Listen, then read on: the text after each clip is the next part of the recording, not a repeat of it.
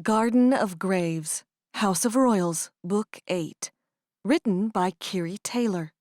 Narrated by Stephanie Dillard. Chapter 1. Even I can hear Ian's heart pounding, and I'm just a normal human girl. "This," he murmurs, "this is insane. Elle, why?" "Cut her some slack, Ian." Duncan cuts him off. "You know there weren't many other options." "Many is the key word," my brother growls. "There had to be some other options that didn't lead to inviting that psychopath over." The night is dark, and only a few lights dot the ground and buildings around us. The air is warm and humid, never once letting us forget that it is the middle of July. I stand off to the side of the runway, wearing only a thin t-shirt and pleated shorts. Beside me are the brave and even-keeled Ian, always, Danny, Duncan, and Julie. "You don't know, Duncan," Ian says as he clenches his teeth tight. "You've never met the madman, never suffered through any of his games or a trial. What he did to my wife—" "Calm down, Ian," I say evenly. "Calm down?" He gapes at me, giving me a harsh look. "Have you forgotten that the man kidnapped you once and forced you to stand as a judge?" "King Cyrus never hurt me," I say as I spot some lights cutting through the sky. "And you don't know the half of what he did to Olivia," he says. He's pacing like a cornered animal. "He's not the most pleasant company," Danny adds through the dark in his gravelly voice. "But I gotta say, I don't think she was wrong. These times call for some desperate measures." "It'll be okay," Julie says as she steps to my side and clings to my arm supportively. "She has all of us. We've got her back." Ian makes a little scoff sound, which says he thinks that's ridiculous, and all of them certainly won't be enough to stand up to the king of vampires, but he's finally out of words for the moment. The set of lights drops lower and lower. They line up with the runway, and just moments later, the wheels of the small jet are dropping. They touch down on the concrete, and it quickly slows. Ian lets out a foul curse, stuffing his hands into his pockets. His anxiety is causing my own heartbeat to jump just slightly.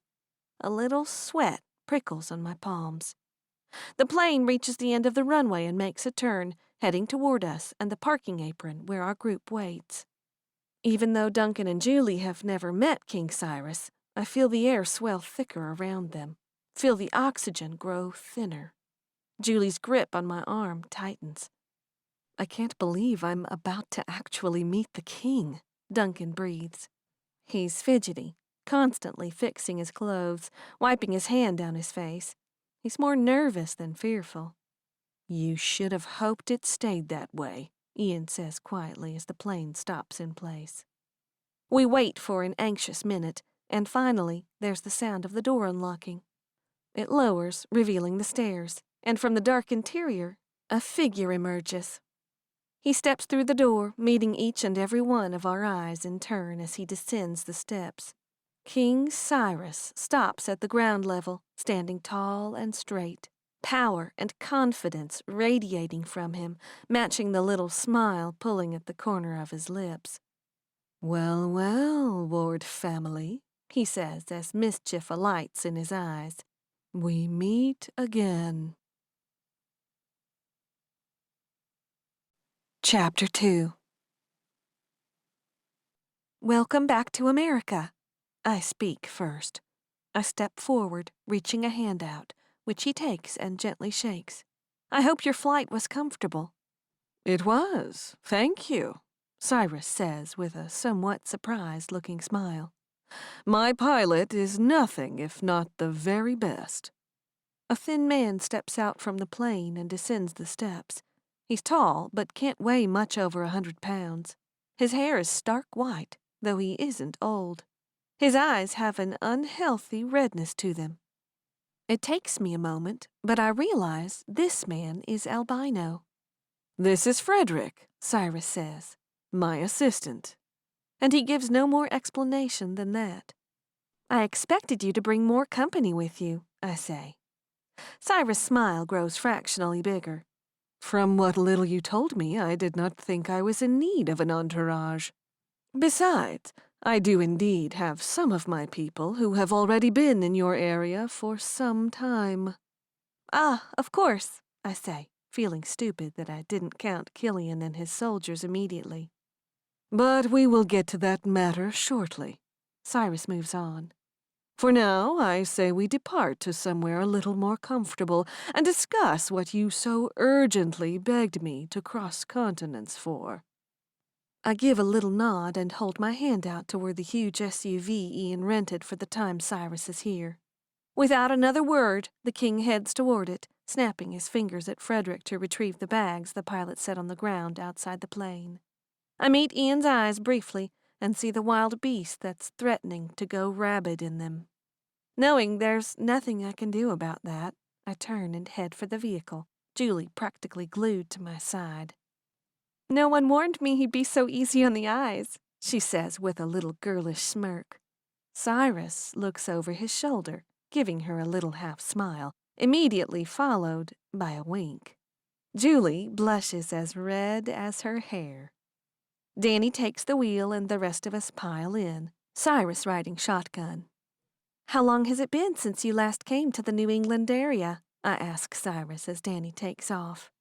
"I came shortly after Peter Allaway arrived," Cyrus says. "The idea of the New World was quite fascinating, though the journey was much, much less comfortable back then." "I can imagine," I say, looking out the window. We head out of the airport and toward the tunnels, which will lead us back into the city. Charles told me Peter came in 1608, so it's been, what, over 400 years since you were last in this area? "I suppose," he says distractedly. "You're still far too young to understand that time has little meaning for me anymore." I don't say anything to that, because he's right. "Time is interesting, though," Cyrus muses. "It certainly has a way of changing things. People, the landscape, culture. Being in Rote Himmel has a way of freezing everything. It is easy to forget that it's the 21st century and not the 8th or the 16th. So I'm grateful that occasionally things go awry, demanding my attention and travel." "I certainly appreciate you arriving so quickly," I say quietly. And no more words are spoken as Danny darts through the dark city. A city as big as Boston never truly sleeps, but at this hour, nearly 3 in the morning, things are quiet. The freeways are nearly empty. The skyline is darker. There's only a quiet hum in the air instead of the constant rushing howl that makes up the rhythm of the city. We finally cut into the city and Danny makes his way through the narrow one-way streets. We loop the entire downtown area, hugging the water, and finally we cut inward. We enter from the back side of the block and a garage opens, tucking us inside and closing us into the dark. "I hope you'll be comfortable here," I say as we all climb out. It was the best we could get on such short notice.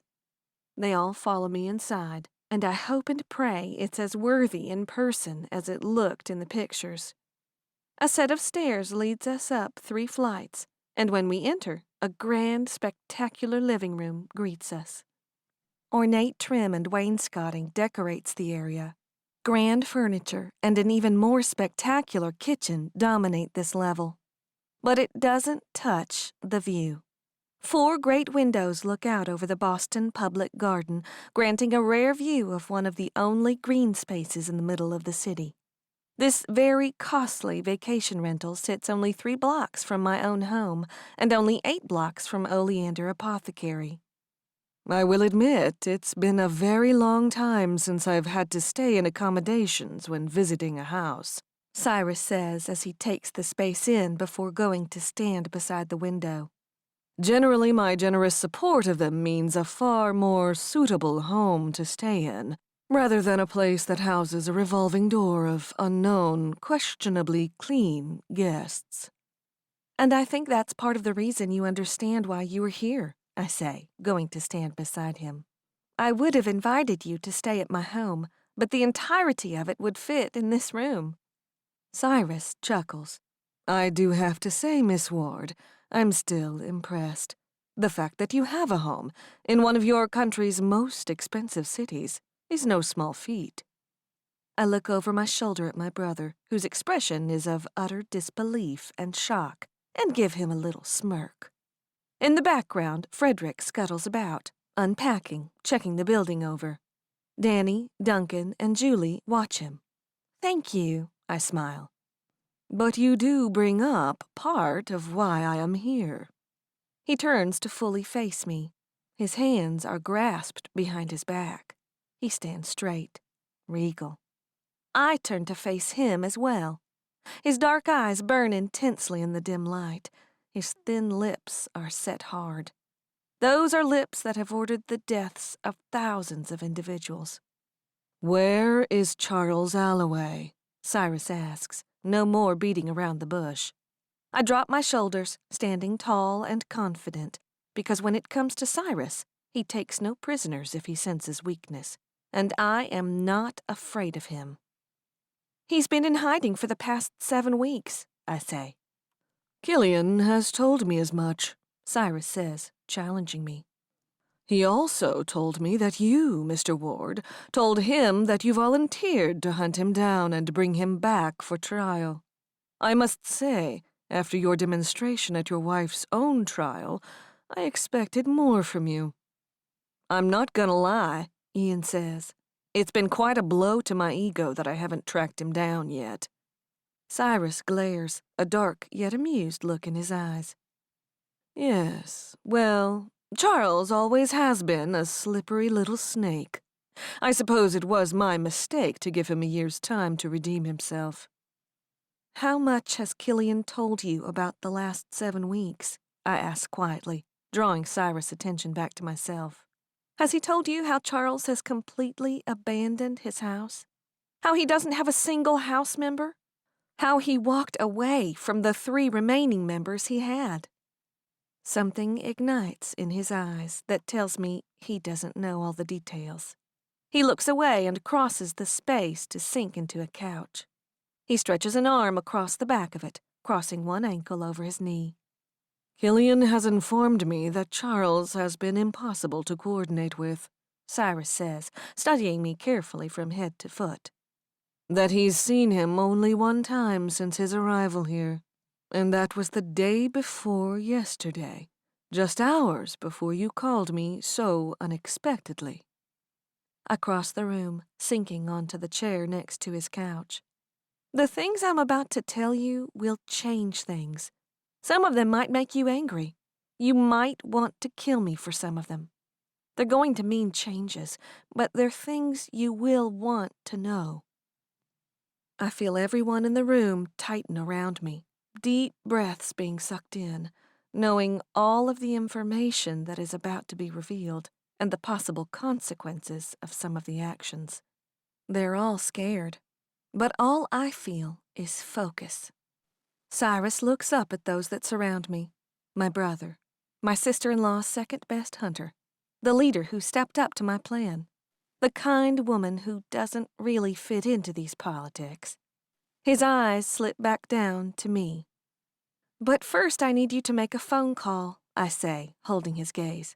I need you to make Killian promise not to kill Lexington because he is innocent in everything. You can keep him prisoner until everything is explained if you like, but I need you to promise me that no harm will come to him. He keeps staring at me, and I can see the play of emotions behind his eyes, the struggle he's having over being told what to do by a fragile human girl. I know how you like to play games, Cyrus, I say, not wavering. This is mine. I grab the cell phone from my back pocket and extend it to Cyrus. Call Killian. And I know I've made all the right moves when a smile cracks his lips, when a laugh erupts from his chest, so entertained and proud, when he reaches for the phone and takes it.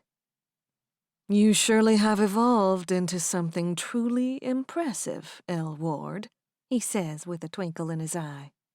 I watch him as he dials a number and presses the phone to his ear, as he murmurs greetings to Killian in German, speaking quickly. I hear Lexington's name, and he pauses for only a moment, getting his hunter's reply. With a quipped and quick response, Cyrus hangs up. "Done," the king says, handing my phone back. "I've told Killian to wait 72 hours before killing your husband. And now you know your time frame to give me very good reason for traveling all this way." Kill Lexington. Not take him away for trial. I should have assumed. Lexington is a nobody in the king's world. He has no influence, no power. Why would he waste time on a trial for someone he doesn't care about at all? Fiancé, actually, I correct him. I look down at the ring on my finger. He proposed only 2 days ago, actually. "I see," Cyrus says, his tone thoughtful. "It is indeed a modern age, where conceiving a child out of wedlock is acceptable." The tension in the air tightens, because everyone in this room but the king knows the truth about the child in my womb. But I have to play my cards in exactly the right order. "I asked you here because we need your help finding Charles Allaway," I say, though I can't meet his eyes. I can't give away the truth before it is time. For the past year, he has failed to do his job. A house's responsibility is to keep the secret, to control their region and deal with all the problems. "And Charles has utterly been failing," Cyrus states the problem. I nod.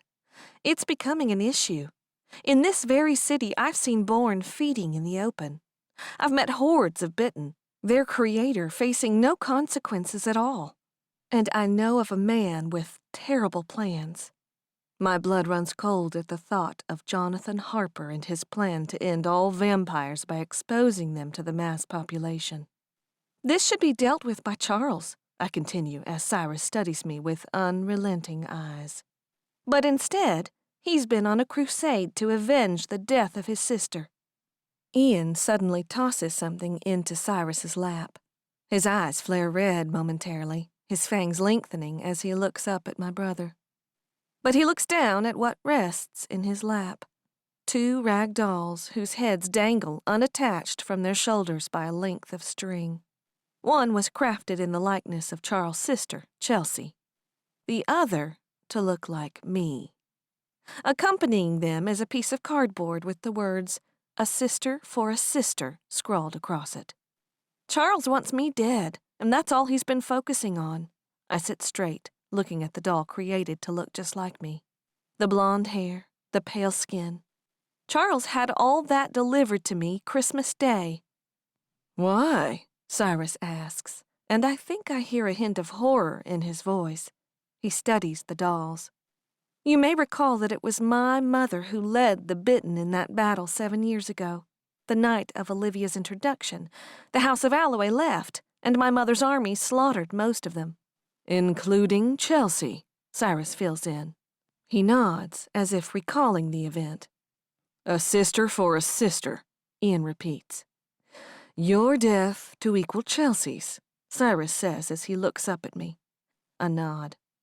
"So, for the past year or more, that's what Charles has been doing, plotting his revenge, instead of doing his job." Cyrus shakes his head.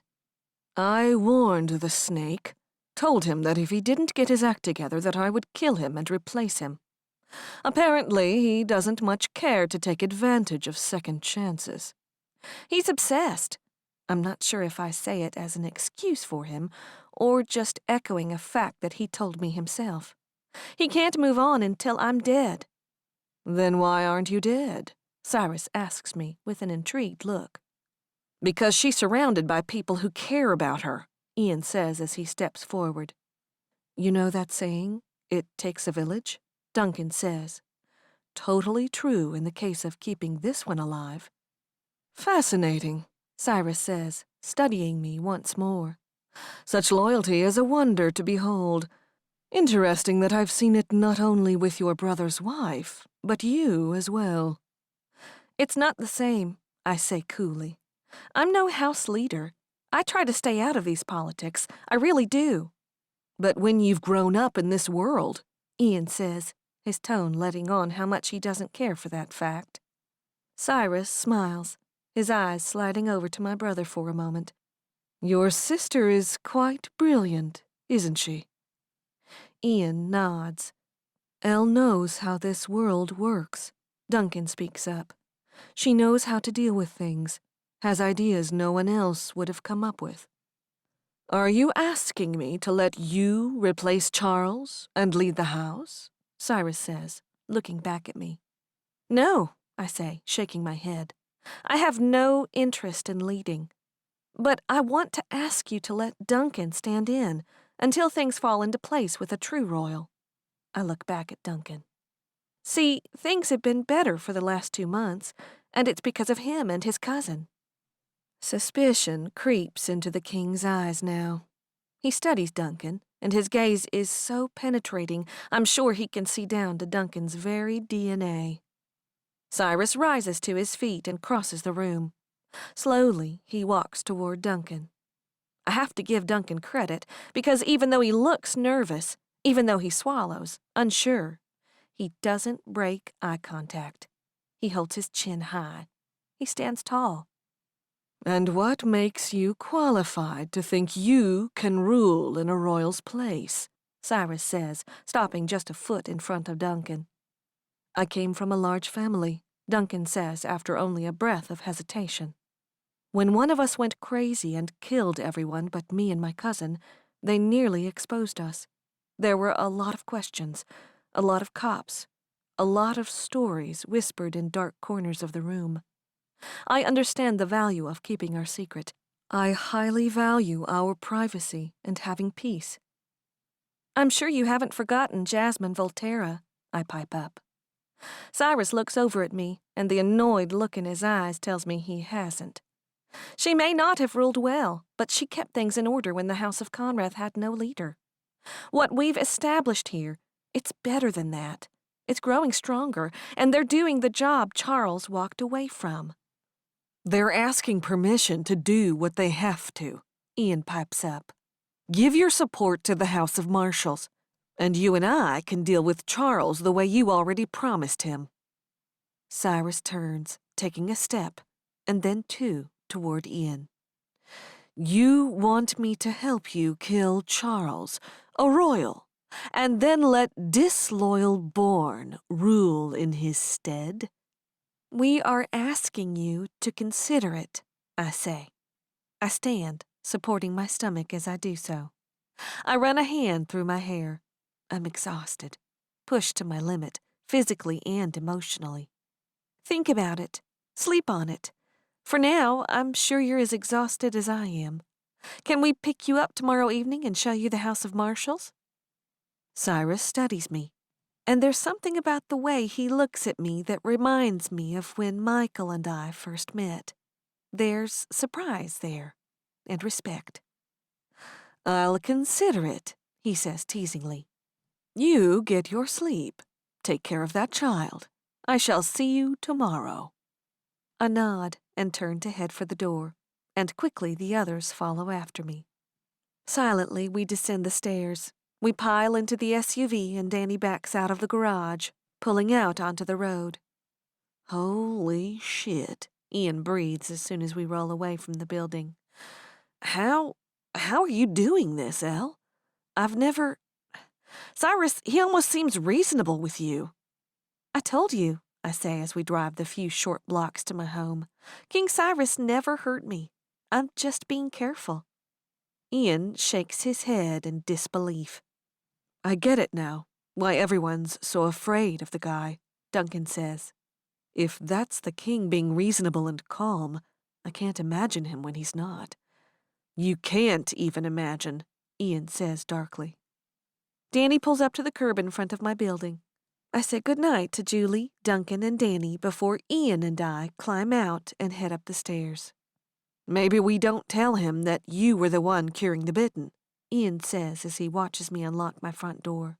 "This is going 100% better than I expected.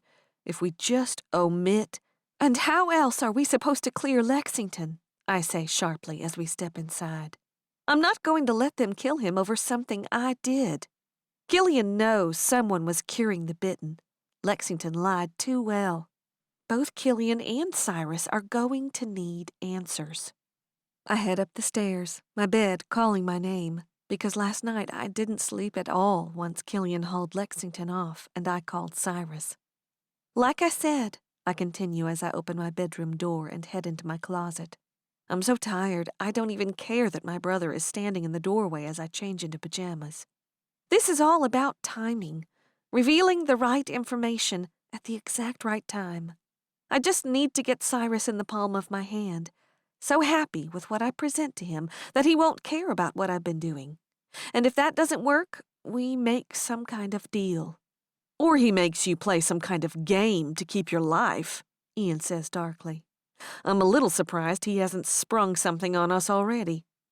Maybe he has, I say tiredly as I climb into bed, a sigh of relief spreading through my body. Maybe we just haven't seen it yet. Ian doesn't say anything to that, telling me he hadn't considered that possibility.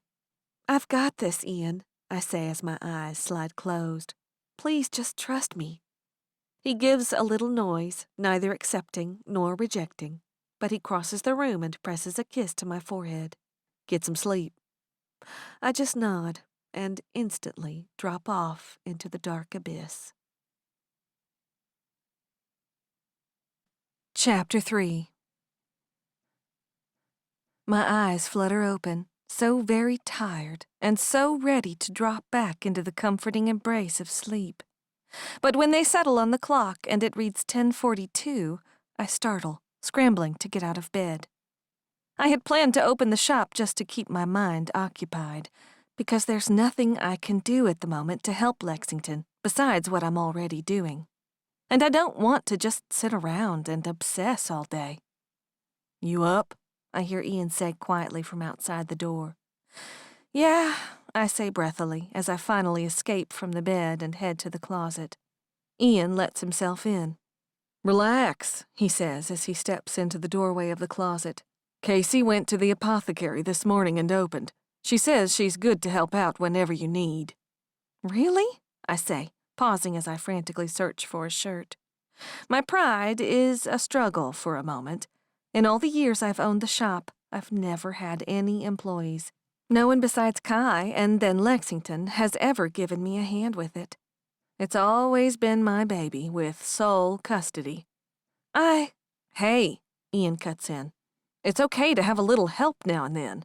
She's only going to be working the cash register. It's not like she's suddenly going to know how to use your lab and take over. I give a little smile because he's kind of right. That was a little bit my fear.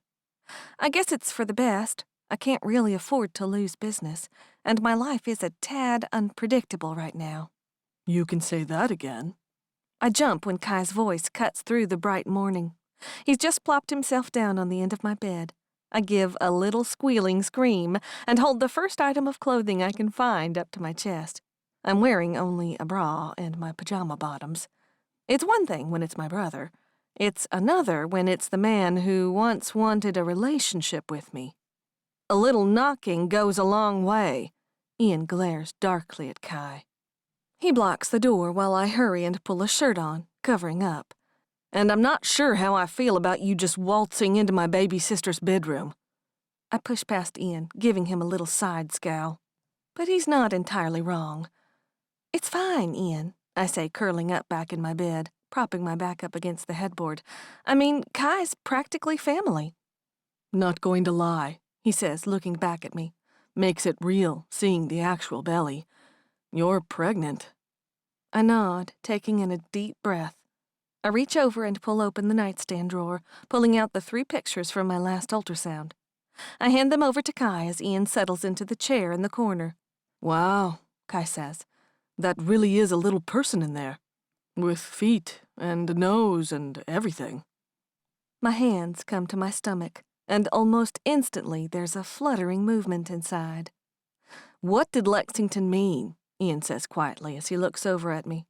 Just before Killian took him away, he said, "Take care of our baby."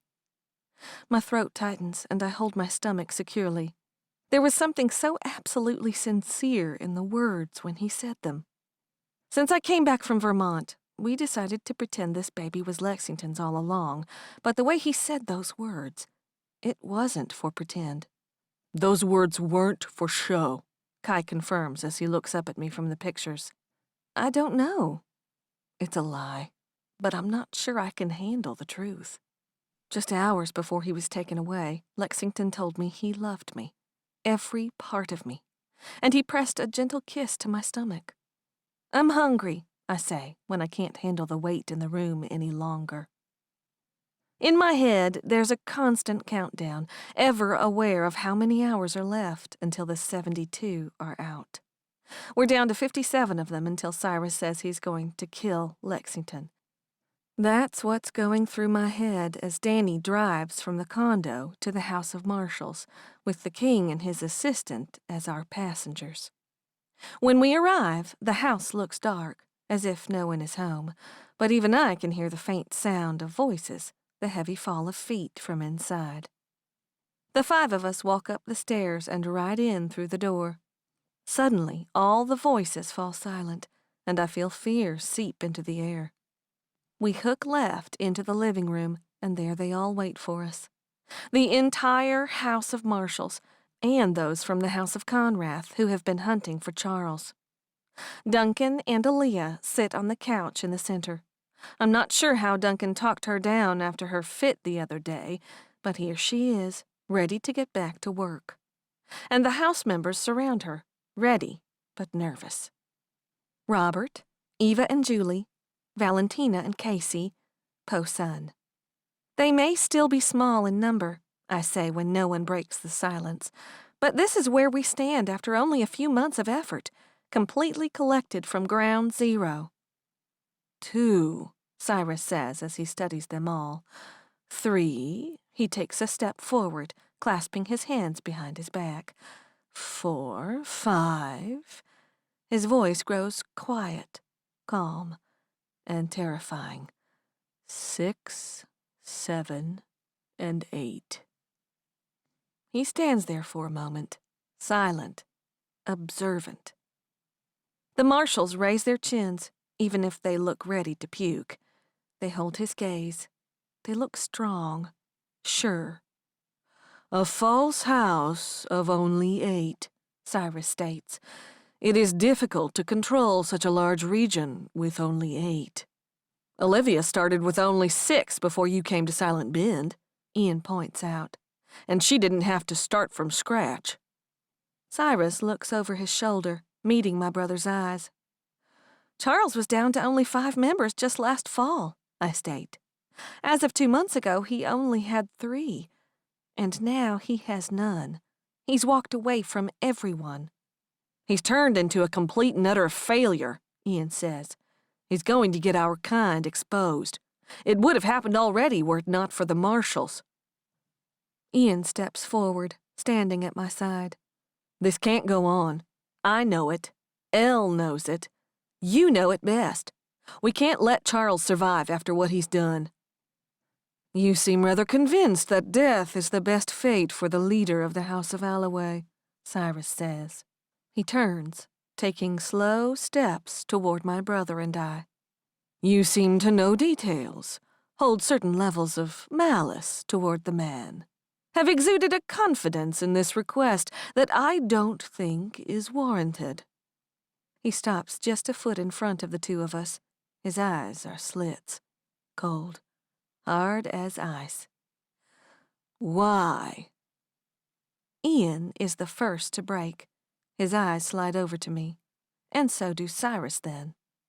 You hesitate in killing Charles because of the inconvenience it will cause you in establishing a new family to rule, I say softly, never once wavering under the king's penetrating stare. But I have a tale you will be very pleased to hear. Ian's hand slips into mine, and through it, I feel his fear. Instantly, Cyrus' eyes drop from mine to my stomach. He inhales a deep breath, as if he can suddenly smell the royal blood through my skin, down past my bones, into the womb, and from the child I carry. I've already told you that Charles wants me dead, I say, and the room is utterly silent. The 15 vampires in the room lean ever so slightly forward, clinging to every word of my story. But he also wants me to suffer. He wants to drag this out. I look down at my hand that Ian holds, but I'm not really seeing it. Like a fog rolling in, the past takes me over. In January, the threats against me grew more real, more frequent, and finally Charles found his window. He got to me, threatened me with Lexington, so I went with him. He took me to Vermont. There he told me the threats you'd made against him. I told Charles Allaway that he was a failure, and that he had 1 year to produce an heir. The understanding lightened Cyrus' words, the look in his eyes growing brighter. Charles would kill me, I say, looking back up, but my eyes fix on a blank space of wall. Cut my head from my shoulders and deliver it to my brother. But first, I would help him survive. Cyrus gently takes my other hand in his, holding my arm. He raises it to his face, and slowly, he gently traces his nose over my flesh as he deeply inhales my scent, his eyes drifting closed. It is not my fiancé's child I carry, I say, almost a whisper, but the Allaway heir. A small gasp pulls from my chest as suddenly there's a sharp prick in my wrist. My eyes fly open to see Cyrus' fangs sunk into my flesh. But just as the numbness and fog begin to set in, Cyrus releases me, licking the open wound to close it. Those around us barely have time to react before it's over. Cyrus licks my blood from his lips, his eyes closed, black veins already retreating on his face. He shakes his head just once. When he opens his eyes again, they're brilliant red. Charles Allaway will die, Cyrus says smoothly. The child is indeed of Allaway blood. A collective breath fills the room as relief escapes them all.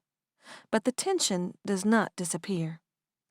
So, I ask you for your support again, I say evenly as my eyes rise up to meet the king's once more. End this nightmare with Charles. Give your support to the House of Marshals. Let them do the job until this child comes of age. The oxygen in the room swells as Cyrus holds my eyes for a very long minute. At times, he's an open book, every emotion on the surface. Other times, he's a blank, empty slate. His poker face is almost as good as mine. I need to speak to the cousins, he finally says. Alone. He turns sharply, and without waiting for a reply, he walks out of the room and up the stairs. Duncan and Aaliyah suddenly look at me, a moment of panic in their expressions. I crack a little smile. I nod my head toward the stairs. They scramble after the king. Except there is little privacy in a house filled with vampires who all have incredibly strong, perfect hearing. We all wait in the living room, absolutely silent. I am the only one who cannot hear what they discuss, but I'm too scared to ask Ian to repeat what is being talked about. The king would hear. And Frederick stands in the corner, disturbingly still. His eyes stare straight ahead, not seeing anything. So we all sit silently for over an hour. It's hard to sit still, hard to wait. But I feel relief. No more hiding, no more holding my breath, waiting for the revelation to come into the light. You did good, Ian says quietly. I only nod my head a little. I finally hear a door creak as it opens upstairs, another 10 minutes later. Footsteps descend, and Cyrus leads the way as the three of them walk back down. He enters the living room and looks around. Duncan and Aaliyah stand awkwardly at his side, but they both hold themselves a little differently. Often when I have to visit different areas, it is to deal with problems. I rarely enjoy them. But today, a small smile crooks in one corner of his mouth. Today, I am quite pleased. He has us all hooked, waiting on bated breath, and he's greatly enjoying the discomfort and anticipation we're going through. "Congratulations," the king finally says. "You are all official members of the reborn House of Allaway." A breath of relief releases excitement and smiles, and even a cheer from Eva. Robert slowly claps his hands, only a tiny smile forming on his lips. "The Steele cousins have agreed to lead this house until Elle's child comes of age to resurrect. I've informed them that they are to have advisors, those who have experience in leadership and our political system. Elle, the House of Conrath, and my Chancellor X." The king smiles and takes a step forward. "I do think this calls for a celebration." He looks over his shoulder at me. "Don't you agree?" But instead of being excited and relieved, I'm suddenly full of dread. Because I know this isn't as simple as a celebration. I have to agree, though, so I nod. "You all shall join me tomorrow night. Shall we say midnight, in that lovely park which my temporary residence overlooks. Come thirsty." Not another word. He turns and heads for the door, immediately followed by Frederick, and it's unspoken that Ian and I follow him. "He means the Boston Public Garden," I say quietly as I take one step toward the door to follow. "Don't forget who is throwing this party. Dress appropriately." Danny walks out the door and I follow Ian out, and I know there are 1,000 words running through both of our heads, but in the presence of Cyrus, they cannot be spoken. So we will both suffer in anticipation until he is safely deposited back home. The 5 of us climb into the SUV, and Danny points us back in the direction of Boston. "Charles was never able to resist a good party," Cyrus says coyly. Frederick is on the phone, speaking rapidly in heavily accented English, making arrangements. "I've heard as much," I say, "but I have a feeling he won't fall for it." "We shall see," Cyrus smiles darkly. Chapter 4.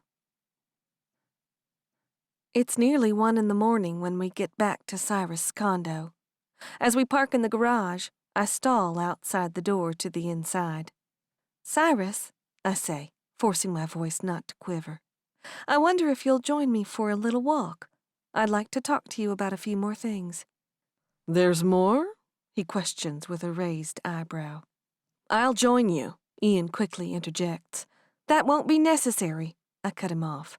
"We have some private things to discuss that are personal to the king and I." Cyrus looks curious and entertained as he slowly looks from Ian to me. A little smile curls on his lips. "I'd be honored." He crosses to the door that lets outside and holds it open for me. Since it's 1:30 in the morning, the streets are quiet. Little traffic is on the streets, and the king and I cross the road and head to the entrance to the public garden. There's a sign there that says the park is open from dawn until dusk, but I worry about very little when Cyrus is at my side. Somehow I very much doubt that getting use of it tomorrow night will be a problem for him. "I have to confess, Elle Ward," Cyrus says as we step onto the walking trail that wanders through the park, "I'm not entirely surprised to see what you have grown into as a woman." "I'm not sure what you mean," I admit. Cyrus pushes his hands into his pockets and looks out at his surroundings. "Nothing ever scares you. Very little surprises you. You've lived too abnormal of a life for that. I had you brought to court as quite a young girl, but even when you arrived, you seemed neither surprised nor scared. I've met thousands of individuals in my very long life, but you," he looks over at me, his deep eyes studying me, "you stood out." "I don't like standing out," I say, looking down the trail. "And I think that's part of why you do," he says, and I can still feel his eyes on me. "You are one of the most unassuming creatures I've ever encountered. You're somehow perfectly fit for our world without ever being anything like us." I mull that over for a moment. I think that's an accurate description. Cyrus still does not look away, and he slows a little as he walks, his gaze becoming more intense. What? I question. He lets out a little chuckle, finally picking up his pace. You're nothing whatsoever like your brother, are you? I shrug. Not in most ways, no. Nor are you like his wife, Cyrus continues. You're much stronger than she is. I shake my head. Olivia's probably the strongest woman I know. I disagree. What she's been through. Yet she needs those that surround her, Cyrus says. She crumbles without them. She needs that support, their strength. She does indeed thrive with it. But you... He trails off for a moment, and I'm beginning to feel uncomfortable under his gaze. You grow stronger on your own. You stand firm as an oak. Your roots run strong and deep enough that when the storms come, they only encourage your roots to grow stronger and deeper. With all the individuals I know, that makes you incredibly unique, Elle. I look over at him, and I see in his eyes that he means it. Ian was right. Cyrus is entirely different with me than he ever was with Olivia. Then again, he's not hoping that I am his queen. I haven't toyed with his heart as she did. You're an interesting creature yourself, I say, looking forward. We stop in the middle of the bridge that crosses the pond. I place my hands on the ledge, looking out over the water. A team of ducks float on one edge of it, sleeping and serene for the night. I have 2 more things to tell you, I say. My voice cuts through the dark, as if speaking out to the entire city, defining the future I've fought so hard to gain. Cyrus stands beside me, looking at the view alongside me. I'm ready. I hesitate for a moment, because this is the most important key of all. It will determine my fate, alter the future of this child. This child is a girl, I say evenly but quietly. My hands come to my stomach. A female royal. Cyrus' head turns toward me, and I feel his gaze on my stomach. I didn't want to know the gender when they did the ultrasound, I say around my dry throat. I still couldn't cope with what Charles did to me. I let my eyes slide closed, because in many moments I still can't believe it. Still can't quite accept that this is the reality. But I know. I can feel it. Gently, I feel Cyrus' hand come to my stomach. I let my eyes slide back open and see his hand there, so gentle, so reverent. That is very good news, he says quietly. I study his face, and instantly my heart breaks for him. There's so much longing there, so much pain. Those eyes are so very vulnerable. The love of his life has been dead for so very long. He searched for her for over 2 centuries, and now there is a new hope in his eyes. I place my hand over Cyrus, and suddenly there's movement. A breathy sound escapes his throat, and his eyes widen. You're actually the first besides me who's felt her move, I say with a little smile. His eyes flit up to mine, wide and happy, a smile upon his lips. He looks back down at my stomach when there's another tiny movement. I am only alive and where I am today because of the people who support me, I say quietly. I was shutting down, withering away from what Charles did to me. But I'm lucky. I have people who love me, and sometimes know me better than I know myself. I couldn't have made it this far, carrying this child, if it weren't for an amazing man. Someone who is a far better person than I am, but he's currently locked up for something he did not do. Cyrus' eyes rise up to mine, and I wonder if he already knows what I now have to tell him. It wasn't Lexington who was curing the Bitten, I say, but finally there's that hint of fear in my voice. It was me. He doesn't say anything for several all too long moments. His eyes study mine, flicking from one of mine to the other. 2 deep breaths. 3. 4. Why? The question startles me, and my stomach does a little backflip. Because most of them didn't have any say in their turn, I say. In all wars, there are victims caught in the crossfire. That's what 90% of the bitten are. And I believe they need a second chance at life. And the others? He says. He takes half a step closer to me, and I feel his breath on my cheek, on my lips. The ones like your mother, who created problems? The ones who threatened the exposure of my kind? What of them? I didn't say they all deserved a second chance, I clarify. Some of them are the reason you have the laws you have. Cyrus grabs my wrists, raising my arms up. He exposes the many, many scars on my arms to the moonlight. You mean to tell me that you, a very fragile human girl, have risked your very life, over and over, to help others who have nothing to do with you? That you risked your life to help complete strangers? He rubs his thumbs over the raised scars on my arms, his eyes glowing very faintly red. Yes, I answer him honestly. Killian told me he had no doubt that your fiancé was the one who had been curing the bitten, Cyrus says. He takes just one of my arms, sliding his hand over my flesh, slow, gentle. That this Lexington knew too many details, clarified too many specifics of the creation of the serum. Lexington is incredibly smart, I say. Goose pimples rise on my flesh at the king's touch. Sometimes others look at him and see his laid-back nature and his quick ability to joke about anything and everything and assume he's something he's not.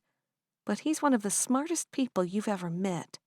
He's also incredibly quick on his feet. Meaning he's a quick-thinking liar, Cyrus restates with a smile. You could word it that way. My eyes meet the king's. So if this smart fiancé of yours did not create this cure, where did it come from?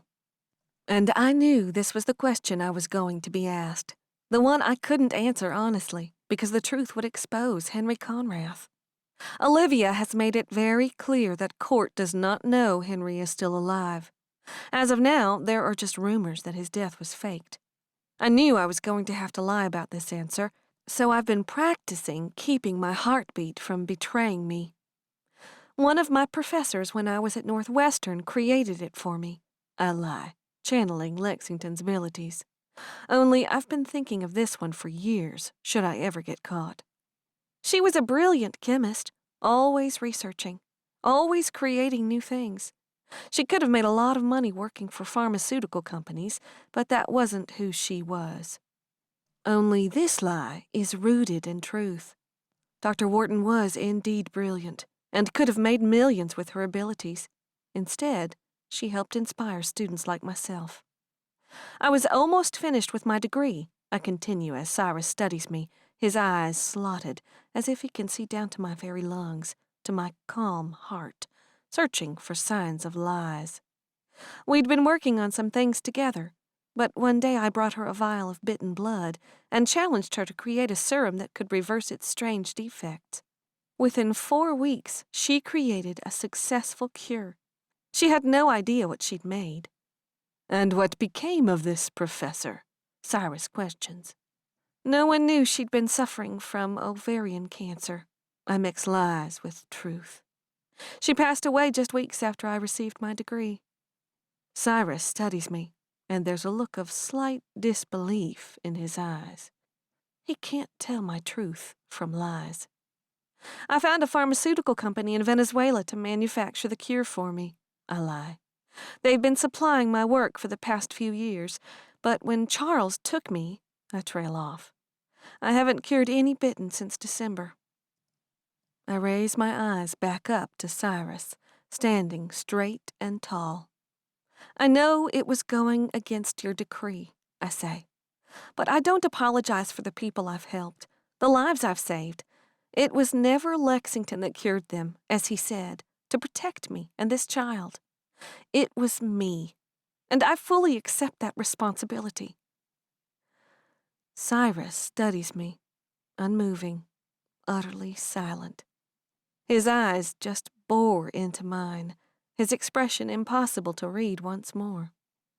But I don't flinch. I stand there, calm, collected. And the king is the first to break the stare.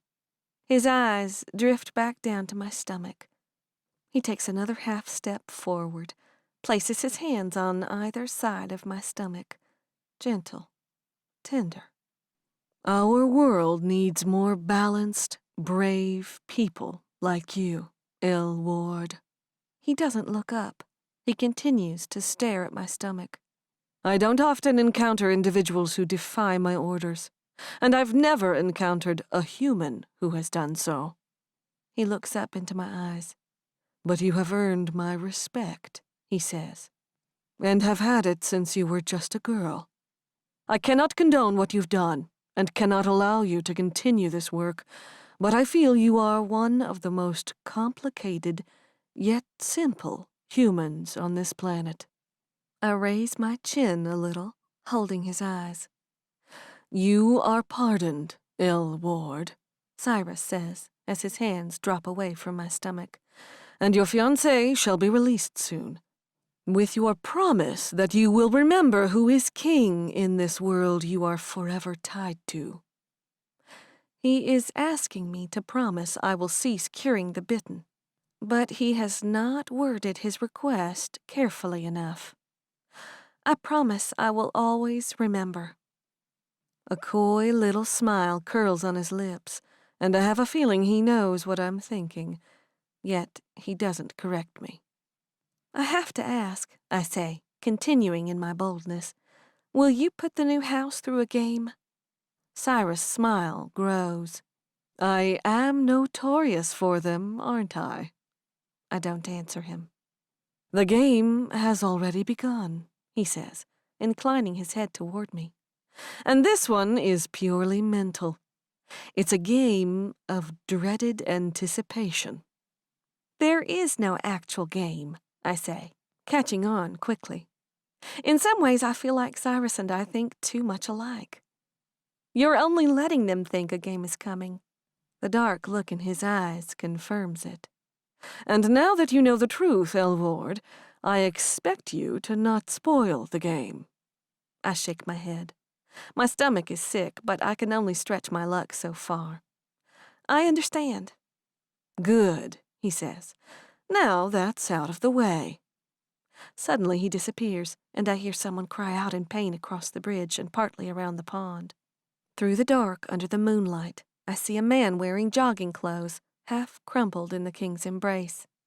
His fangs are sunk deep into the man's neck, and he grows more limp by the moment. My stomach rolls as I watch the king of all vampires drain the man, slowly, deliberately. And when Cyrus drops him to the ground finally, I know he's dead. With a satisfied moan, Cyrus straightens. Blood is smeared all over his face, and through the light of the half-moon, he looks up at me and smiles. Chapter 5. He said he'd release Lexington today, Julie says as she twists my hair into an elegant design. That's good. You'll be back with him before you know it. I nod, trying to convince myself that the stated facts will become reality. But there is still a hint of fear in the back of my throat. Does this suit look okay on me? Ian walks into my bathroom where Julie is helping me get ready, shrugging and adjusting in Lexington's suit. It's fine, I say, even though the suit does look a tad too short and too baggy in the shoulders for him. Lexington is about an inch shorter than Ian, but I hadn't realized that Lexington is broader than Ian. My chest aches seeing him wear it. It's what Lexington wore when he proposed to me. You look really nice, Ian says as he looks at me in the mirror. I smile, looking down at my dress. It's a simple heather gray number. A deep V-cut exposes a little more cleavage than I'm comfortable with, but accents my changing shape nicely. It hangs long, the back of it trailing a little too long for my 5'4" frame, hanging down to the ground. You've got that pregnancy glow they talk about, Julie says as she pushes one final bobby pin into my hair. It's curled and twisted into a complicated knot at the base of my head. She wove a white beaded band across the crown of my head. It's whimsical and airy and so beautiful. "Thank you," I say to the both of them. "It's kind of nice to feel pretty for a while.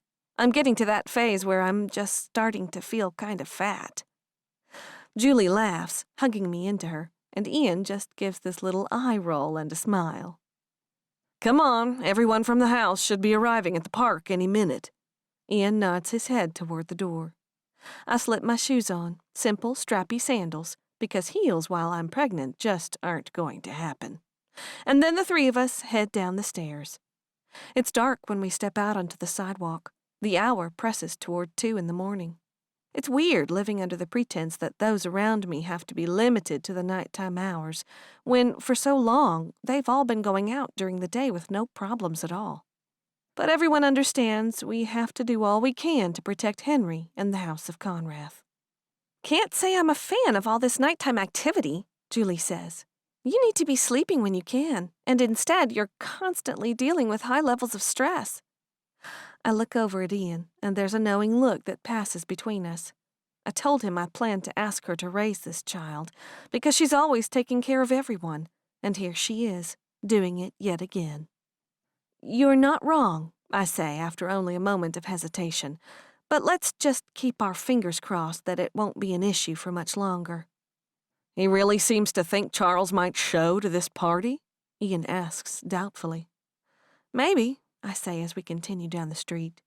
"I guess I never really explained how he's been cursed against the child. I thought I told him everything. Guess I forgot just how many little strings there are attached to this whole life." Ian gives a little thin-lipped smile and wraps an arm over my shoulders. "I've got to admit, when I first realized it was Cyrus that you were calling for help, I just about flipped. But you seem to have a handle on this whole thing. I think you made the right call." "Think?" Julie questions him with a raised eyebrow. "Ho, ho," my brother chuckles. "I won't make any final calls until he's landed back in Austria. There can always be last-minute twists when it comes to the king." We cross the street and walk up to the gate, which is normally locked this time of night, but a tall man with broad shoulders stands there with a stoic expression and swings it open to admit us. I think I expected something grand and beautiful to await us. Lights, maybe an orchestra casting us in classical music. But the park is dark, lit only by the city lights that surround us. Cyrus is smart, though. He won't draw unnecessary attention to us, and having a big bright party would certainly do that. "Welcome," Cyrus greets us. He stands just below the statue of George Washington. He wears a black suit with a blood-red vest and tie. His hair is slicked back, his eyes glowing just slightly. "I do hope you will eat, drink, and be merry with us. I'm quite pleased to see the members of the court and those of the House of Allaway getting to know one another." Cyrus steps forward and takes my hand in his. I give him a small curtsy as he brings my knuckles to his lips. "Enjoy the party, Elle." And there's a little flicker of mischief in his eyes that warns he has something planned. But I only smile and watch as he presses a kiss to Julie's hand as well.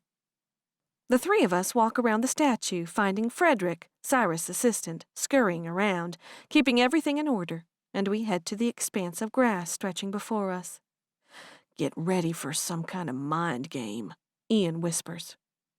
A giant row of tables has been set up in the middle of the grassy area. It has been elaborately decorated with a red tablecloth, vases full of grandiose floral arrangements. A few candles have been spread down it, casting it in dim, flickering light. This is what I expected, just a much smaller scale. Waiters fuss over the table, bringing glasses, filling them as the guests who have arrived finish them off. I think I'm going to enjoy being part of an official royal house if these are the kinds of parties we get to throw. Aaliyah sits at the end of the table. She wears this short black dress that looks like it's made of shredded bits of fabric and sewn together without much rhyme or reason. And, of course, her black combat boots adorn her feet. She sits in her chair with one leg thrown over the arm of the chair, a glass of something in one hand. She looks relaxed and completely at home. Parties are nice, but it's certainly not her job. Duncan cuts in. And if you think the king won't be watching and analyzing your every move tonight, you're an idiot. Aaliyah glares at her cousin, but places both feet on the ground, sitting a little straighter. He's right, Ian says as he pulls a chair out for me and then sinks into one himself. Cyrus might look like he's just enjoying the party and having a good time, but he doesn't miss anything. Duncan and Aaliyah's eyes slide toward the entrance to the park, where they know he continues to greet the arriving guests. I look around the table, taking in the faces of those that surround us. Toward the other end sits Danny and Smith. They don't talk at all, but their eyes travel the park, studying faces. They're still in hunting mode and won't get out of it until Charles is dead. Valentina sits on the grass down by the pond, and Christian is talking to her, working his charms. It seems to be having the intended effect. She's smiling and laughing at his jokes. Several of the king's soldiers sit midway at the table, annihilating the food set before them, demanding more. There's no sign of Killian or Lexington anywhere. He'll be here, Julie says, placing her hand over mine. There's so much confidence in her eyes, so much reassurance. I just nod, telling myself to trust that Cyrus will keep his word. From around the statue come Robert, Casey, Poe's son, and Eva, immediately followed by King Cyrus. And I'm not so sure now that Lexington is coming. With the king's presence, everyone makes their way to the table and takes their seats, Cyrus obviously at the head of the table, directly opposite Aaliyah and Duncan. "What a wonderful evening, is it not?" Cyrus says, his eyes trailing over everyone seated. "So glad you could join for a night of celebration." He takes the glass one of the servers sets before him and raises it. "I am greatly pleased with the work that has been done here. In Killian's work in clearing the pesky Bitten. In Mr. Ward's diligent search for the disgrace that is Charles. And in Aaliyah and Duncan Steele's work in regaining control over this region. And let us raise our glasses and toast to the absolutely blessed news that soon there shall be a new royal born to the world." Everyone raises their glasses, glancing in my direction. "Cheers!" the calls echo throughout the park. Even more servers suddenly appear, carrying dishes and plates piled with steaming food. They set them before us, laying out a feast truly fit for a king. In the middle of Boston, 15 vampires and 1 human dine in the dead of night. There's certainly tension in the air, unease at the king's presence, and uncertainty of what is to come. But as the minutes roll on and nothing extreme happens, the tensions relax. The laughter becomes more genuine, the conversations easier. The court hunters casually chat amongst themselves, seated on one side of Cyrus. To his other side sits Eva, Poe's son, and Robert. And to my surprise, they chat with him without too much strain. But just down a few more seats, I see Christian, sitting with his back ramrod straight, his eyes glued to his plate. I cannot forget that Cyrus has dark history with so many people here. He killed Christian's father, who once led the house in Silent Bend as a non-royal when Henry refused to take his rightful leadership. My eyes slide to the next house member beside him, and I catch Casey looking at Duncan from the corner of her eye with a hopeful little expression. But when I look over at Duncan, he's oblivious, talking with Ian. A little smile pulls on my lips. I don't know Casey much at all, but she seems kind and sweet. It would make me incredibly happy to see Duncan find love with someone like her. It just appears he might need some encouragement to open his eyes. The meal is spectacularly prepared, though it's hard to enjoy it when I'm so distracted. Everyone seems to be enjoying themselves, though, talking, laughing, eating. As the night rolls on, as individuals finish eating, they drift throughout the park, breaking off into groups.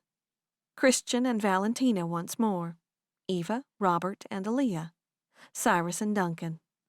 He's not coming, I say as I stand. Charles. He's too smart for that, Ian says. He has to know he's a dead man the second anyone spots him. There's a good chance he's hiding halfway around the world now. It's true, I realize. He has to know he's in danger. I've little doubt he's found out that the house has officially been stripped away from him. He has nothing now. I'm going to go for a walk, I say. I won't be far. Ian eyes me cautiously, but nods his head. I head for the bridge where I confessed all my secrets to Cyrus just last night. I cross it, admiring the lights of the city reflected on the pond's surface. As I reach the other side of the bridge, I wander to the right, walking under the cover of dozens of trees. Flowers bloom everywhere, the towering trees casting wide canopies. I find myself leaning against a light post, though it isn't currently on at the moment. I lean against it, resting my head against its cool surface. I'm granted a view of the party from here. Individuals mill about. The lights from the candles on the table are barely visible. Every now and then, I hear laughter cut through the night. As Cyrus said, I'm ever a part of their world, but here I find myself, separated, alone, just the way I like it. Tiredness pulls at the back of my eyes, so I let them slide closed. I shift my weight onto one foot, resting the other, leaning heavily onto the pole. I'm exhausted, so tired. All I want is my bed, and a warm set of arms around me. And, miraculously, a set of them does wrap around me from behind. Does Cyrus know that an angel is walking around this garden? His warm breath ruffles my hair, his words sending a wave of goosebumps rushing from my neck down to my toes. My breath catches in my throat, and I turn in place. My eyes instantly meet a set of light-spirited blue ones. Not a moment's hesitation taken for words or air. I press my lips to Lexington's. My hands come to either side of his face, holding him firm to me, melting into his breath. Lexington's hands come to my hips, pulling me close, his fingers digging into my dress. And I just can't get close enough to him. Can't breathe enough of him in. I grab midway down my dress, pulling up and wrap a leg around him, even as he understands exactly what I need, and lifts me clean from my feet. He hugs my hips close to his, even as he sinks his kiss deeper into my soul. One of Lexington's hands comes to the back of my head, holding me close and gentle. My hands slide into that ever-wild hair of his, and all the broken pieces of my soul knit back together. "Marry me," he whispers against my lips, yet never breaking away from them for even a moment. "Yes," I promise him once more. He pulls away from me just slightly, looking deep into my eyes as he brings a hand to my face, brushing his thumb over my lips. "I don't know what I did to deserve you," he says in reverence. "But I'm going to love you every day of my life, Elle. I promise you." Emotion bites at the back of my eyes. I lean forward, touching my forehead to his. I don't know any words adequate enough to describe the feelings coursing through my veins right now. All I can do is touch, knowing we're connected enough to communicate without words. "You keep saving me," he says as I open my eyes to meet his. Slowly, he sets me back down on my feet, but he doesn't let me go. Not even close. "I couldn't let you stay the damsel in distress," I say with a tiny smile. He laughs at that and presses his lips to mine for a moment. "Not sure if I'm honored or horrified that you called the king to do it," he says, and I feel it there instantly, that fear Cyrus so easily evokes in anyone who knows anything about him. "There's too much on the line for him to be here." I shake my head, looking up into his eyes, feeling a little sense of pride swelling in my chest. "He knows everything. We don't have anything to hide anymore, Lexington." "Everything?" he questions, not believing my words. "Well, almost everything," I say with a nod. The smile on my face grows bigger. "But all the important things, the cure, the Bitten, who the baby's father is, you and I. No more hiding. No more being afraid. The look of awe and wonder grows in Lexington's eyes, and a smile begins to form. A breathy laugh erupts from his chest. "Is there anything you aren't capable of?" he says just before he pulls me into his arms. I only smile as I press my face into his chest, feeling so hopeful and light. Like anything is possible, and nothing could go wrong, so long as I have him here by my side. Lexington presses a kiss into the top of my head and steps away, taking my hand in his. "Come on," he says as he takes one step back toward the bridge. "Let's go join that party." A small part of me feels disappointed that my time with him is coming to an end, but I remind myself that I will have him for the rest of the night once we get home, and for the rest of my days. The party continues on, casual, light-spirited, even though Killian is now among the members. I doubt I'll ever not feel dread again when he is near. "I know Kai was with you the other night," Lexington whispers as he pulls me close, observing the crowd. "Where is he now?" "Hunting down a problem," I say as quietly as I can. "I'll explain later. It's the one and last thing I do need to discuss with the king. You were first priority." He looks down at me in confusion. He still knows nothing about Jonathan Harper and what he has planned. "Later," I whisper again. "You're a lucky dog," Ian says loudly as he walks up to the two of us, a wine glass in hand. "Got taken into court custody and somehow managed to get out of a trip to Roter Himmel." "Your sister knows how to pull some pretty impressive strings," Lexington replies proudly as he hugs me into his side. "I owe her my life twice now." "Well, you were covering for me this last time," I counter. "I think that cancels it out. So, just once." Lexington laughs and kisses my forehead. "So, how soon is this wedding happening?" Ian asks as he takes a sip of the dark liquid in his glass. Lexington and I look at each other. "There's been so much going on that we haven't even had 2 seconds to talk about details," he says, studying my eyes. "But sometime in August," I say, smiling. "I don't want to wait too long." And there's a little thought in the back of my head that says, "before the baby comes." Lexington's words echo in the back of my brain. Take care of our baby. And something in my heart swells. My chest feels warm. "Does this mean I get to throw you a bachelor party in the next few weeks?" Ian asks with a smirk. "You and Cameron managed to eke one out for me just hours before my own wedding." Lexington laughs. "Sorry, man. Fighting a horde of Bitten just days before the wedding took a little more thought than the party. But yes, I think that would be awesome." "No strippers," I blurt before I can even give thought to the words, and instantly I feel my face blush. "They all might be skinnier and sexier than I am right now, but no strippers." Ian and Lexington both laugh, but Lexington hugs me tighter to him. "Trust me, Elle, nothing is sexier than you are right now." "And I'm out," Ian says dramatically, immediately turning and walking back to the party, heading toward Danny. I just chuckle, shaking my head. "You know how to push every one of his buttons, don't you?" "What can I say?" Lexington smiles as he leans down to kiss me. "I'm a button pusher. Always have been." "Can I have your attention, everyone?" Cyrus' voice cuts loud over the park, and all conversation instantly dies. Every head turns in his direction, and instantly the relaxed evening spikes with anticipation and anxiety. Cyrus stands before the crowd, his eyes slightly red. He rubs his palms together, slowly, and a small smile curls on his lips. "It wouldn't be a true house party without certain elements," he says in a low voice. "I bring each and every one of you, save one very brave human, a gift." At his words, a row of humans file into the park. They seem nervous, their eyes flitting around the party. Others look nervous yet giddy. And I instantly know exactly what Cyrus has planned.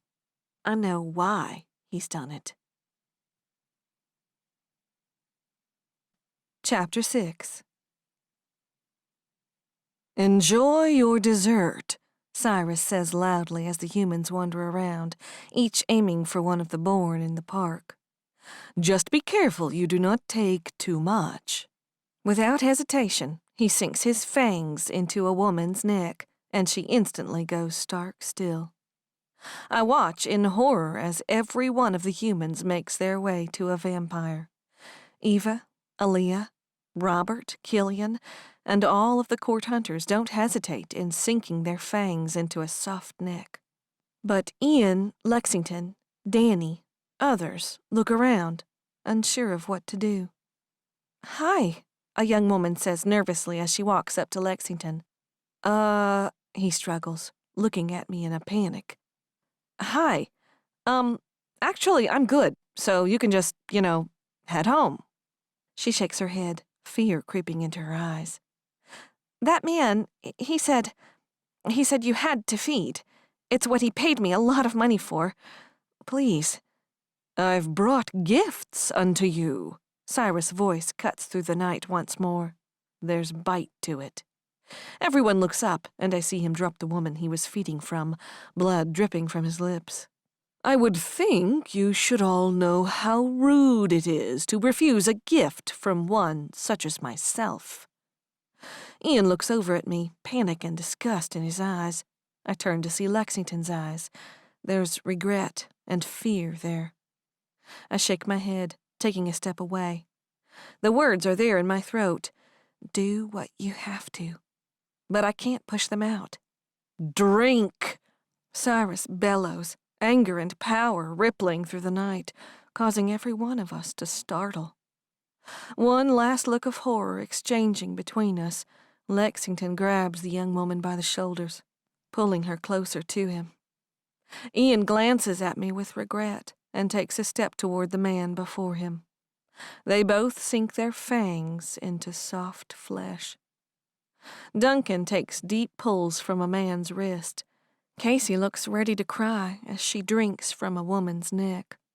So many humans, people just like me, surround us, standing still as statues, as immortal beings suck blood from their veins. I don't want to look, but I can't help it as my eyes slide over to my brother. Black veins stretch out from his eyes. His impossibly strong fingers grip tightly into the man's shoulders as he holds him still and upright. His fangs are sunk into his neck, and I watch his throat muscles constrict as he swallows blood. In the nearly 8 years that my brother has been a born, I've never seen him feed on a human, and my stomach rolls as my eyes slide over. Lexington meets my eyes over the woman's shoulder. There's pain there, so much regret and self-loathing. He holds my gaze the entire time he sucks, pulls blood from where his fangs sink into the woman's neck. It puts things in perspective, reminds me of what he really is.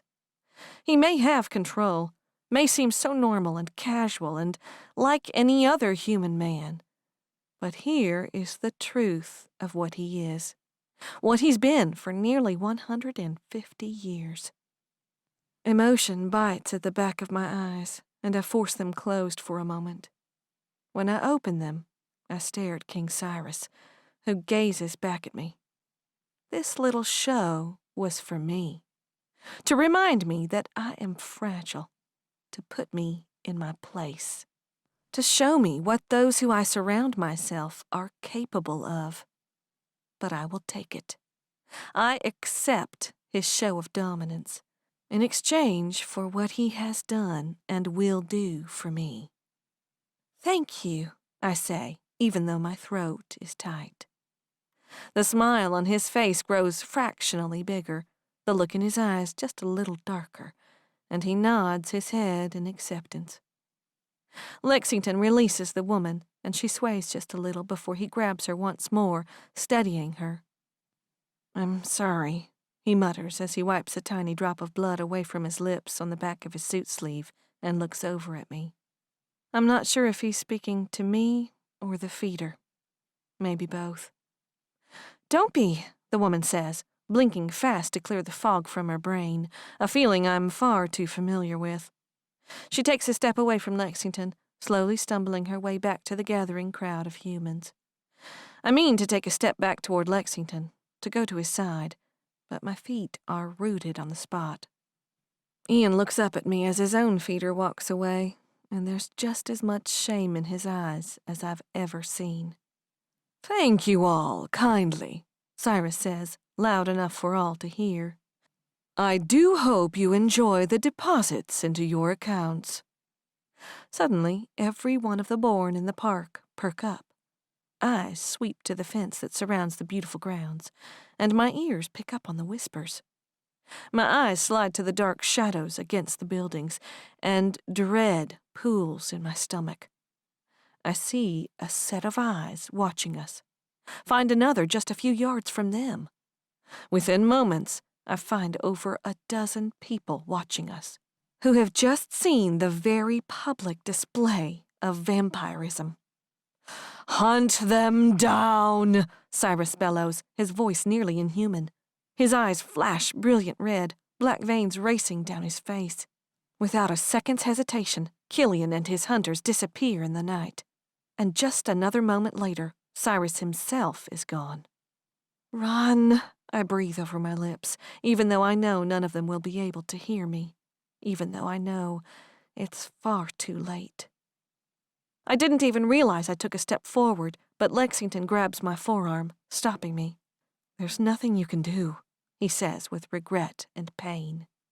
"Don't make it worse." "This was Jonathan, wasn't it?" Ian says, coming to my side, looking around. A choked-off yelp leaps into the night. I swear I hear the sound of fangs tearing flesh. Tears instantly spring into my eyes, and the breath steals in my chest. I numbly nod, taking another step forward, even though Lexington holds me tethered. "Who's Jonathan?" Lexington questions. Another yelp cuts through the dark. My throat feels so tight I cannot breathe. A sob catches in my chest, and I turn to tuck myself into Lexington's chest. But the sight of a drop of blood on his collar stills me in my place. I take a step back from him, my eyes fixed on that bit of evidence of what he just did. My eyes slide over to my brother, and there's a small smear of red on his lower lip. I take another step backward. "Elle," Lexington breathes. But he doesn't know what to say, because he understands. I take another step away, shaking my head, my hands rising to my stomach. The sound of wet ripping assaults my ears. I squeeze my eyes closed, shaking my head, and the present merges with the past. There's blood soaking the ground at my feet. I nearly trip over a decapitated body. War cries fill the air. There's the smell of steel and gunpowder, the echo of last breaths taken. And then the blast of the rifle as my finger squeezes the trigger. A spray of blood, and she's dead.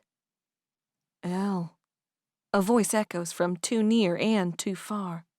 I squeeze my eyes tighter, shake my head. "Elle, you have to breathe." I try to take one, but it catches in my throat, and I don't want to smell the blood. "Elle, please look at me." "Dispose of the bodies," I hear another voice cut through the night. Cyrus. "Make sure they are never found." "Elle," the voice whispers to me once more. "Do not be alarmed," the king's voice grows closer. "Such tragedies often happen. It is unfortunate. It serves as a reminder that we must be ever vigilant." I'm frozen, rooted, numb. "Do not be distressed, Miss Ward," I hear Cyrus' voice coming nearer. "The problem has been taken care of." But he does not know. "She's exhausted," I hear Lexington say, once more easily covering for me when I cannot speak for myself. "I better get her home to bed. Thank you for the party." I have to move. I have to get out of here. I force my eyes open, to immediately meet Cyrus. He studies me, genuine concern in his eyes, but he nods, dismissing us. Little does he know that I hold the information we all so desperately need to hear. But I just can't right in this moment.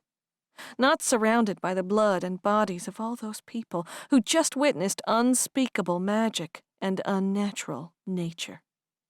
Lexington's warm hand presses into the small of my back, and I hate that I feel myself cringe away from his touch just slightly.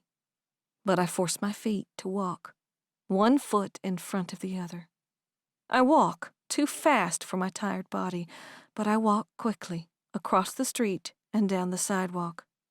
I hear 2 sets of feet following me. They whisper quietly, words I can't hear, but words my brain can't process right now. Without stopping, I head straight for my building, walk up the stairs, unlock my door. I step inside and head straight for my bedroom and lock the door behind me. I cross the room and grab a pillow and blanket from my bed and head into the closet, closing that door behind me as well. I tuck myself into the back corner of it, nestling in behind all my dresses that hang long, veiled away. I wrap the blanket around myself, prop the pillow up against the wall, and curl into the fetal position. Chapter 7. I wake up extremely early. I came home last night around 2:45 and fell asleep fairly quick because I was just plain exhausted. But sleeping in the closet, huddled in a corner, didn't make for the most comfortable sleeping arrangements. I wake just after 5. I shower, dress in comfortable clothes I can wear to the shop later. I do my hair and put on some makeup. Look in the mirror, practicing until I've composed my poker face. Ian and Lexington are both in the kitchen when I walk down, and they both seem exhausted and concerned. We need to go to the House of Marshals, I say as I grab my bag and sling it over my shoulder before either of them can say anything. The house may be official, but I will never call it the House of Allaway. We've got some important things to discuss with everyone. Lexington and Ian look at each other, concern heavy in their expressions, but they both nod, and the lot of us head out the door and down the stairs. We step out into the barely lightening world, the air cool. Lexington opens the passenger door for me, and I slide inside. Ian climbs in the back seat, and Lexington starts the car. We roll down the road, and he points us in the direction of Cambridge. "Elle," Ian says from behind. Are you okay?" I stare out the front window. "Yeah," I say through a thick throat. "I will be. I just need a few hours to be human." Neither of them say anything in response. But even though I'm still having a hard time looking at him, I reach out and take Lexington's hand in mine. In the back of my mind, I know how much agony he must be in at the moment. He once asked another woman to marry him, but eventually, what he was became too much for her to handle, and she left him. I need my moments to be human, but it kills me to think what might be going through his head right now. I squeeze his hand just a little tighter. When we park in front of the house, it's dark. When we walk in through the front doors, it's silent, save for the sound of 2 voices coming from the dining room. We find Duncan and Eva talking quietly, a coffee mug between both of their hands. "Hey," Duncan says, standing. "What are you guys doing here?" "There are some things I need to tell you all," I say as I set my bag on the table. I head for the fridge, and Eva jumps to her feet, pulling pans out, offering to make breakfast. I thought this was probably the safest time of day to talk. "Do I need to go wake everyone up?" Duncan asks, the crease between his eyes deepening. "At least Aaliyah," I say. I pull out some orange juice, pouring myself a glass. Duncan nods and heads down the hall to her room. "What's this about?" Lexington asks, leaning in close. "Elle, I'm worried it's about Jonathan Harper," Ian cuts in, crossing his arms over his chest. "You guys keep saying that name," Lexington says in confusion. "Just wait a minute," I say, rounding the bar so I can sit while Eva cooks me some scrambled eggs. "What's going on?" Robert says grumpily as he walks into the room. He wears only a pair of pajama bottoms. Elle's got something she wants to talk to us about. Eva fills in. Couldn't have waited for a less forsaken hour, he complains as he walks over to the coffee maker and pours himself a cup. Cut her some slack, Eva defends. It's not like you really need the sleep anyway. A truly terrifying form shuffles down the hall toward us. Hair wild, going in every direction. A huge shirt rumpled and stretched out. Dark circles around her eyes, and if looks could kill. What the hell could you possibly want at this hour? She nearly sneers. Her fangs actually lengthen. Hey now, Lexington says, stepping in front of me and holding a hand out in her direction. I think you got more than your fill last night. I'm not going to bite her, Aaliyah says in annoyance. She plops down at the table, running her fingers back through her mess of locks. But she better have a damn good reason for the early house call. 4 days ago, one of the Bitten I'd cured showed up at my shop, I say as Eva sets the eggs on a plate in front of me. He started going off about how the cycle of Bitten would never end. His attitude about all vampires wasn't exactly positive. This is that Jonathan Harper? Lexington asks as he crosses his arms over his chest. A nod. He told me that if I wanted to be part of the revolution, as he called it, to come to a particular address that night. I scoop some of the eggs into my mouth, chewing as my stomach growls. Just then, Julie and Casey wander down, joining the crowd. He had all these people there, humans, just regular people. He told them about the vampires. The shock in the room is electric. The anger in their eyes lights. Some of them didn't believe him, so he showed them. He had a Bitten there who turned another man, and then he cured the both of them. Aaliyah and Robert swear in unison. Julie's eyes are wide. Duncan just clenches his jaw tight, fight in his eyes. What happened last night wasn't just chance, I say, shaking my head. I know it was orchestrated by Jonathan Harper. He's trying to expose you all. You should have told us about this sooner, Duncan says. And for the first time, I see doubt in his eyes. That's 4 days that he's been doing who knows what. Maybe if we'd known sooner, we could have prevented this. Back off, okay? Ian says, stepping forward. In case you don't remember, she kind of had a lot on her plate. I'd like to see any of you balance what she does, and as a human. Aaliyah shakes her head. It's called the bigger picture. Her eyes glare at me darkly.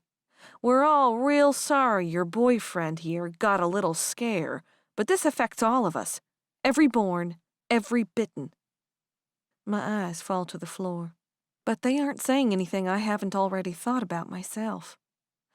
Maybe I could have handled it better, I say, forcing myself to continue.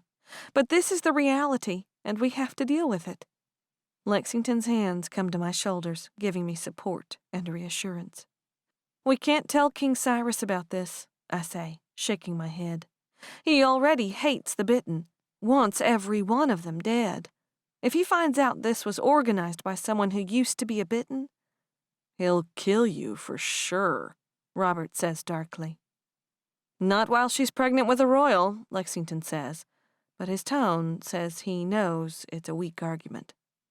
But then it won't be any different than Charles, Robert says again, crossing his arms over his chest. He'll keep her in prison until she has the child, then kill her. You better watch yourself, Lexington warns, and I feel him bristle, as if he grows in size, the threatening side of him growing with speed. I'm just stating facts. Robert doesn't back down. Here's the way it's going to be, Ian says loudly, cutting him off. Cyrus isn't going to leave until Charles Allaway is dead. For now, Lexington and me and my team will keep Cyrus occupied, looking for Charles. As far as Cyrus knows, last night's incident was just an unlucky crowd in the wrong place at the wrong time. While we're doing that, You guys are going to do your job. You are a house, after all. This is your whole purpose. So shut this shit down." They all sit there in silence. Ian can be plenty commanding when he wants to be. "I'm really sorry," I say quietly, and every eye shifts to me. I never anticipated something like this. I just wanted to help. "The king is right, you know," Duncan says. "The Bitten. They just cause problems. We can try to help them, give them their freedom, but in the end, they just keep putting us all at risk. I would think you would know that." The intense pressure I'm under doubles because they all know who my mother was and what she did. My eyes slide over to Ian, but he only stares at the floor, a dark look in his eyes. He agrees with them. "You're done," Aaliyah says.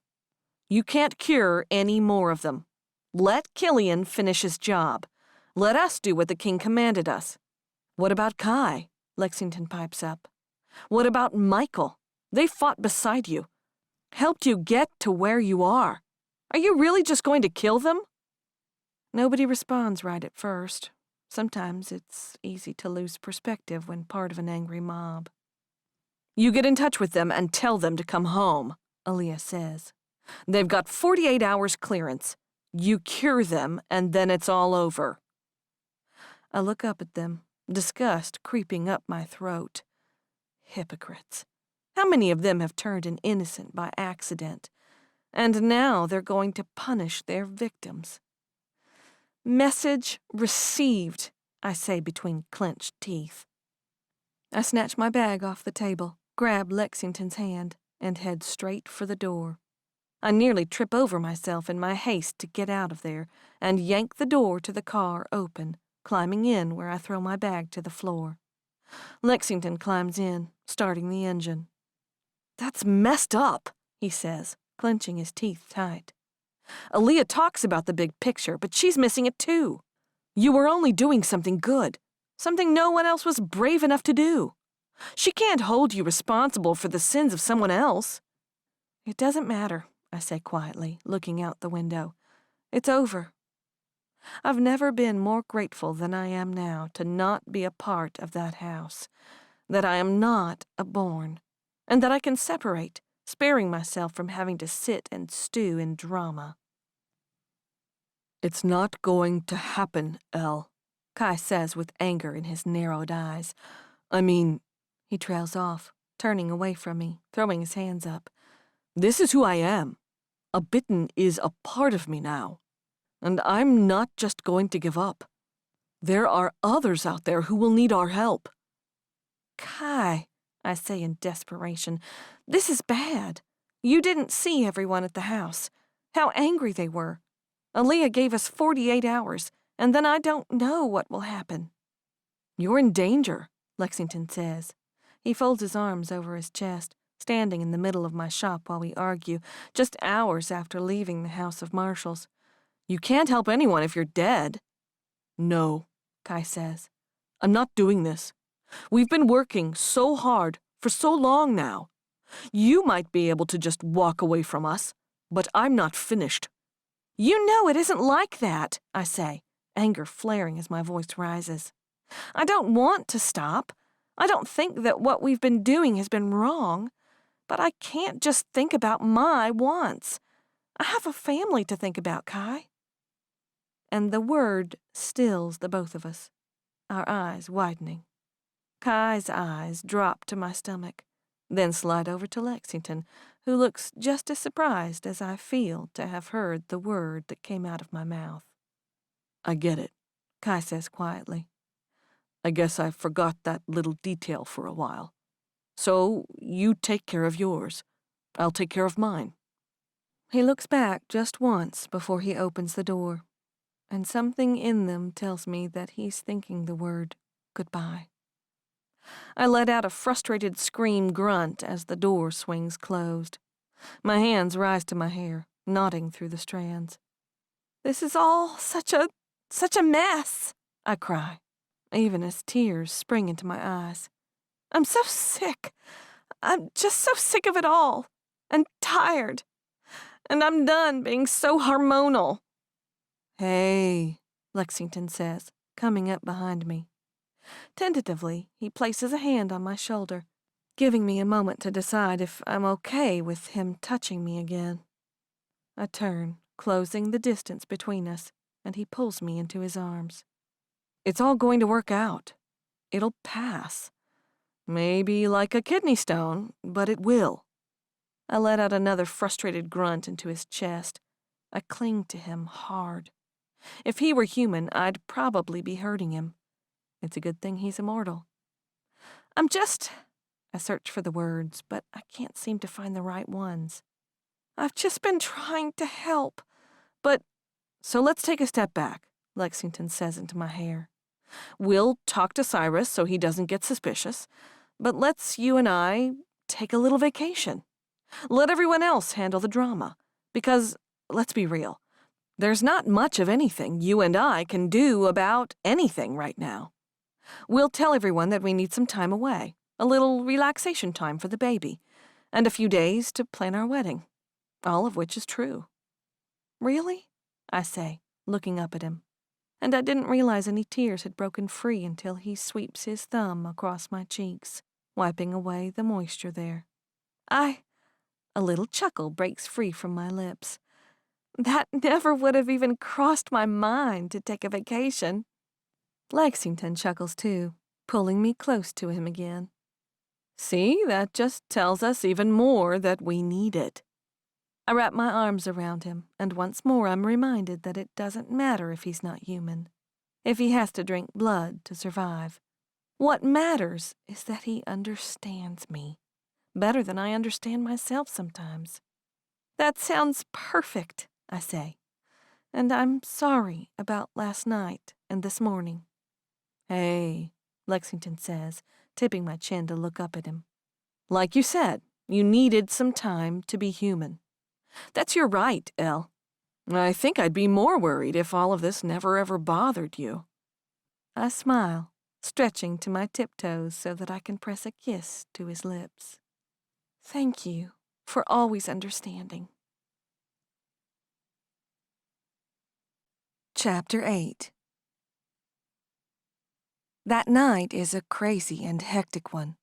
Lexington immediately booked our tickets. I stayed busy in the shop, helping customers all day, going over things with Casey, not that she needed too much instruction. And then when night fell, we headed to King Cyrus' place and told him that for the health of the child, we thought it best I get some relaxing time while they came up with a plan to track down Charles. The moment I referred to the baby as a she, Cyrus' expression softened, and he immediately agreed. Suspicion diverted. It was nearly 10 before we got to pack our bags.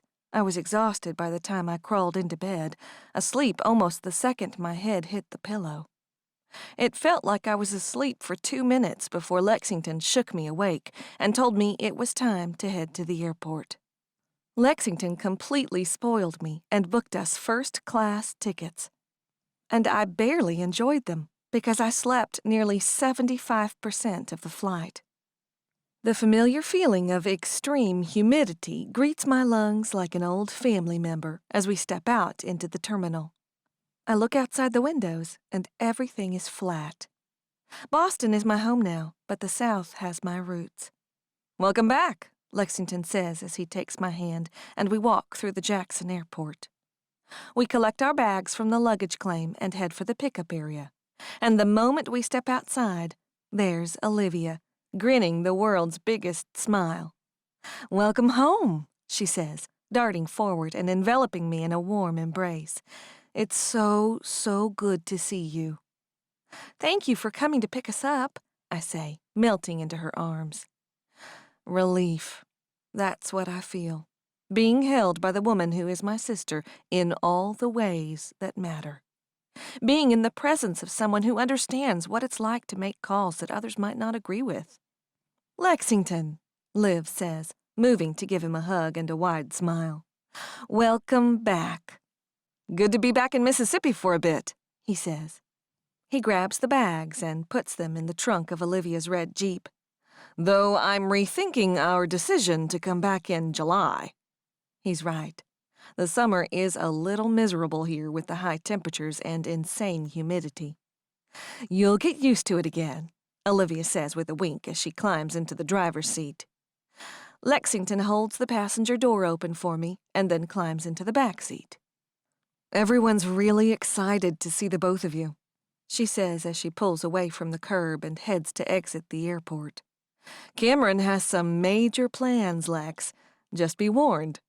Lexington laughs from the back. Man, I've missed that kid. Olivia smiles at him in the rearview mirror and then turns to me. Wow, it's been so long since you've been back in Silent Bend. What, like 4 years? 5 years next month, I say. And something squeezes in my stomach with the realization. So many mixed emotions when it comes to the town where I grew up. How did that go by so fast? She shakes her head. I still can't believe it's been 9 months since we went to talk to Charles, and you stayed in Boston, Lex. And now you two are engaged. I smile, Olivia's excitement contagious. I don't think anyone saw that one coming. Certainly not me. Hey, Lexington says defensively. What's that supposed to mean? I wasn't that much of a creeper. I just mean that I kind of never thought I'd end up with anyone, I say, turning to look over my shoulder. Liv knows. I've just always been kind of a loner. Olivia reaches over and puts her hand on my knee. You were always so much more than everyone your age. You put anyone to shame. You just had to wait for someone who was at your level. She winks at me. Trust me, I'm nowhere near her level, Lexington says, and there's a humility in his voice that tells me he really feels that way. I reach my right hand back, searching for his, squeezing so he knows that he's exactly everything I needed. The time flies by as we drive south, and soon we're getting off the freeway and heading west. And only 20 minutes later, there's a sign at the edge of town, welcoming me to Silent Bend. I'm almost overwhelmed by the familiar sights, the homes of kids I've known all my life, of particular trees, of dirt roads that turn off of Main Street. And my heart beats slow slightly as we drive past the road that turns off to the left and leads to my old house, the one where Lula raised me. The one where so much of my personality was formed. It's a really nice family who lives in your old house, Olivia says, sensing my nostalgia. They have 2 kids, a boy and a girl. You'd like them. I smile and nod, a little ache in my chest. A few moments later, Liv turns right and drives past 2 neighborhoods, and I'm surprised to see there's a new development on the other side of the road. There are probably a dozen new houses. Town has grown a bit in the last few years, she explains. Now that people aren't so scared and the legend of the cursed storm is losing some strength, people want to live here again. They even had to add on to the high school, Lexington adds. You probably wouldn't even recognize it anymore. I shake my head. High school seems so long ago, like a different lifetime. It was, Liv says as she turns, and a second later, there are the gates of the Conrath estate. You're a different person, Elle. You were always brave and strong, but you're your own person now. We're all very proud of you. The gates swing open, splitting right down the middle of the iron raven crest. And once more, my breath is taken away as we drive up the expansive property. The trees are in full green. Their branches stretch wide and massive, Spanish moss hanging from their branches. Magnolias bloom all over the place. Flowers give off bursts of color everywhere. The grass has been perfectly manicured. And then there's the mansion, rising breathtakingly on the horizon. The middle piece of the house is all white siding, shining brilliant and perfect. Huge white pillars stretch from the massive front porch to the towering roof. The north and south wings are covered in stone, built after the original parts of the house were nearly burned down in the 1800s. You're smiling, Elle, Liv says with her own grin as she pulls around the side of the house and opens one of the many garage doors. I guess it's nice to be back, I say, trying to suppress my smile, but failing. She barks and we climb out, Lexington grabbing both bags. And it's just like I live here again. And I don't even hesitate in walking in the door that lets into a mudroom just to the side of a grandiose kitchen. "My man!" An excited and overly dramatic voice cuts through the house. I look up and find Cameron walking toward us, his hands held up and wide. "Little sister!" He crosses the space, and just after Lexington sets the bags down, he wraps his arms around the both of us. He hugs us tight, sandwiching my belly between us. He smells faintly of marijuana. Cameron is almost always just a little high. "Good to be back, man," Lexington says excitedly. He reaches up and ruffles Cameron's hair, which is always a little too long and unkempt. "Feels like it's been forever." "Because it has," he says as we walk into the house. We pass the kitchen, where there's a man busy cooking, and from the looks of his tanned skin, I'm guessing he's human. "I mean, you came back an engaged man with a baby on the way." "Cameron, Liv begins correcting. I know, it's not actually his." He plops down in a chair in the dining room, kicking his bare feet up on the edge of the table. "But it's not like that Allaway prick is going to be raising it." My eyes slide over to Lexington's, and there's a whole lot of words to be said about that, but now is not the time. "Is lunch almost ready?" Cameron says, instantly changing the direction of the conversation without any thought. "I'm starving." "Why don't you go check?" Liv says, raising an eyebrow at him. I chuckle as he scrambles to his feet and scampers off to the kitchen. Liv laughs, but I know she's ever patient with him. Cameron is her best friend, after all. "Is that the long-lost Elle Ward I hear?" Niall's beautiful and clear voice carries through the house only a moment before he steps into the dining room. A smile cuts on my lips as I step forward, wrapping my arms around him. "I found my way back after a while," I say, breathing in his ever-crisp scent that always has just a tint of hospital to it. "It's good to see you." "And you as well," he says, taking a step back, getting a good look at me. "I trust you found a great obstetrician to take care of you." I nod, smiling. "Lexington tracked down the best in the city," I say, glancing back at him. "We really like her." "I'm happy to hear that," Niall says with a smile. "You look well. Perhaps a bit travel-weary." Lexington crosses to my side, wrapping an arm around me. "It's been just a little stressful the past while." "Finally!" Another voice echoes through the house, just as Anna walks into the room. "More drama going on somewhere other than here. About damn time." "Hi, Anna," I say bashfully. The woman has always immensely intimidated me. "Welcome back," she says with a smile as she leans on her forearms against the back of a chair. Just then, Cameron comes, practically skipping, back into the dining room, carrying a platter of sandwiches. "Lunchtime," he calls loudly. The cook follows after Cameron, carrying a big bowl of fruit salad and an even larger pot of baked beans. He sets both on the table, and I hear footsteps down the hall. I've just sat in my seat between Olivia and Lexington when Markov and two women I don't recognize walk into the room. "Welcome back, Elle," Markov says, giving me the smallest of smiles that is ever terrifying. I only nod to him, and Lexington's hand comes to my knee under the table in reassurance. I'm not scared of Markov, but he will always make me uneasy. "Elle, this is Stephanie and Nikki." Olivia introduces me to the women I don't know. "They've been with us now for about 6 months. Girls, this is Elle, Ian's younger sister. She lives in Boston, and I guess you haven't met Lexington either. She hesitates, looking at him. "Well, I guess he's part of both the House of Conrath and the House of Allaway." "We're not really calling it that for now," Lexington says. He doesn't even have to look at me. He just knows the unease the very name causes me. It won't be led by an Allaway for a long while, so for now it's just the House of Marshals. To everyone but Cyrus, I guess. I see it in Liv's eyes. She's dying to know how things have been going, and I don't miss the little spark of fear that ignites in them. But she knows why we're here. She knows I need a break, so she doesn't say anything.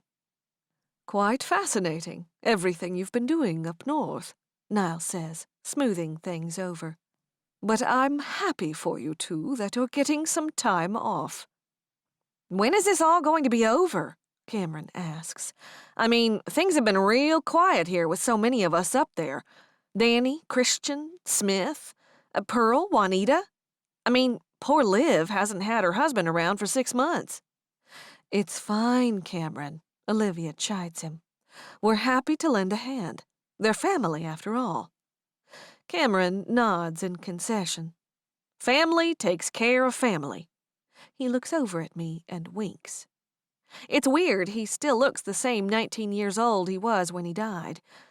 Older than me when I met him, and now he's frozen at 4 years younger than myself.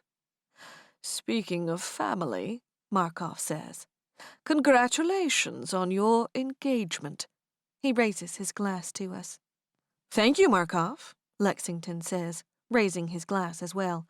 We're quite happy. Now, did I hear that you two both used to live here? Nikki asks, turning her brilliant green eyes on Lexington and I. When she was just a teenager? I sigh, barely resisting the urge to roll my eyes. Yes, that's right. I was 16 when Lexington first joined the house. Unlike us born, people like Elle grow up, Lexington says with bite that isn't even close to hidden.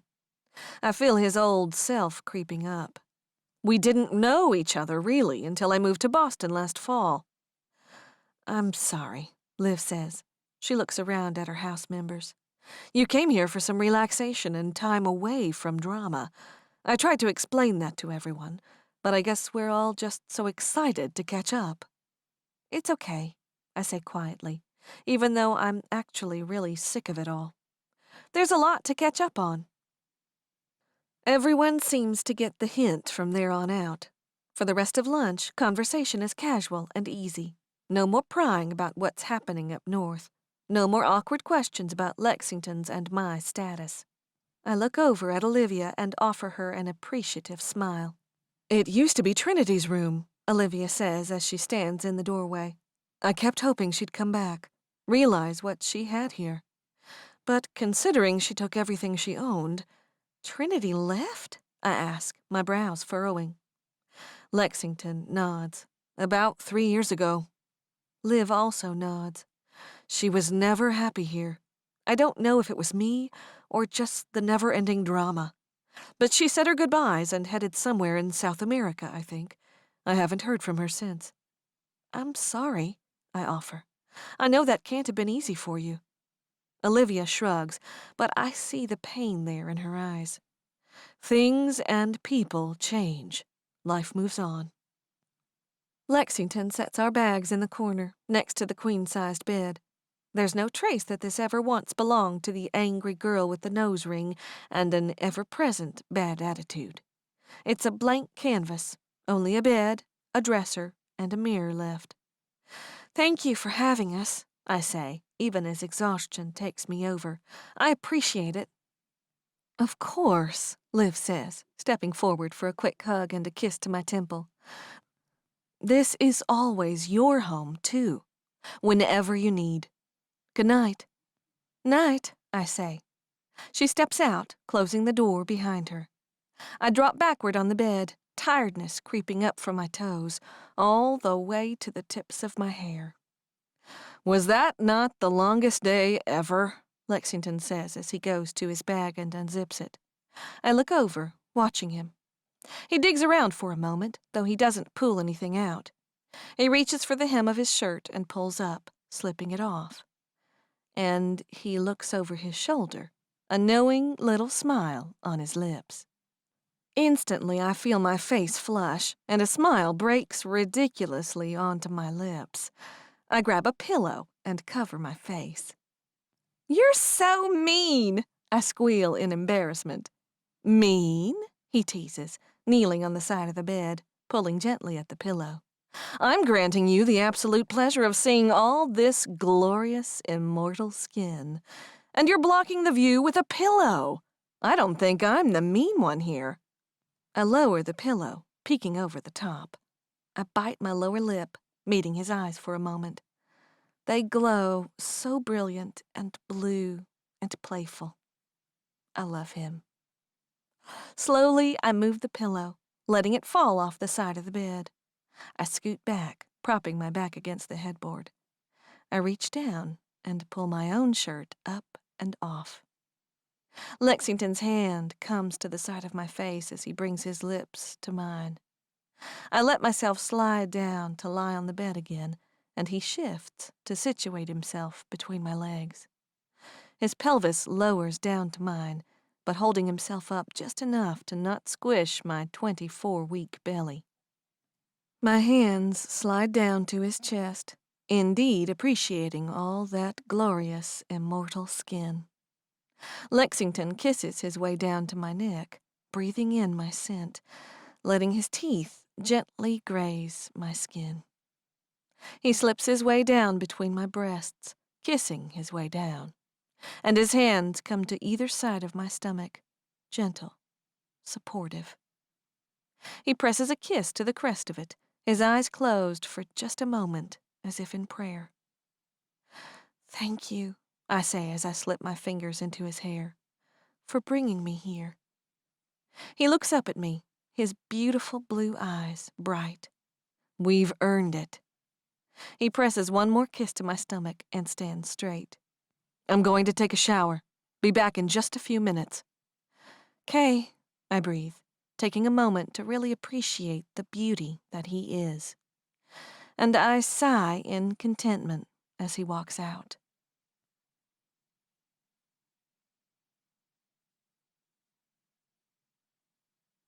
Chapter 9. I wait nervously outside. I keep pacing the grounds between the house and the river. When the heat becomes too much, I take another dip in the pool, letting the hot sun dry me out as I walk around the hedge maze. As I loop around the small graveyard, the one that holds 3 tombs, but only 2 bodies. Those of Olivia's mother and the uncle she never met, Elijah Conrath.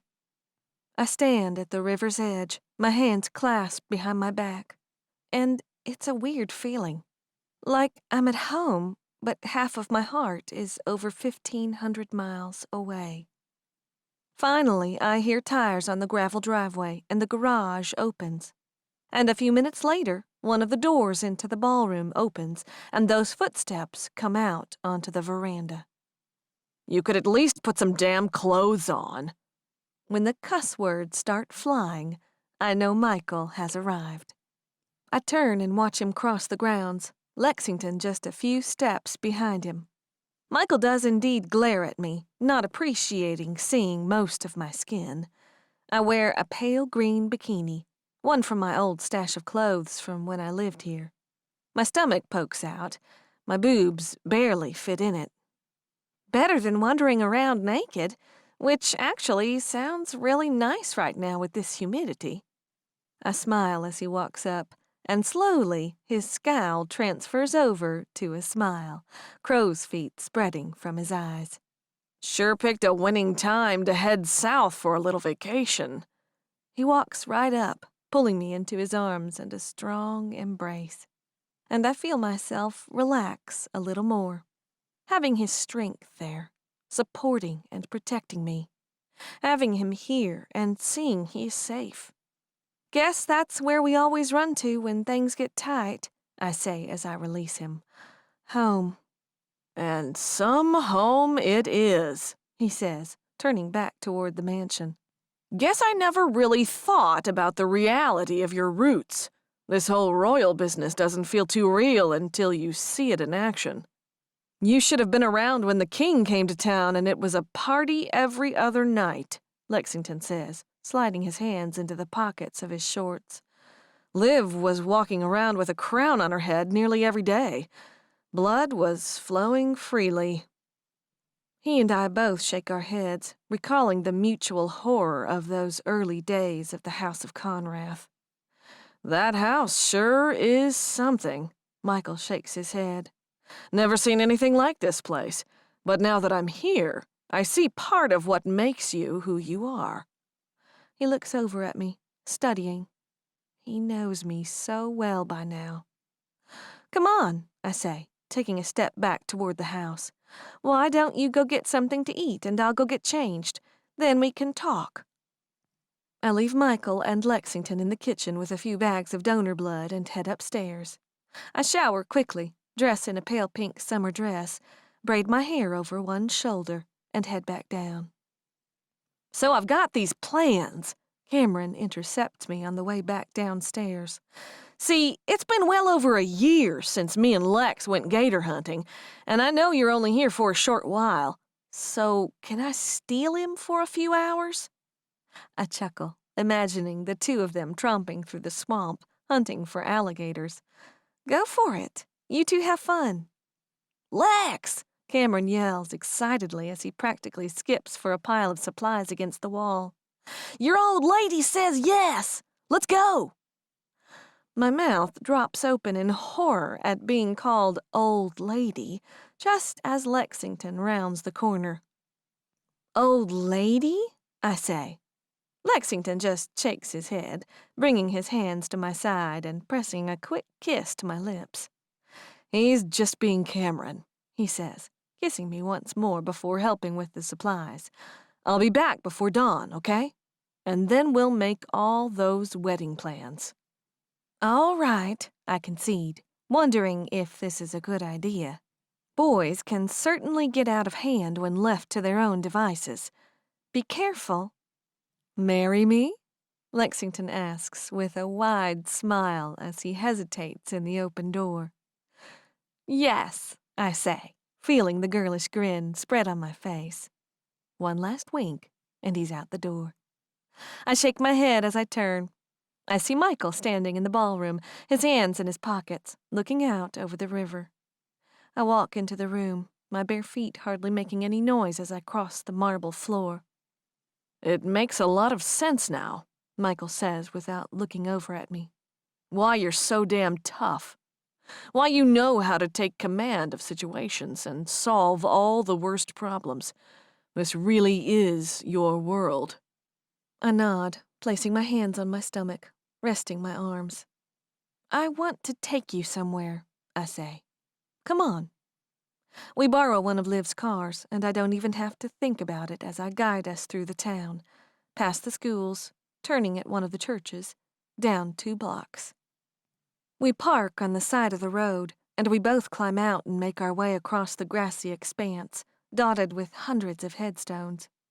There's only one cemetery in Silent Bend, and considering our town was established in the late 1700s, there's a lot of ancestors buried here.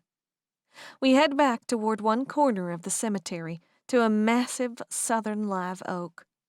There we slow, and finally the two of us stop before a headstone. George Ward. The name carved into the stone is getting a little more weather-worn now. This your old man? Michael asks. His voice is low. His stance is relaxed, but regretful. I nod. I was 2 years old when he died. I don't even remember anything at all about him. Or my mother. Pretty sad, twisted story, the two of them, he says. It's so painfully true.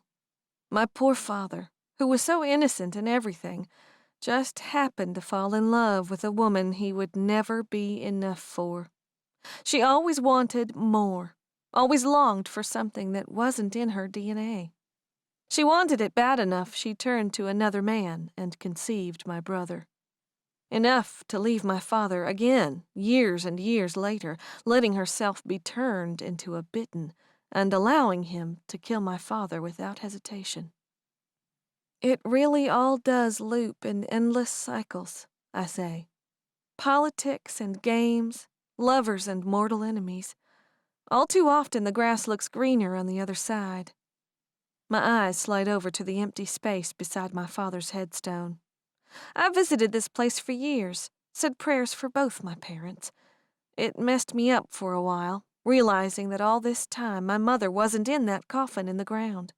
I had to come to terms with the fact that I'd had this idea of her in my head all this time, like she died protecting me and Ian from that Bitten who attacked them, when all along she was just carrying out her own selfish desires.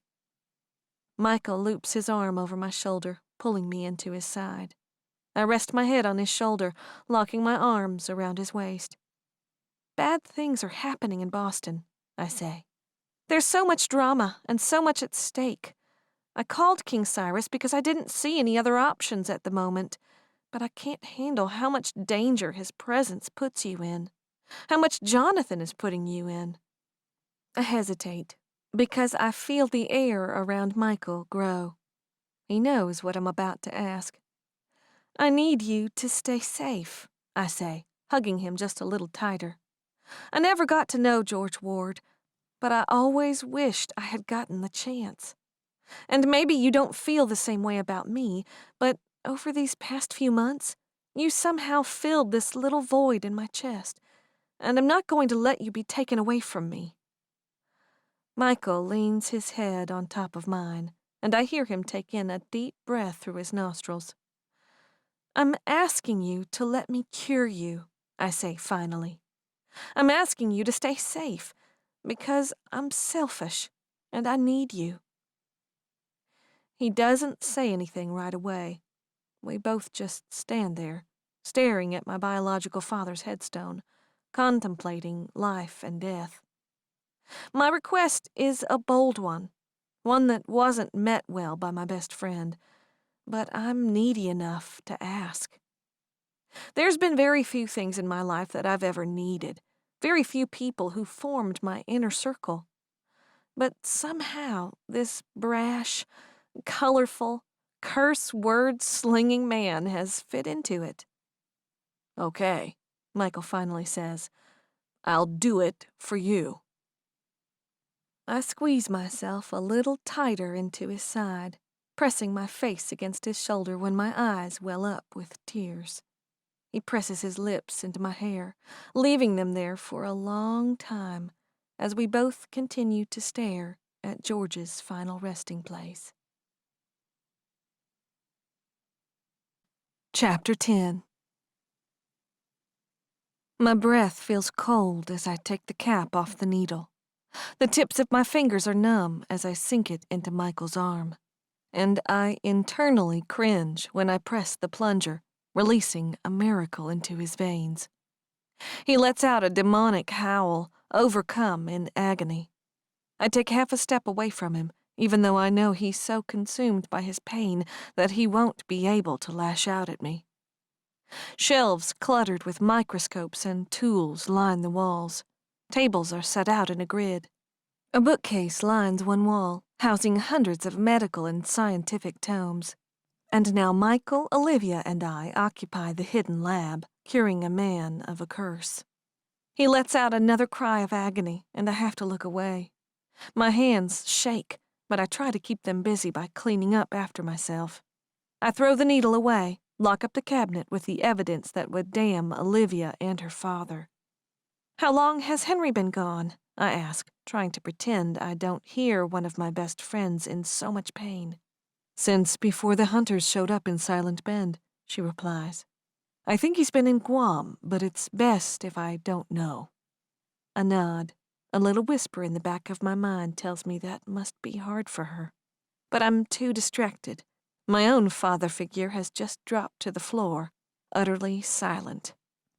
Olivia stoops down and picks him up with ease, lying him on the cot in the corner.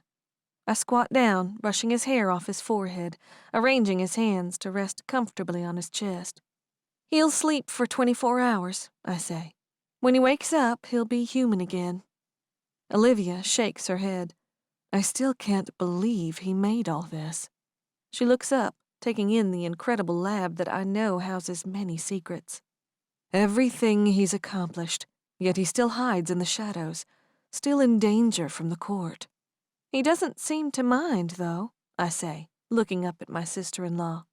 Henry has always been a little aloof. Olivia nods her head. He's a bit of a ghost. Has been for the last 200+ years. I guess old habits don't ever die. But despite her heavy words, there's a smile in the corner of her lips. Considering she never knew who her father was until she was my age, and then thought he was dead for a year, this is still a happy ending. He really means a lot to you, doesn't he? Olivia says, looking down at Michael's now peaceful face. I nod, studying him as well. The salt and pepper in his beard, the white that dusts his temples. Deep worry and anger lines cut into his forehead. His hands are weathered, signs of years of hard work. He took care of me when the days were really dark, and he always believed in me, even when I forgot to believe in myself. I reach out, covering one of his hands with mine. You two are lucky to have each other then, Liv says. She reaches out and takes my hand. Come on, he'll be safe down here. We exit the lab and the floor of the ballroom closes back up, sealing Michael down where no one will bother him while the transformation back to human takes place. We walk out onto the veranda and settle onto a swing. The night comes quickly, but the air only cools slightly.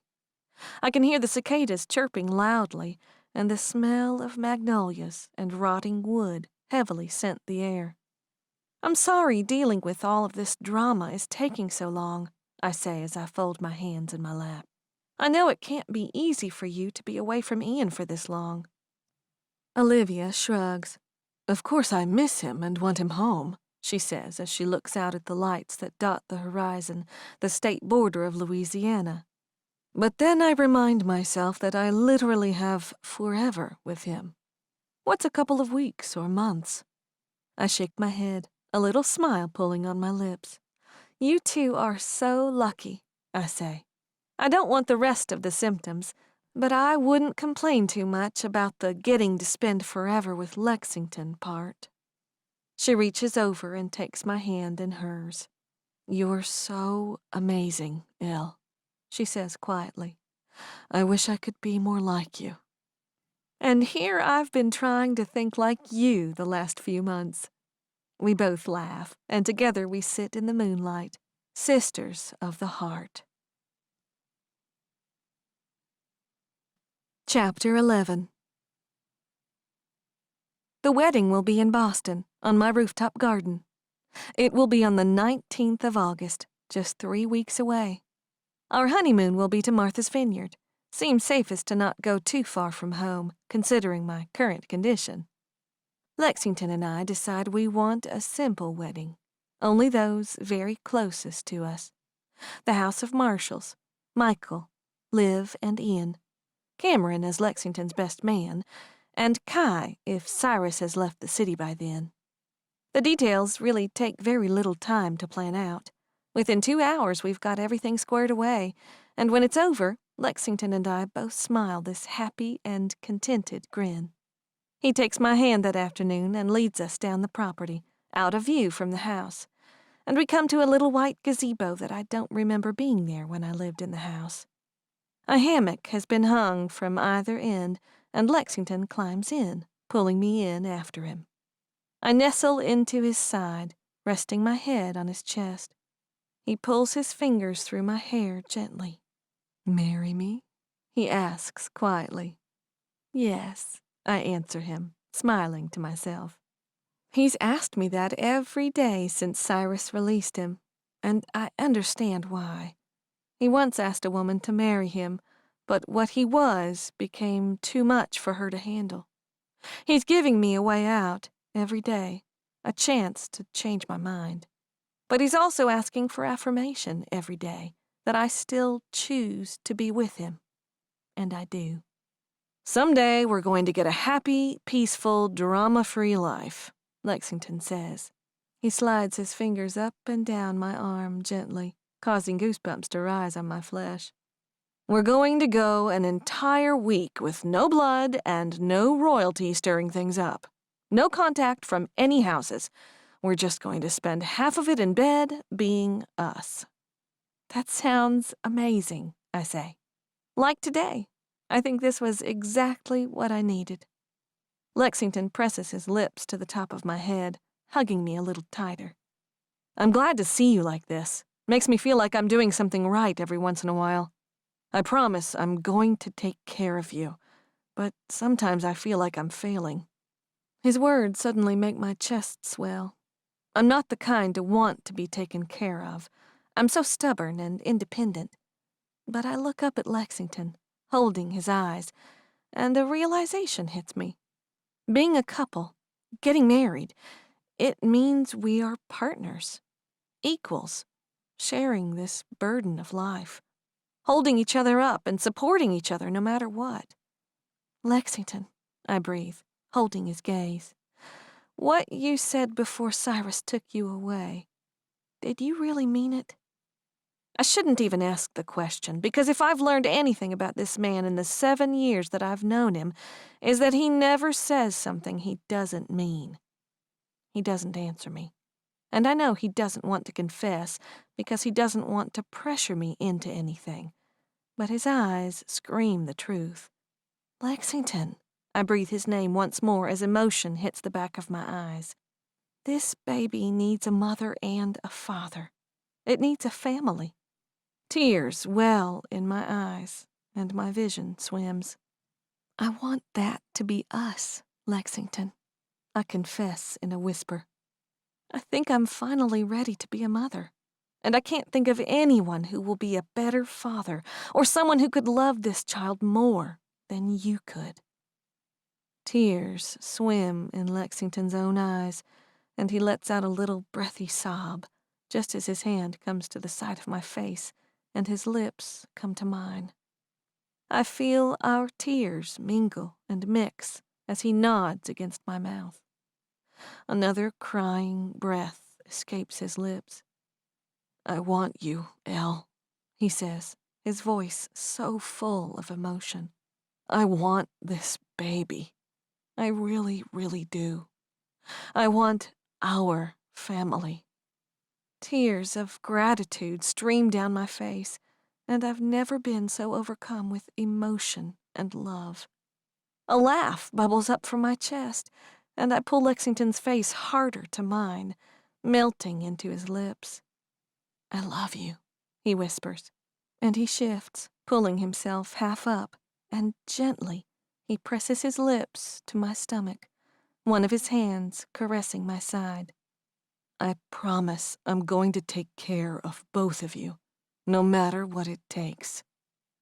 The tears don't stop, but I hardly even notice them. Relief and happiness and gratitude overwhelm me, and I'm not even a part of this world anymore. I'm existing on a plane of bliss that I never even knew existed. Lexington slides back up, his eyes fixed on me, and they glow with so much wonder. I want us both to take your name, I say in the darkening night. I've always been a ward, but being a ward comes with some dark history and days. I want us all to have a fresh start as a family, if you'll have us both. The tears fall in a stream from Lexington's eyes, and he tips his forehead to my chin for a moment, so overcome.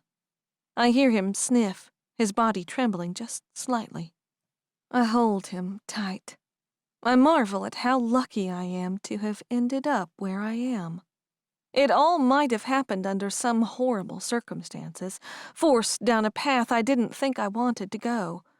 But here I am. And I am so blessed to have landed here, in this moment. Yes, Lexington breathes as he looks back up at me. And his sincerity could bring to light all truth in the world.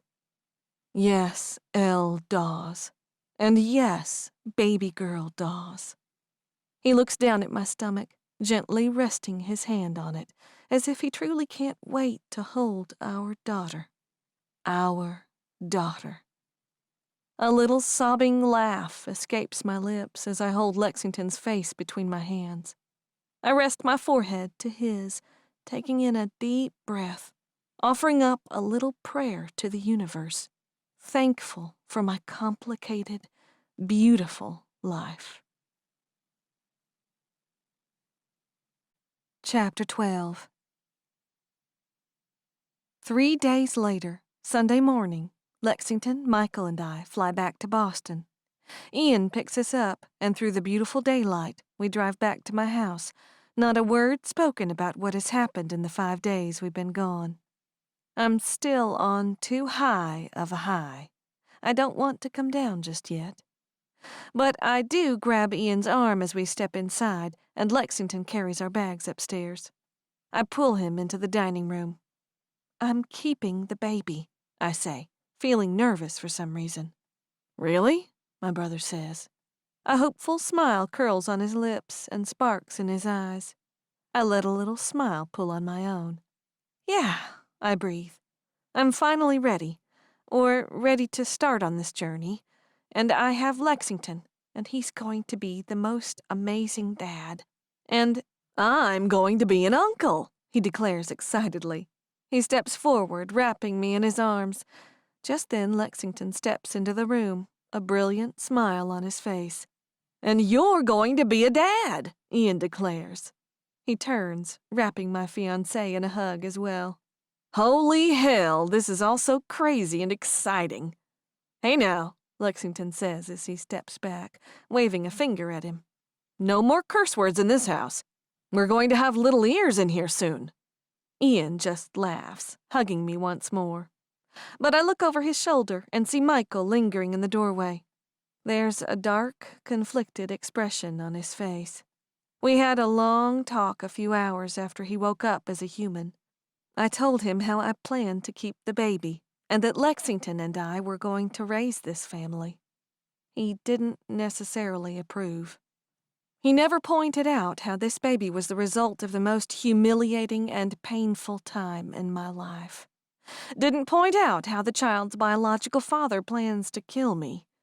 Didn't remind me of how much mental agony I've been in because of it. He didn't have to say a word, but his eyes said everything. I swallow once and look away from Michael, because now that I've finally found peace and accepted that this is my daughter that I carry, I can't let in any kind of doubt. Wait, you're human now, Ian suddenly says, swinging back to face Michael. You suddenly smell like a meal and not something half-rotten. Thanks, asshole, Michael says, even though there's a tiny smile on his lips. Sorry, guys, the little one is just going to have to get used to a few bad words whenever Great Uncle Michael is around. That's the other thing, I say, taking half a step forward. From here on out, Michael is our uncle, the half-brother of George Ward. Ian raises an eyebrow, looking back at Michael. It's viable enough, I guess. Welcome to the family. But despite his negative attitude toward my decision, he still smiles that wide, charming smile of his. Do we really have to go back to reality? I say in a sleepy voice the next morning. We lie in bed. Lexington's body is molded against mine, his hand cupping my bare belly. The blankets are in a pile on the floor, only a sheet pulled over us. The air is too warm to need covering, but the bed has never been so soft. My pillow never so comfortable.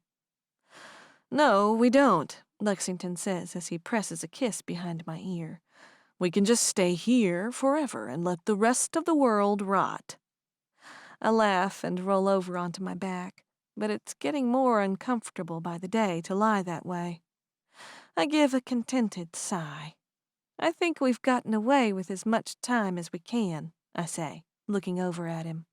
It was pretty easy to see it was killing Ian not to update us on everything that's gone on while we've been away. Yeah, he did look ready to explode, Lexington laughs, reaching up and brushing his knuckles gently down my cheek. I smile, but glance over at the clock. I need to be at the shop in 40 minutes. Come on, I say, sitting up and struggling to get up. In a flash, I feel the bed shift, and Lexington is in front of me, pulling me to my feet. We have a million things to get done in the next little while. Yes, ma'am, he says. I look over my shoulder as I walk toward the bathroom and find him checking me out. No shame whatsoever. I blush, but let him continue studying me, wearing only a pair of underwear and a thin tank top. Clothes are getting more and more uncomfortable these days. 30 minutes later, we're both out the door, walking hand in hand down Commonwealth Mall and hooking onto Charles Street up to Oleander Apothecary. It's all so beautifully normal. I check the emails for new custom orders. Lexington taps away on his computer at the counter, working on some marketing stuff for me. I scoot around the lab, putting together 2 custom-made bottles of Love Me for some regulars. We're just a couple who works together, building a life for their child. I pause in the lab when I'm by myself. I rest my hip against the counter and let my hands slide down to my stomach. I study it, the round shape. I pull my shirt up slightly, seeing my entirely flat belly button. A small movement nearly startles me, and I smile, placing my hand over the spot where I felt it. And there it is again, pushing back against my hand. Something warms in my chest. She pushes back, moving inside of me. My daughter. I promise you, I say quietly, looking down at my stomach.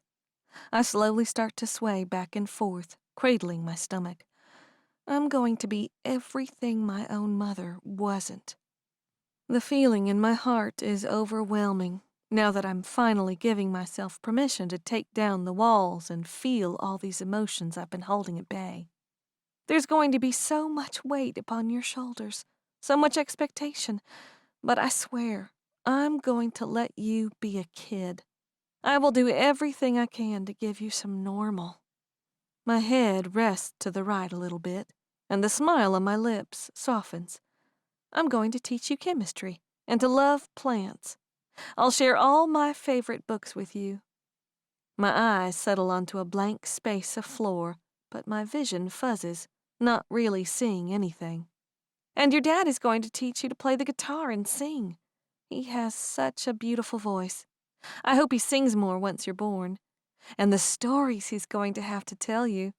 I shake my head, a little laugh bubbling from my chest. Well, he'll have a few stories that will be appropriate to tell you. But we're going to do this, I say. I didn't think I could do it before, but the truth was that I just couldn't do it alone. But we've got this. Together. Yeah, we do. I turn around, and for some reason I'm a little surprised to see Lexington standing in the door. His hands are slipped into his pockets, his stance casual, but the peaceful slant of his lips, the hope in his eyes. I smile, blushing just a little. He crosses to me, wrapping his arms around me, and I've never felt so happy in my life. So, of course, it's right then that the bell in the shop rings, and I hear someone walk in. "Hello?" a brash voice immediately calls. "Anybody home?" Aaliyah. I sigh, the blissful haze immediately diffusing. Lexington releases me, and we both head back into the shop. "Vacation certainly seems to have agreed with the both of you," Aaliyah says, looking at us with something close to jealousy and disgust. "How is Mississippi?" "Humid," I say, heading to the counter.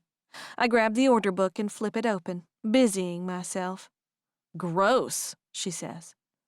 "Anyway, thought you might like to know we killed Jonathan 2 days ago. No more drama since then." "Really?" I say in shock, not able to hide it as I look up at her. "Really?" she says, a look of annoyance at my surprise. "That's kind of my job, isn't it? To take care of these little problems?" I shake my head. I can't remember the last time a problem in our world was just taken care of so quickly, just like that. I'm impressed. Aaliyah shrugs. She goes to wander around, grabbing random bottles, pulling the lids off, sniffing. "We also moved house yesterday. Now that the king is fully supporting us, we've got a budget of our own, and that house Olivia was renting for us was getting a little too overcrowded." "Where at?" Lexington asks, crossing his arms over his chest and leaning back in his chair.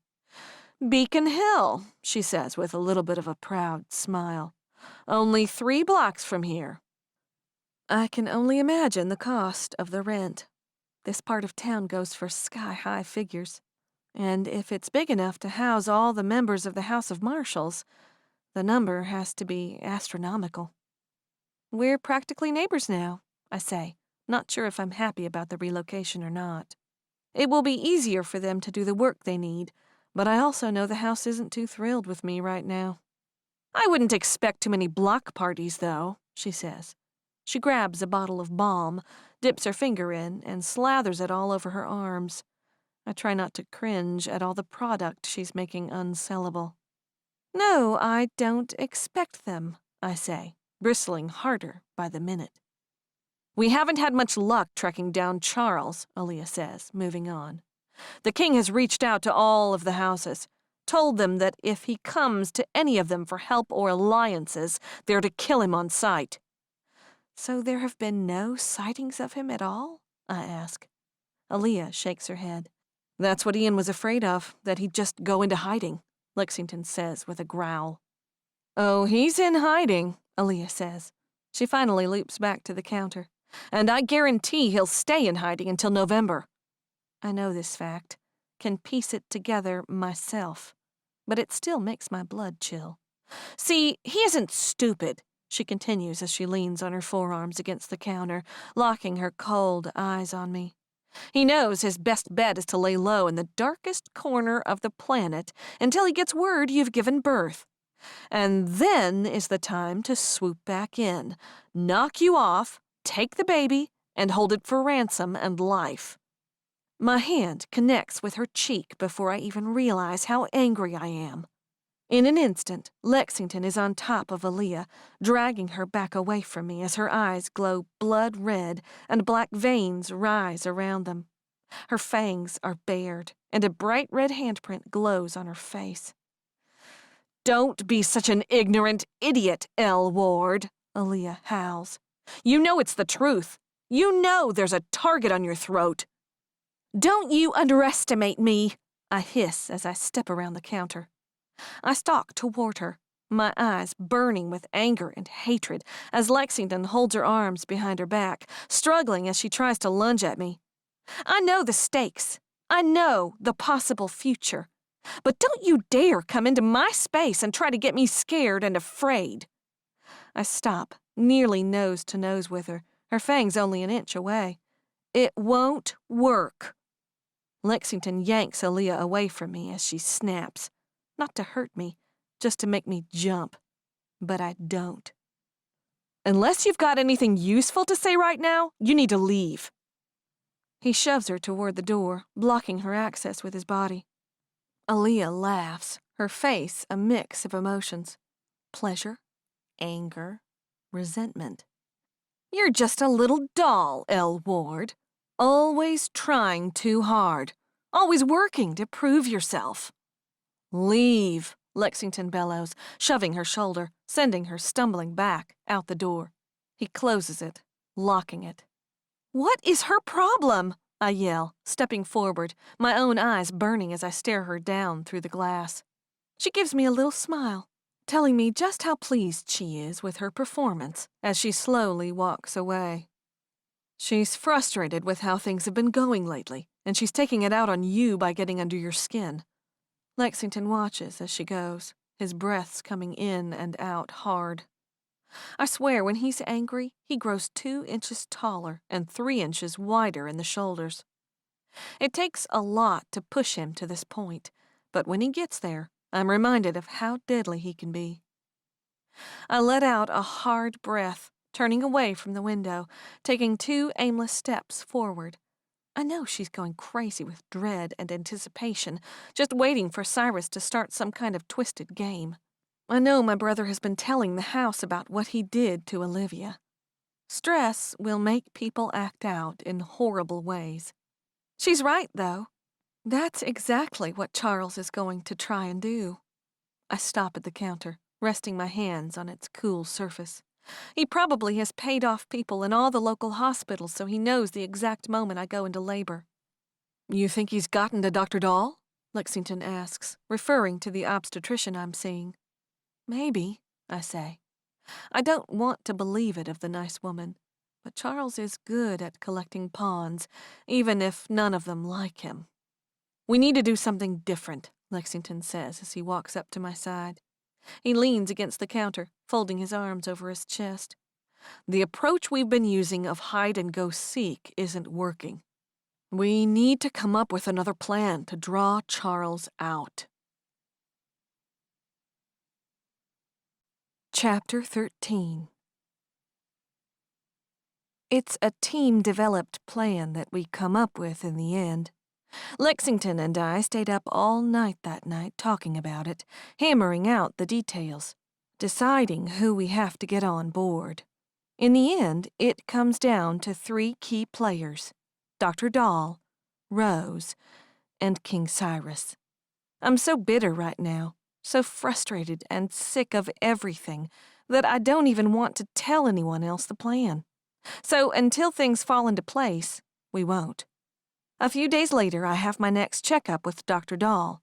We close the shop for lunch and head downtown to her office. In the waiting room, I sit with a nervous leg bouncing up and down. Lexington places a hand on my back, rubbing small circles into it. I reach out, placing my hand on his knee, searching for calm. When we're called back, I'm antsy to get the nurse out of there and hurry and speak to Dr. Dahl. But she insists on taking my weight and blood pressure the same as usual. Finally, not a word spoken between Lexington and I as we wait, the doctor walks in. "Hello, Elle," she says with a pleasant smile. She takes a seat on the rolling stool, sliding over to the computer and clicking away. "How have you been feeling the last month?"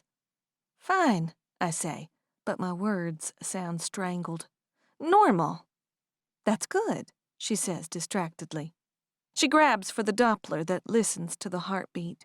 I pull my shirt up and she presses it to my stomach. A rushing whir sound echoes throughout the room. I reach out, finding Lexington's hand. He looks down at me, a look of wonder and awe in his eyes. This visit is so much different than the last one, where I hadn't dealt with what had happened to me, with what was going on inside my body. "Everything sounds great," Dr. Dahl says, smiling wide, putting it away. "You're measuring right on track. I don't see any signs for concern. Do you have any questions?" I sigh. Blissful moments of happiness and peace never last long in my world. I sit up, leaning forward. "Just one," I say, fixing her with a hard stare. "How much is Charles Allaway paying you to report to him after our visits?" And she's not a very good liar or actress. All the blood drains from her face. Her expression goes slack. She struggles to speak. "I don't know what." "No need to deny it," Lexington pipes up. He stands, stopping at my side, and Dr. Dahl gets this terrified expression as she leans back, away from him as if she's suddenly afraid. "We know how Charles works, and it was an obvious move. You're not in trouble. We just need you to get in our pocket now." She stutters again, shaking her head, but her eyes betray her 100%. "Whatever Charles is paying you, we'll give you double to report back the information we want," I say.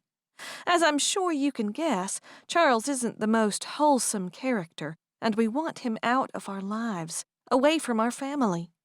"So you're going to help us steer the path," Lexington says. I smile in appreciation. I love seeing him in take-charge situations such as this one, rising to his full potential. "We need Mr. Allaway to think things aren't going so well anymore. We need him to think that there's a reason to deliver the baby early." "But your baby is perfectly healthy," Dr. Dahl counters. She's practically trembling. "We know that," I say. "But Charles needs to think there's something wrong. You're going to tell us some reason why you need to deliver by cesarean section in a believable time frame for the child to survive. You'll report it to Charles." "And we'll be back in touch soon with further instructions," Lexington says, staring the poor woman down. "Got it?" She stares at us in terror, disbelief that this is actually happening. She swallows once, A big, dramatic gulp. And she nods. Now, what ailments are plaguing my fiancé or our baby? Lexington requests. No bullshit. Chapter 14. Can you reverse it? I ask, staring at her from across the table. Rose Salazar doesn't back down, doesn't look intimidated. She just stares at me, her eyes flicking over to Lexington. Look, I don't want to ask any questions, don't want any answers here, I say, leaning forward. I know you did this. I appreciate that you and Tove and Imogen protected me from Charles, but I need you to tell me, can you reverse it? She leans forward, running her fingers along the rim of her water glass. Why would you ask me to do something that would put you in so much danger? We have a plan, I say. We're keeping the details to ourselves so certain players don't get wind, but the time for action has to come sooner than delivery. Rose's eyes slide over to Lexington, and she studies him. I'm not sure what she's looking for. It won't be easy, she says. It will take all three of us again. Please, Lexington says. Without you on board, this whole plan won't work. We've already set it in motion, I say, looking back at her. We need you. She stares at me, and she's totally unreadable, which sets me on edge, makes me nervous.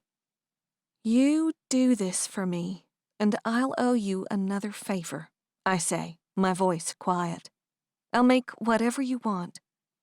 I feel Lexington's eyes shift to me, confusion in them, but he doesn't say a word, saving it for later.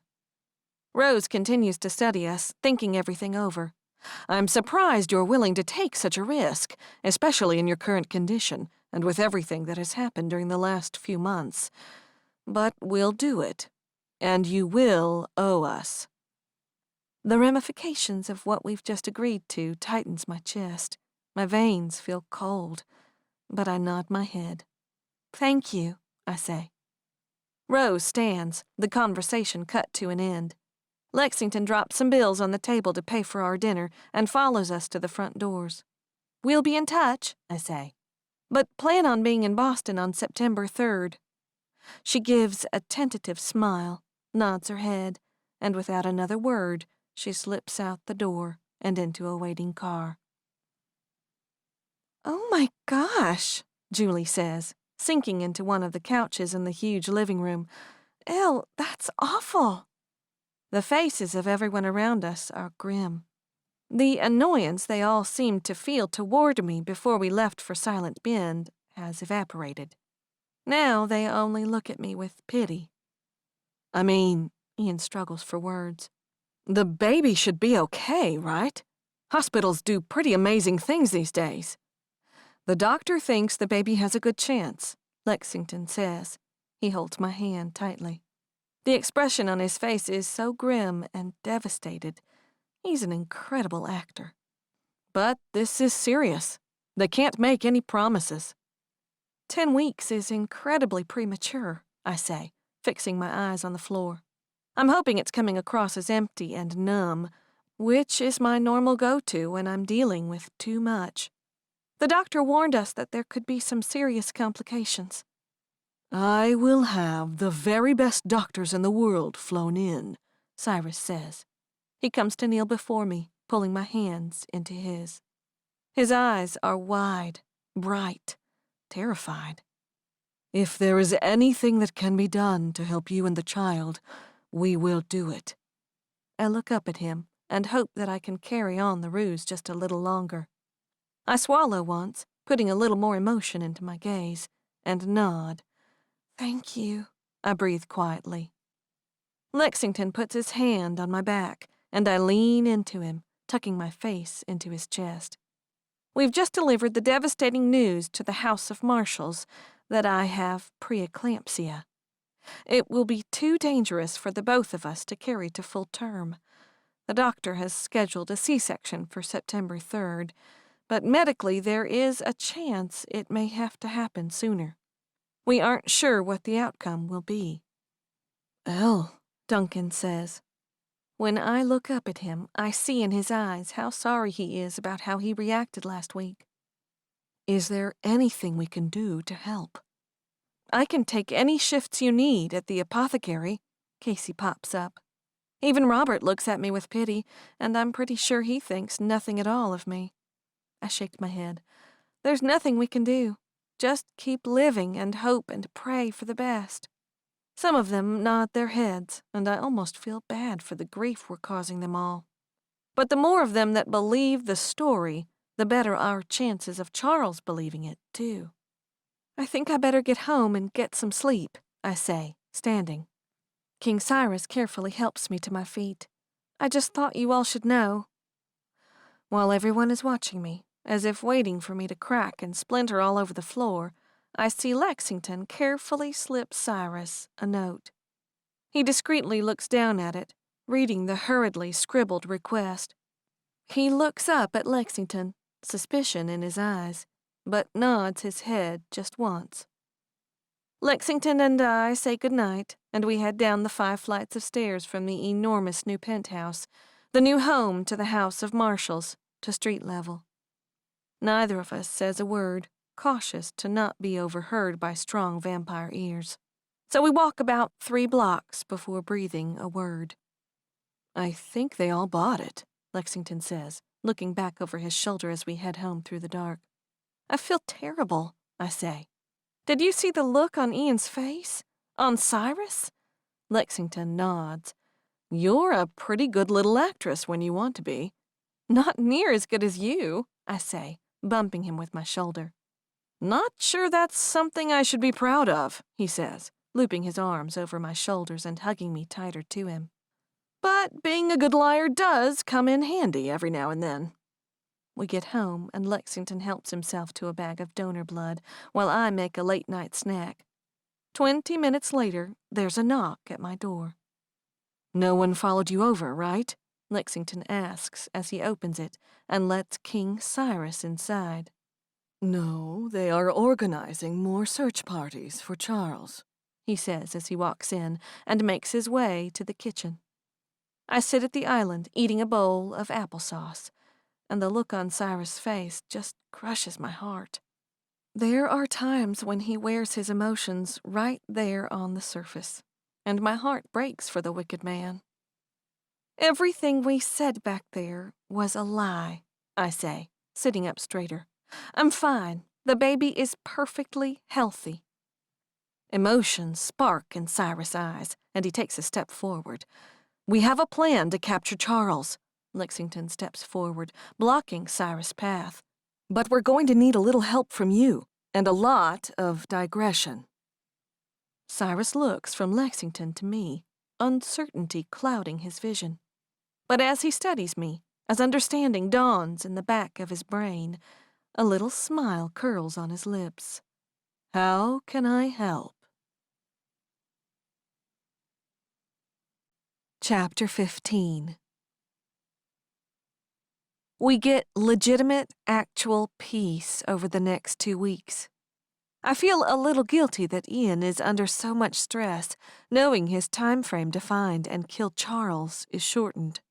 Knowing how difficult it is for him to think there is a chance that his niece won't make it through this ailment. He and all the marshals have really stepped up their game, hunting and searching day and night. I do feel bad about that. But I'm happy right now, relaxed. Lexington and I just get normal days. We plan our wedding, hammer out all the details, do the shopping we need to do for it. I go with Julie and we find a wedding dress. My options are limited somewhat, considering my growing stomach. I will be 6 months pregnant when we get married, after all. Julie throws me a baby shower, which throws me off at first. But then I remind myself they all think that I'm going to be delivering in 3 weeks. I swallow hard at that, because it means, in reality, that I will be delivering in just 13 weeks. Do you realize she will be here in just under 3 months? I ask, awe in my voice. I sit in the rocking chair in the corner, my hands folded over my stomach.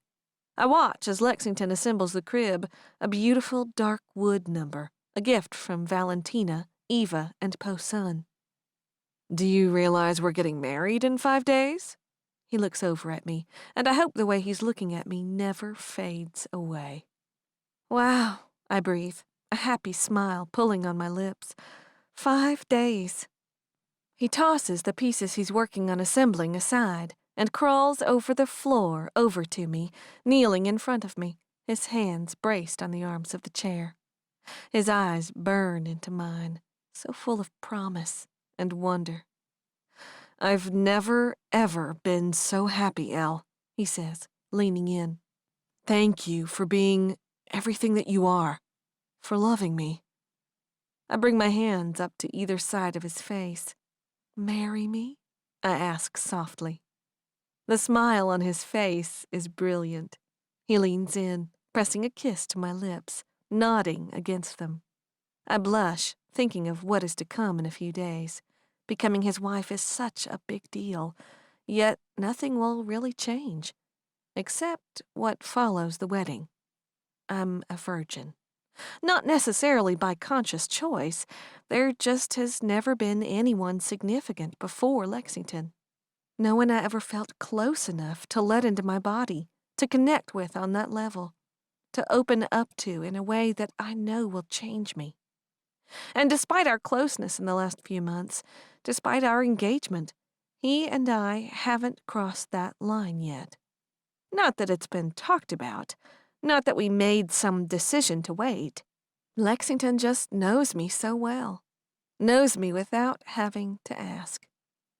I press my lips to his once more, my hands running down his body, appreciating the hard lines of him, the rises and falls. And my face flushes hot at the thought of having all of him, every bit of him, in just a few days. I hold the phone to my ear, listening to it ring and ring. Finally, the voicemail catches on. You've got Kai Ioane. You know what to do. Beep. Kai, I say, my throat feeling thick.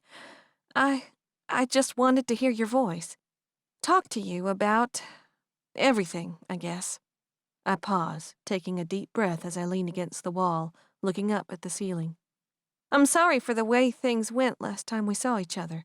I don't take it back, I just, you know. I bite my lower lip to keep it from trembling. I'm getting married in 2 days, and I wish you could be here. I know it's too dangerous, but still, it's not fair. I take a deep breath, knowing I'm running out of time before I'm cut off. Anyway, I just wanted to talk to you. I hope you call me back this time. I hang up, looking down at my screen, hoping it will ring, showing me a picture of his face. But it doesn't. He hasn't returned any of my calls in weeks. I can only hope that he's okay, that he is alive. You okay? I look over my shoulder and see Lexington step out of the bathroom, wearing only a towel around his waist, but the expression on his face is one of genuine concern. Yeah, I say. No answer again. He walks toward me, placing his hands on my hips. Probably for the best. He's going to keep laying low while Cyrus is around, and he knows that the house is no longer on his side. Just a few more weeks and Cyrus can leave, I say, my eyes fixing on the edge of my bed, not really seeing anything.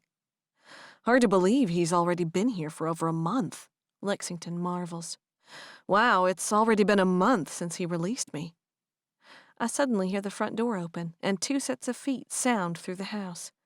We're back, my sister-in-law's voice nearly sing-songs through the house. The next moment, they both appear in my doorway. Ian's eyes instantly ignite.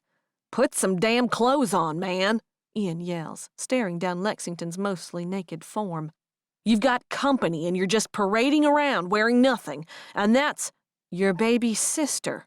Lexington cuts him off, glaring at him with impatience. I know. You did just show up at our house without any announcement. He turns, heading for the closet, where all of his clothes now reside. He's been fully moved into my room for weeks now. The extra bedroom he once occupied is fully set up as a nursery now. Not your house just yet, Ian says, scowling after my retreating fiancé. Not till there's a ring on your finger, too. Knock it off, Olivia warns him. But she still smiles as she steps forward, wrapping her arms around me. How was your flight? I ask. Fine, she says, releasing me. She gives Ian this little side smile, mischief in her eyes, and I remember that her flight actually got in a few hours ago. And she and my brother haven't seen each other in 2 months now. Gross. No wonder Ian's always being such a pain to Lexington. Anyway, Olivia moves on. Are you ready for a night of pampering? She wags her eyebrows at me, the smile growing on her lips. I guess, I say with a smile. Not gonna lie, I'm a little nervous. I've never been to a spa before. You're going to love it, she says. Now go get dressed. We need to get out of here so everyone can get things ready for the wedding. It is indeed a full day of pampering. While Julie, Valentina, and Casey prepare my rooftop garden for the ceremony, and Eva makes our wedding cake, and while Ian, Duncan, Danny, Smith, and Christian take Lexington out for a bachelor party, Olivia and I spend a very long day at some fancy spa, her bridal gift to me. They buff my skin, wax nearly every part of my body, make a huge fuss over my nails, which look absolutely amazing when they're done, not a trace of garden dirt underneath them. They trim my hair. My skin practically glows when they're done with it. And toward the end of the day, Olivia and I both lie on massage tables, undressed with only a towel across our bottoms. My belly rests in a little hole in the table. Why have I not been getting one of these every week for the past 6 months? I moan as the woman digs her thumbs into the tight places of my back. Pretty sure if you mention it to Cyrus, he'll hire a live-in massage therapist for you until you have the baby, Olivia chuckles. Her eyes are closed, a blissful look on her face. Probably, I agree. He's doing everything to make sure she's taken care of. I feel the air grow cold and look over to see Olivia looking at me. You're sure it's a girl? She asks. Her face is pale, her eyes displaying all her fear. A nod. I'm sure. And I'm really sorry you have to face him again. I know the hurt he caused you last time you saw him, but I needed his help. I still do. She doesn't say anything, her eyes dropping away from mine. She doesn't offer an "it's okay." No reassurances that I just did what I had to do. Cyrus broke her too much for that. Have you thought of a name yet? She asks instead, changing the subject. Not yet. Chapter 16. I went to bed that night, fully relaxed, feeling amazing, and immediately slipped into sleep. I had dreams that night of a happy little blonde girl running through the flowers of the public garden, looking back at me and smiling like nothing could ever go wrong in her world. When I wake, it is to the scent of flowers. A soft light filters in through the window, and my eyes immediately land on leaves and petals. I sit up, pulling myself to a sitting position, smiling as I take in what rests on the pillow where Lexington normally sleeps. There's a floral crown. Roses, eucalyptus, astilbe, daisies, and ranunculi are woven into a perfect circle. The scent of it is amazing. I hold it up to my face, breathing in a deep scent, letting familiarity and happiness flood through me. The crown was lying atop a piece of white paper. On it, I immediately recognized Lexington's handwriting. Marry me? I smile to myself, hoping he never stops asking me to marry him, even when it's done today. A soft knock on the door draws my eyes to it, and Olivia opens it. She drags me down to the dining room, where I'm amazed all the voices didn't wake me. Lee and Valentina, Julie, Eva, Casey, and of course Olivia. They all are busy in the kitchen. They're all a gaggle of enthusiasm as we eat breakfast, fussing over details, sharing my excitement. And for perhaps the first time in my life, I feel like I fit in with these women. Like they accept me, and love me even, like I matter to them. They're really seeing me. I laugh and smile with them as they do my hair. I give my opinions on what I'd like done with my makeup. I smile and clap as they each do one another's hair and makeup. They model their dresses, each of them beautiful and radiant. And despite every one of them being an immortal vampire, this feels as normal as I've ever had. I'm a bride-to-be, enjoying time with her wedding party, preparing for the happiest day of her life. It seems impossible that getting ready takes the entire day, but suddenly I look at the clock and it's nearly 8. With just Olivia, I step into my room. I slip out of my robe that I've been wearing all day, changing into my lacy white underthings before stepping back out into my bedroom. "You're stunning," Olivia says, radiating pride as she holds my wedding dress up. "Lexington is going to lose his mind." I blush, stopping in front of the mirror, looking at myself. "Not going to lie," I say. "I'm a little nervous. I've never—" "It's going to be okay," she says, looking over my shoulder into my eyes in the mirror. "When you love each other as much as the two of you do, you'll figure out anything is perfect."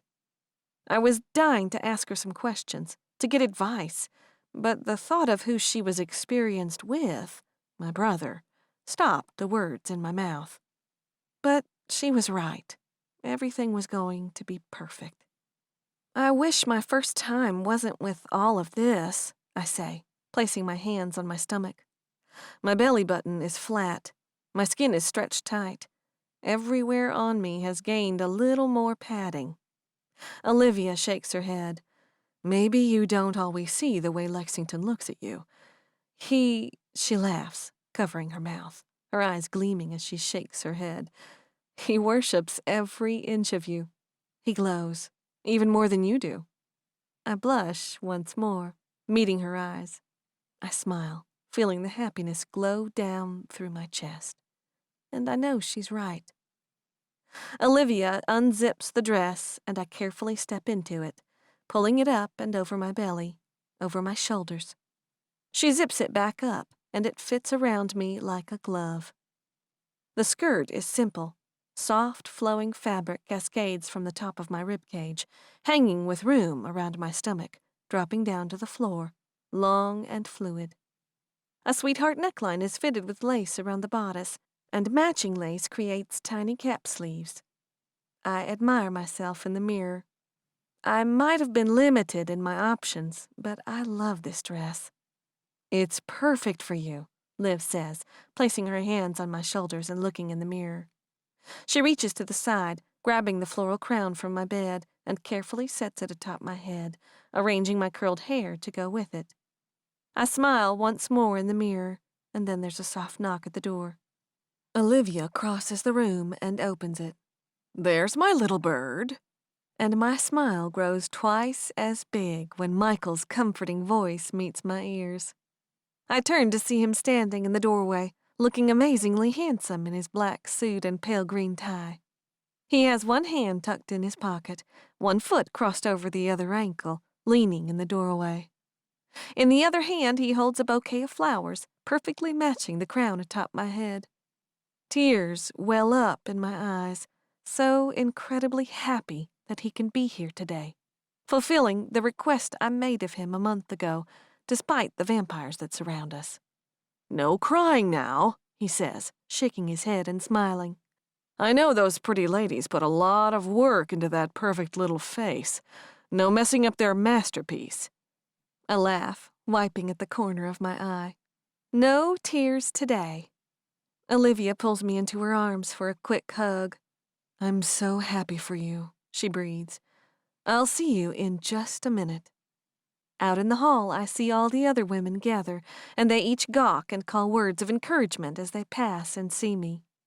Slowly, they work their way down the hall to the door that leads up to the rooftop, and then it's just me and Michael. He steps into the room, but he doesn't extend the flowers to me right away. He just fixes me with those intense eyes, a small smile on his face. Don't think I've ever seen you half this happy, he says, stopping just in front of me. Gotta be honest, makes you look like an entirely different person. I feel like a different person, I say. I've changed so much over the years. It's like I keep evolving into different versions of myself. But I think I like this one best. Michael nods, pressing his lips together. I think this is the best one, too. He spins the bouquet, looking down at it. I know I haven't been too supportive about your decision to keep the baby, but I just want you to know that I've come around. Seeing you and Lexington, you've got this. I open my mouth to speak, but he holds a hand up, stopping me when he's not done speaking. We'll kill Charles, and your job is to make sure there's never a fleck of him that soils that kid's life. Like he never existed, because you're the good in the world, Elle. You and that man waiting for you upstairs. You're enough to erase every bit of that Allaway prick. So I just want you to know, Uncle Mike is on board. The tears well in my eyes again, but I smile and close the distance between us, enveloping him in an embrace. He holds me tight, and I feel as if every piece in my life has come together. I have exactly what I need. Let's go get you married, he says into my ear. He smiles as he lets me go. He hands me the flowers and then loops my arm through his. Together we make our way down the hall, into the laundry room, and up the stairs to push the door open to the rooftop. The evening light casts everything in a golden glow. The lights from when Lexington proposed twinkle in the evening. Flowers are scattered everywhere, a wash of pale pink, purple, blue, and green. It all feels so soft and light and heavenly. 2 rows of chairs with only 3 seats in each sit toward the end, by the roof's edge, the only place there's space for them. A canopy of white lace has been hung at the roof's edge, and beneath it waits the man I'm about to marry. He wears a light gray suit, a pale pink tie matching the dominant color of my crown and bouquet. But I can hardly process any of it, because the moment I step outside, my eyes lock on Lexington's. His eyes immediately well up. His expression crinkles, and he looks ready to cry. He brings a hand up to his mouth, attempting to hold all of his emotions in.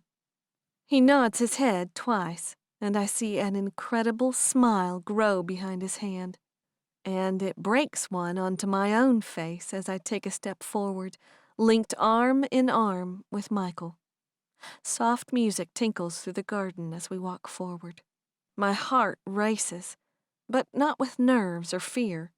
It speeds with anticipation, as if my entire body knows I'm about to fulfill a destiny so perfectly molded to me, it could never have fit anyone else in the entire universe. My bare feet are confident and sure as I walk forward, one step at a time, to that man who is the one and only that I ever needed or wanted. Lexington's eyes shine brilliantly. He drops his hand and takes a deep sniff and a breath, gathering himself. He purses his lips together, but smiles through it anyway. And we reach the end of the tiny aisle, and I stop in front of him. Michael places my hand in Lexington's, and 2 tears leak out onto his cheeks. Pull yourself together, man, Cameron whispers under his breath. Only everyone can hear him perfectly well, and everyone laughs at the best man. But Lexington doesn't say anything. He only meets my eyes, his blue ones so brilliant and the most beautiful things in the world. And I know this is the beginning of a new life, one where I will never have to feel alone or lonely again. What a beautiful and unique occasion. King Cyrus' voice cuts clear and even through the small crowd. He stands to the side of us, wearing a dark suit, his hands folded in front of him. His piercing eyes meet Lexington's first, and then mine. I cannot say I've ever seen a duplicate set of circumstances such as these we are witnessing today.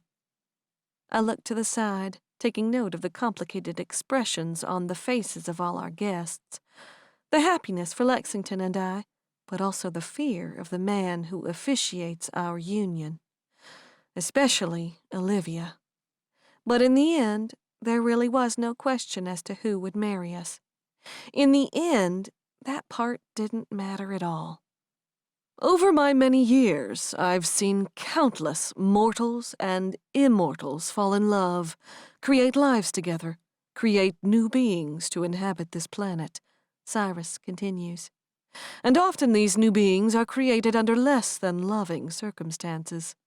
You all know the truth of the child Elle carries, but that will not define the fate of this newly created family. My own lower lip trembles at Cyrus' words. Family. Not the one I grew up in, with a twisted mother I always thought dead. Not parents who hated each other. Not a grandmother who was far too old to be raising a little child. This is what a family is supposed to look like. I stare into Lexington's eyes, and there are a million promises in them, and I believe and trust every one of them. The vows spoken are ones of promise and binding, Cyrus moves on. When we say, until death do us part, for our kind, that can mean a very, very long time. And as I have come to learn, even death parting us does not end love. My eyes shift to Cyrus. His own eyes are fixed on the ground, and I can feel those emotions of his, radiating so strong and in the open. And once more my heart cracks for him, the man who keeps losing the woman he loves, over and over again, when death does indeed do them part. I think it's different for our kind, Cyrus moves on, his eyes once more rising. When we fall in love, I think it is forever. Very few born have I known who were once in love have fallen out of it. Though Elle may be mortal, I believe she has been around our kind enough to have some of our ways rub off on her. He says this with a little smile on his lips, studying me. She is truly an amazing creature, and though she may be human, I am proud to associate her with our kind. His eyes slide over to Lexington. And though I may not know you very well, I believe myself to be a fair judge of character. His eyes slide over to Olivia, and they are cold as ice. Most of the time. A long, waited moment, and then he looks back at Lexington. And I can see it in your eyes that you will take care of this woman and her child. Lexington nods, his eyes sliding back to mine. He nods, meaning every millimeter of the movement. Elle Ward, Cyrus says, looking back at me, and my heart rate increases. Do you vow to take Lexington Dawes, to commit yourself to him as his wife, to stand by his side as his equal, to love him in sickness and in health, through life's ups and downs? Do you take him to be your husband? The smile pulls lightly at my lips, and I just feel full of light as I look at the man who stands across from me. I do. I love it when Lexington smiles like that. It wipes away every bad day I've ever had. It cures every sad emotion I've ever felt. Gently, he slides another ring onto my finger. A delicate band is adorned with tiny little golden leaves. And you, Lexington Dawes, Cyrus looks to him. Take Elle to commit yourself to her and to this child. Do you promise to love her through your long, immortal life? Do you swear to love her in sickness and in health, through age and trials? Do you take her to be your wife? Every single moment, Lexington says, nodding his head just a tiny bit. I do. My heart breaks out into a sprint, and I'm so full and can't contain it all. I slip his ring onto his finger, a titanium band with a strip of fossilized wood inlaid into the middle. "Then I pronounce you," but neither of us can wait for Cyrus to finish pronouncing us man and wife. We both rush forward at the same moment, my hands coming to the back of his head, his coming to my waist, and our lips meeting in the middle, molding, crushing, becoming one. And I don't hear the cheers coming from my family. I don't feel the warm breeze that picks up, don't notice the sparkle of the twinkle lights in the twilight. It's just me, and just Lexington, and a million promises, and the start of a new life, together. Chapter 17. I keep looking down at our hands laced together, Lexington's long, strong fingers, intertwined with my small, thin ones. I keep admiring the gleam from his wedding band. And then I let my eyes drift up, admiring the strong arms underneath that suit, the veins that strain against his neck, the rarely shaved jawline, that brilliantly proud smile as he laughs and talks with everyone, that blonde hair that is already wild but somehow absolutely fitting. And finally, those blue eyes. This man is my husband, my partner, equal, soon-to-be lover, soon-to-be father of this child. "If you look any happier, I'm afraid your face will break," a voice whispers in my ear. I turn to the side and smirk at Ian, looking down at me with his own ridiculously happy smile. "Not sure how I feel about your own new look," I shoot back at him. "That's a rare expression." He just shrugs, giving me a casual smirk. And a moment later, he's bantering and jabbing with Lexington, and I'm so glad that finally, they can go back to being friends once more, and now brothers-in-law. Speaking of which, I turn, surveying the rooftop for Olivia, and find her talking with Christian and Robert, but her shoulders are stiff, her head held just a little too high, because she's aware of every tiny movement King Cyrus makes as he works his way around the crowd. I've been watching them, holding my breath, waiting for something to explode. They haven't seen each other since Olivia was cleared after her trial in Roter Himmel. Before that, Cyrus had been in Silent Bend, waiting to see if Olivia was possibly his resurrected queen, seeing if she would begin remembering their past lives together. But my sister-in-law was broken then.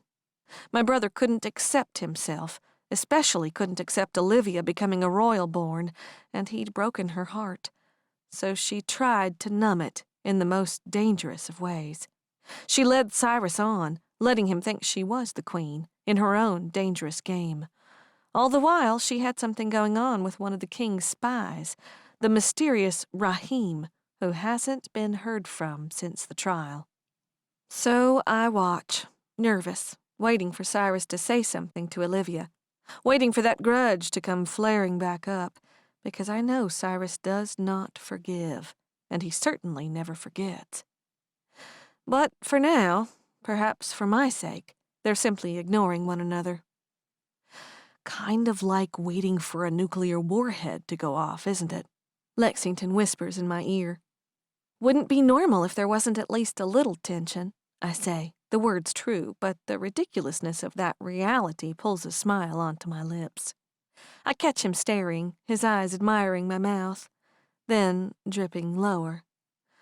"Why'd we book a honeymoon so far away?" he says in a low growl as his gaze once more returns to my lips. "I'd be totally happy to just stay home, clear everyone out, and our bed is only 20 steps away." My face blushes, but heat rushes to my lower belly. I glance around, but his words were only spoken loud enough for me. Or at least everyone is pretending to give us privacy. "At least we aren't going to Italy like you originally suggested," I purr, closing the little space between us. Our hands, still interlaced, rest between us, and Lexington slides his thumb across my thigh, slipping it into the fabric, working its way between my legs. "Why is everyone still here?" he growls into my ear. A violent storm sparks in my veins, catching the breath in my throat. "I want you, Elle." His whisper grows even quieter. "I want you, my wife, right now." My eyes slide closed, and my entire body feels ready to fall off the edge. The edge of what, I still haven't discovered, but I am ready. I open my eyes, meeting Lexington's, which smolder with hints of red. A wicked grin grows on my own face, and I take a step away, pulling him with me. My aim is for the door leading downstairs. But suddenly Eva is in my way, holding out a knife. For just a moment, my heart jumps into my throat. "Time to cut the cake," she declares excitedly. A groan actually escapes my throat. I try not to roll my eyes as I turn, looking back at Lexington, who looks ready to start throwing vampires over the side of the roof, scoop me up, and haul me downstairs as his prize. But he just takes a deep breath, as if forcing all the raging desires in him down, and then smiles. "We've got the rest of our lives together," he says, despite the difficulty he seems to be having saying the words. "We only have one wedding party." I smile at him because he always knows just exactly what to say. He squeezes my hand and pulls me toward the other side of the roof, where Eva's beautiful wedding cake waits on a table. So many gather around us, smiling, beaming at Lexington and I. I smile as Eva hands me the knife, and so corny and cliché, hand in hand, he and I cut 2 small slices. With careful fingers, we each grab our pieces and feed each other the cake.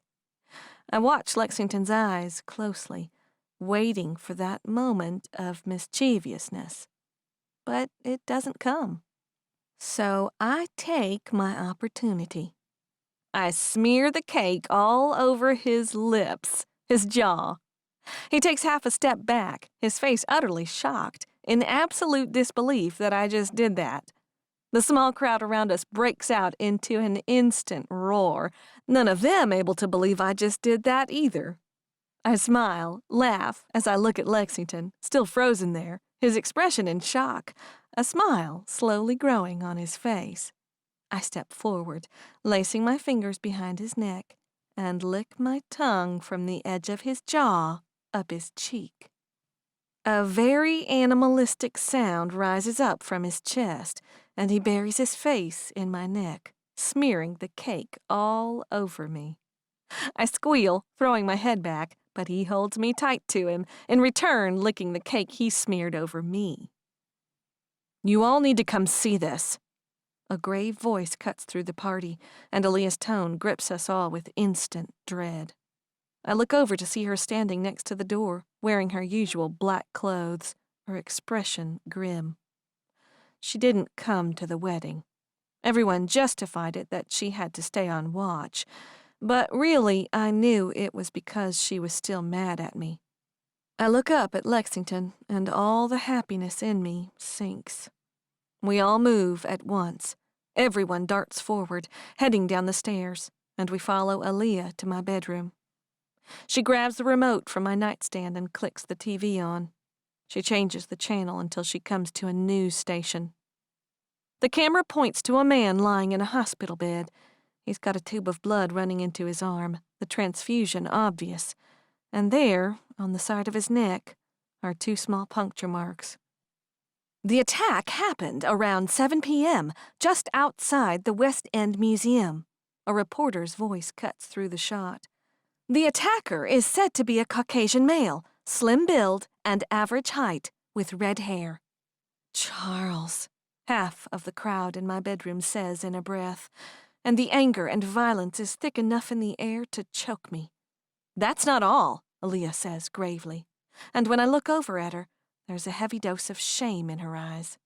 The camera changes, and suddenly there's a reporter woman standing outside the hospital, and with her is Jonathan Harper. These attacks have been happening all over the city for years, he says to the woman. They've been getting written off as animal attacks. But come on, we're in the middle of Boston. That man was attacked in downtown, where nothing but pigeons have lived in a couple of centuries. People need to open their eyes. You all know what this was, and it's time we do something about them. The frame suddenly cuts out, going to the anchors in the studio. Certainly quite the disturbing story, the man says. Is there something running around the city of Boston on two legs, putting our citizens in danger?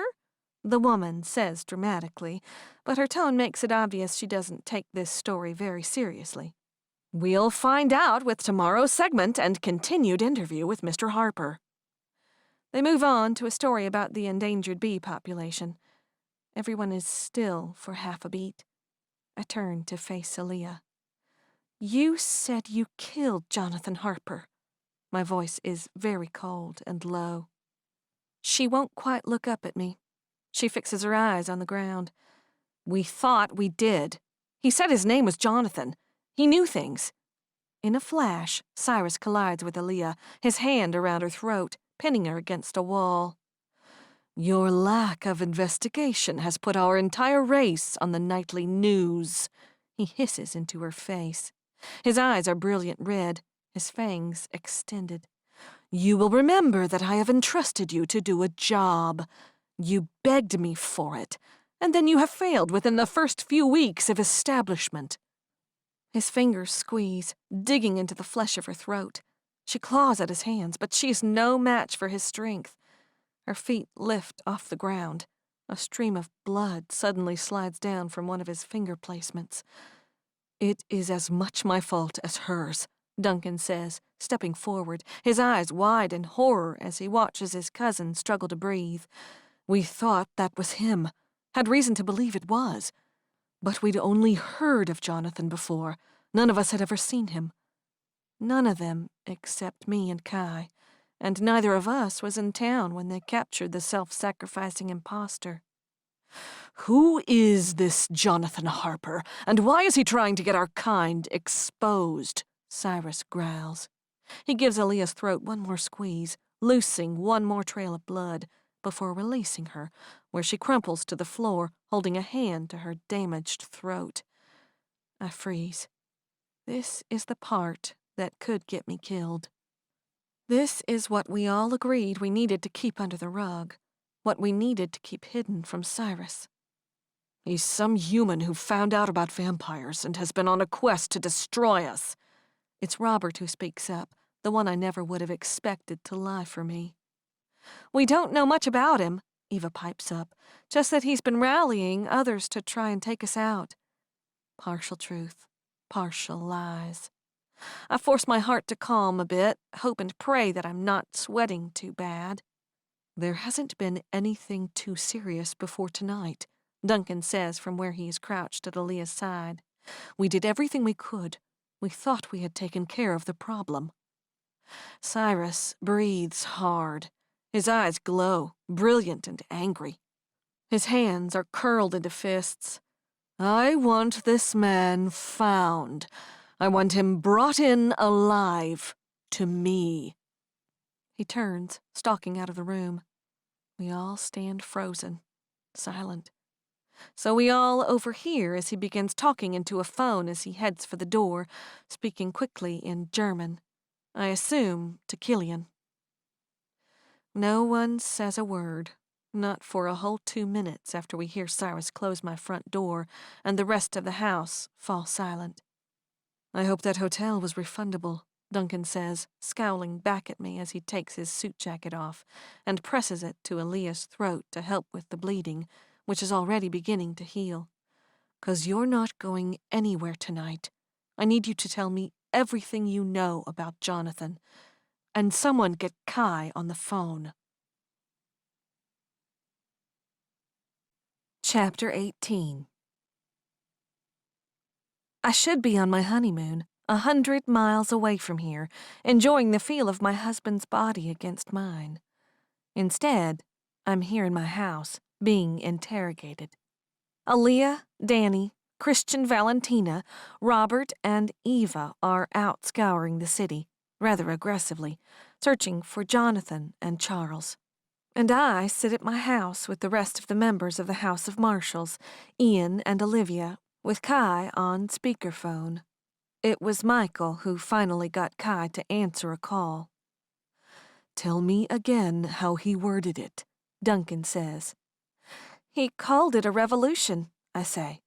I changed out of my wedding dress an hour ago, and now I sit in a pair of comfortable pajamas, cross-legged on my bed. Lexington sits behind me, rubbing my shoulders, trying frantically to keep me calm when he knows how this is eating me up. He said the only way to end the vicious cycle of the Bitten and all the drama was to take out all the vampires. He talked to this crowd of people and called it a demonstration. "He didn't know a lot of details," Kai says through the phone. "He doesn't know about Cyrus or Court. He only has a loose understanding of the houses and what their function is." "And how many of the other cure do you think he's talked to?" Duncan asks as he rubs his thumb and index fingers over his eyes. "At least 15, Kai says. "I've reached out to all of them. 2 told me they wanted nothing to do with Jonathan's crazy scheme, but I couldn't get the rest to answer.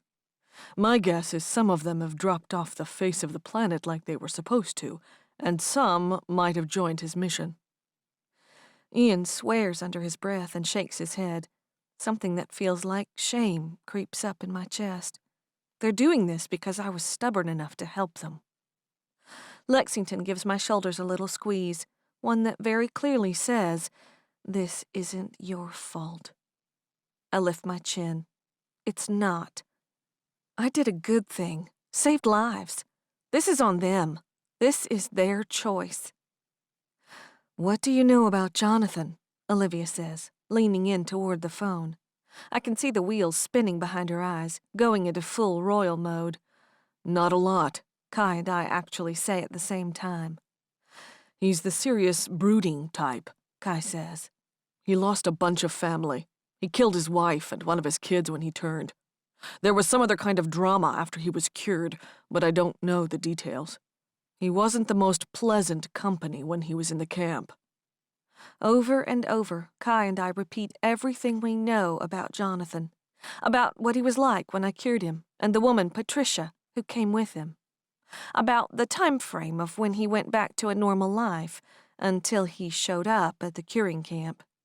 And then the conversation he and I had when he showed up at the shop, the demonstration he held in the basement of the old City Hall building. "He's the crusader type," Olivia says.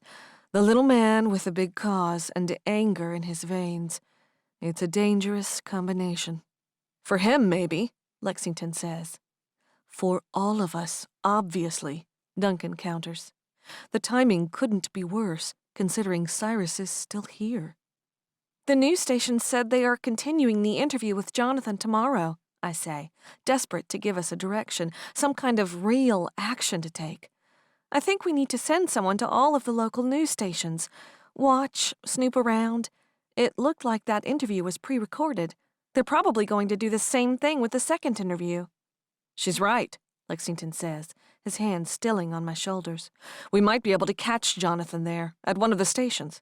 And if not, we can force someone to give us information as to how to get in touch with him, or find him." I don't care for the way he uses the word force to get information out of some innocent person. But at this point, that's our option.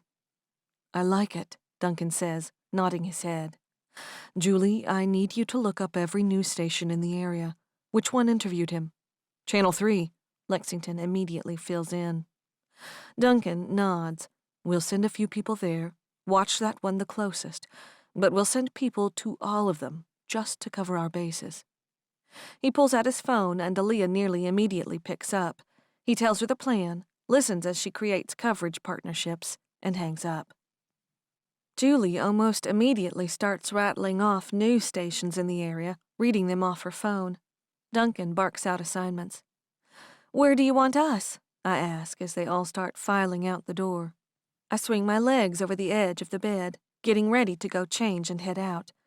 "No way," Duncan says at the same time as Olivia. Your body is already under too much stress, Olivia says. We can't risk you going out and possibly putting yourself into labor any earlier than you have to. Right. I forgot. Me and this baby are supposed to be in trouble. Fine, I say, trying to sound disappointed and frustrated, which I am to some degree. You all be careful out there. You've got new targets on your back, and Charles has gotten desperate and attacked one of us before. Duncan only nods, still annoyed that we're in this position, but Olivia gives a little sad smile and walks out with the rest of them. They close the door behind them. I huff, an exhausted, frustrated sound, and flop back on the bed, only that pulls uncomfortably at my stomach. I wince, rolling onto my side. Hey, Lexington says, shifting positions. He carefully lifts my head into his lap, running his fingers through my hair. I'm getting worried about you. I know we're faking the whole pregnancy problems thing, but this kind of stress can't be good for you or little Squish. A tiny smile pulls on my lips at the nickname for our daughter, but it doesn't last long. I didn't mean to make this mess, I say quietly. I never saw this coming, and I can't say that calling Cyrus for help was a mistake, but everyone is in danger now from so many sides. Lexington places a hand on my cheek, turning me to look up at him. You can't always anticipate every consequence to every single action. There are too many possible outcomes, and the free will of others just throws a huge twist into everything. This isn't on you. I know that logically, I say, reaching up and lacing a hand through his hair. Doesn't mean this isn't hard. Lexington nods. I get that. He leans down, gently pressing his lips to mine. I'm sorry our wedding night and honeymoon got ruined, I breathe, and the true sorrow creeps into my chest. I blush, admitting the words I'm about to confess. I've imagined this night for a long while now, but this definitely isn't how I pictured it. Don't hate me for saying it, he says with a little smile, but somehow I'm not shocked at the turn of events. A little chuckle bubbles up from my lips. I smile and shake my head. It's all so ridiculous. Yeah, it is, he returns my smile. But he shifts, climbing out of the bed and dragging me with him. Where are we going? I ask with a laugh. He pulls me out the door and down the hall. We need a do-over, he says as he opens the door for the laundry room. Shada darts out of it, racing out into the hall, nearly tripping me, but we climb the stairs, and Lexington pushes the door to the rooftop open. The lights are still on up here, and music still plays softly from some forgotten music player. The cake still sits there, beautiful, with our 2 little slices cut out of it. The party was completely abandoned. It's kind of a sad scene, I say, looking around as I hold Lexington's hand. Whatever, he tells me as he aims for the cake. This is a party, just for us now, and we didn't have to set any of it up. But we're going to have to clean it up now that we aren't far away on our honeymoon, I counter with snark, but a smile. Yeah, right, he huffs. He pulls me close. Everyone is worried sick about you and the baby. One word and we'll have the whole crew over here. Once they've found Jonathan and Charles. I smile, shaking my head as I look up at him. So how does this do-over work? Well, he says, moving a step closer to the cake, I believe this is where we left off. And he reaches over and scoops a big handful of cake out of the middle of it. And the mischievous glint now shines in his eyes. No, I say, just half a second too late. He smears it onto my cheek. So I reach out, grasping my own enormous handful, and shove it into his mouth, smearing it all over. Now the licking part, Lexington laughs as he dodges my attempt to smear him a second time. I like that licking part. I'm laughing, smiling so hard, despite the circumstances. But I grab the front of his soft cotton t-shirt, pulling him close to me. He smiles like a fool, and I marvel at the fact that he's my fool. I lean in, gently touching the tip of my tongue to his jawline, and I slowly drag it up. I grip my hands around his face so he can't escape, and the little groan that comes up his throat tells me he wouldn't dream of trying such a thing. His hands come to my hips, pulling me close. His teeth come to my jawline, grating against my skin, scraping away the cake and frosting there. He lets them fall down to my neck, taking his time, worshipping my skin. And all the cells in my body explode with excitement. My toes tingle. My breath catches in my throat. My stomach quivers. I loop my hands behind his neck, and slowly we start swaying to the soft music. It's a song that I love, one about following the one you love through the eye of the storm, promises to keep them warm. Lexington starts humming to it, and a smile comes to my lips. After a moment, he sings the words. I hold myself close to him, covered in cake, smearing it all over between the two of us. But I'm content in this moment. On my own, I would have stressed and brooded over the events of the evening. I would have obsessed over every little detail going on. But here we are, only 20 minutes after everyone has gone off to battle, and I'm here on the rooftop, happy once more, content, recapturing the magic of our wedding. Best suggestion ever, I whispered to him, letting my lips brush against his ear. It's my job now, he says, tracing his nose along my neck, to make you happy, even in the worst of times. Best job ever. I smile, looking back up at him. Mine too. I know most of our relationship has been skewed to you looking after and taking care of me, but I promise I'm going to take care of and make you happy too. He smiles, leaning forward to kiss me briefly. You forget. You have been. You've saved my life twice now. Heck, you even called Cyrus to take care of me. Don't think the weight of that is lost on me. I smile again, shaking my head. I love us, I say, looking into his blue eyes. I love our life. Yes, it's complicated and stressful, and at times a little bloody, but I love the life we've created for ourselves so far. His expression grows serious, but happy. He leans forward, pressing his forehead to mine. Me too, he promises. We sway to the music for another minute, our bodies slowly melting into each other. My hands rest on his muscled, strong arms. His own slowly slide lower and lower on my waist. I'm aware of every inch they drop, of every millimeter of space that disappears between us, and I know we've accomplished our do-over. We finished our cake. We had our first dance as husband and wife. And it's an unspoken cue when Lexington steps away, pulling me gently by the hand, back toward the door. My heart rate does spike a little, nervousness creeping into all the tips of my body. But I'm ready. Ready for Lexington. Just as we reach the door leading back down into the house, he gently and easily scoops me up into his arms, holding my eyes as he walks down the stairs. I lace my fingers behind his neck, keeping his gaze. He pushes the door to our bedroom open, and I'm at peace when he steps across the threshold. Gently, he sets me down on the bed. He leans forward, kissing me as he cups a hand behind my head.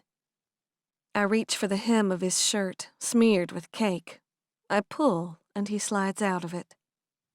I study him for a moment, taking in the hardened and toned body. The scars that cut their way across his chest, the ones I know are on his back. Lexington is my warrior. If need be, he can destroy kingdoms and lives. But he's also my gentle whisper of calm, my soothing embrace. I reach forward, untying the drawstring of his bottoms. He reaches for my own cake-smeared shirt, pulling it from my body. His eyes take me in, all of it. From the very non-sexy clothes I never saw myself wearing on this night, to my 28-week pregnant belly. Up to my bra, and my breasts, which heave in anticipation of what's about to happen. And he leans in, gently laying me back on the bed, a hand wrapping around my side to my back, pulling me against his ready body. "I love you, Elle Dawes," he whispers into my ear. Chapter 19. I wanted nothing more than to lie here with my husband, skin to skin, and spend a blissful night together, and the following day never leaving the bed. Instead, I got a knock on the door at 5 in the morning, and my brother storming into the room with his wife in tow. "They pre-recorded both interviews at the same time," Ian goes off without a second thought, but then I jerk awake, half sitting up before I remember that I'm not wearing anything. But Lexington is quick enough to jerk the blanket back up over the two of us so we aren't exposed. "Shit," Ian hisses, turning his back to us. "Sorry, I forgot yesterday was—" My sleepy eyes find Olivia, blushing hard, crossing to the closet where she rummages for a robe for me and picks Lexington's pants from last night off the floor and gently tosses them to us. "Ian," I say groggily, "what are you doing here?" "Thanks for the wake-up call," Lexington says, rather annoyed as he flops back onto his pillow. My brother looks incredibly embarrassed. He's not sure where to look, and those clothes Olivia brought us are a little useless at the moment. I'm not putting either on with both of them still in the room. Ian awkwardly stands sideways, facing the wall, not looking at either of us. He swears under his breath again, shaking his head. "Life can't get any weirder right now." "Tell me about it," I growl at him, pulling the blanket further up my chest. "Sorry, guys," Olivia offers helplessly. Okay," Ian says, trying to move on from the scene before him. "We went down to the news stations last night, as you suggested. Wasn't much of anyone there last night when we got there, but we waited around until some assistants showed up around 3. I actually hear Olivia swallow. "Killian and Cyrus went to the station that ran the interview yesterday," she says. "They grabbed the first person who walked into the station this morning. Poor thing was some low-body assistant. They interrogated him on the spot. They pre-recorded both interviews yesterday," Ian repeats his opening statement. "They got everything they needed, and they finished editing the footage last night. Killian and Cyrus took the man, and I can only imagine what they're doing to him to try and get more information about how to get in contact with Jonathan." "They're just going to torture a poor innocent man who probably doesn't know anything?" I ask, sitting up straighter. "Elle, you can't forget who they are," Ian says, a little louder than he needs to. "Who the king is. There's about a 1% chance that man will make it out alive. Cyrus wants this problem taken care of, and he'll do anything to deal with it." The blood in my veins begins to chill. Cyrus never hurt me, but that doesn't mean he won't hurt others. "He values this secret above anything else except Savon," Olivia says. "He'll go to any lengths to protect it." I shake my head, and Lexington places a warm hand on my back. "I'll get on the computer and see what I can find on Jonathan," he says. "Everyone leaves a digital footprint these days. I'll dig through whatever I can find. Phone records, bank accounts, bills. There has to be some record of him, and then we can start making connections and narrow his options." "Work fast," Olivia says as she steps for the door. "If we can get this figured out fast enough, it might mean the difference between life and death for that assistant." They both step out the door, giving us some space and privacy to pull some clothes on. I lay back, tucking myself into my husband's side for just a few more stolen moments. I'm so tired, so beyond exhausted. I haven't gotten a full night's sleep in what feels like weeks. "I'll work on this," Lexington says, pushing my hair out of my face and pressing a kiss to my forehead. "You get some sleep. You need it." I shake my head, but my eyes slip closed. I should be doing something. There's got to be something I can help with. "Maybe," he says quietly. "But right now I need you to take care of yourself. and a little squish. I start to shake my head, but he reaches a hand down, caressing my stomach, and suddenly a foot jabs out against his hand. "Please," Lexington begs me, "for our family." And his words make my eyes open once more to look at him. Our family. And everything shifts. I have to take care of us, our family, before anything else now, because everything else is secondary. "Okay," I promise those blue eyes. "Just wake me up if there's anything I can help with." "I will," he says with a nod. He bends down, pressing a kiss to each of my eyelids, and he slips out of bed to get dressed and get to work. When I wake, the sun is streaming through my window, and when I roll over, my heart jumps into my throat when the clock on the wall reads 11:56. Everything feels wrong when I listen for Lexington's location, and the house is far too quiet. "Lexington?" I call, climbing for the edge of the bed, sitting with my legs hanging off the side. I hear feet on the stairs, climbing, but I'm familiar enough with all of Lexington's movements to know it isn't him. I reach into the nightstand and withdraw a stake, just as my bedroom door swings open. "It certainly might still kill me if you shove that chunk of wood through my chest," Michael says with that charming, lopsided smile as he leans in the doorway. "But I don't think it quite has the same meaning as it used to." I swear under my breath, letting my arm fall loose at my side. I'm instantly grateful that I pulled on some clothes during one of my many half-asleep trips to the bathroom. "You might have responded when I called out. I would have felt just a little guilty if I killed you." He gives a little smile, but there's something sad about it. "I've always wanted to ask, little bird," he says as he slides his hands into his front pockets. Why do you care?"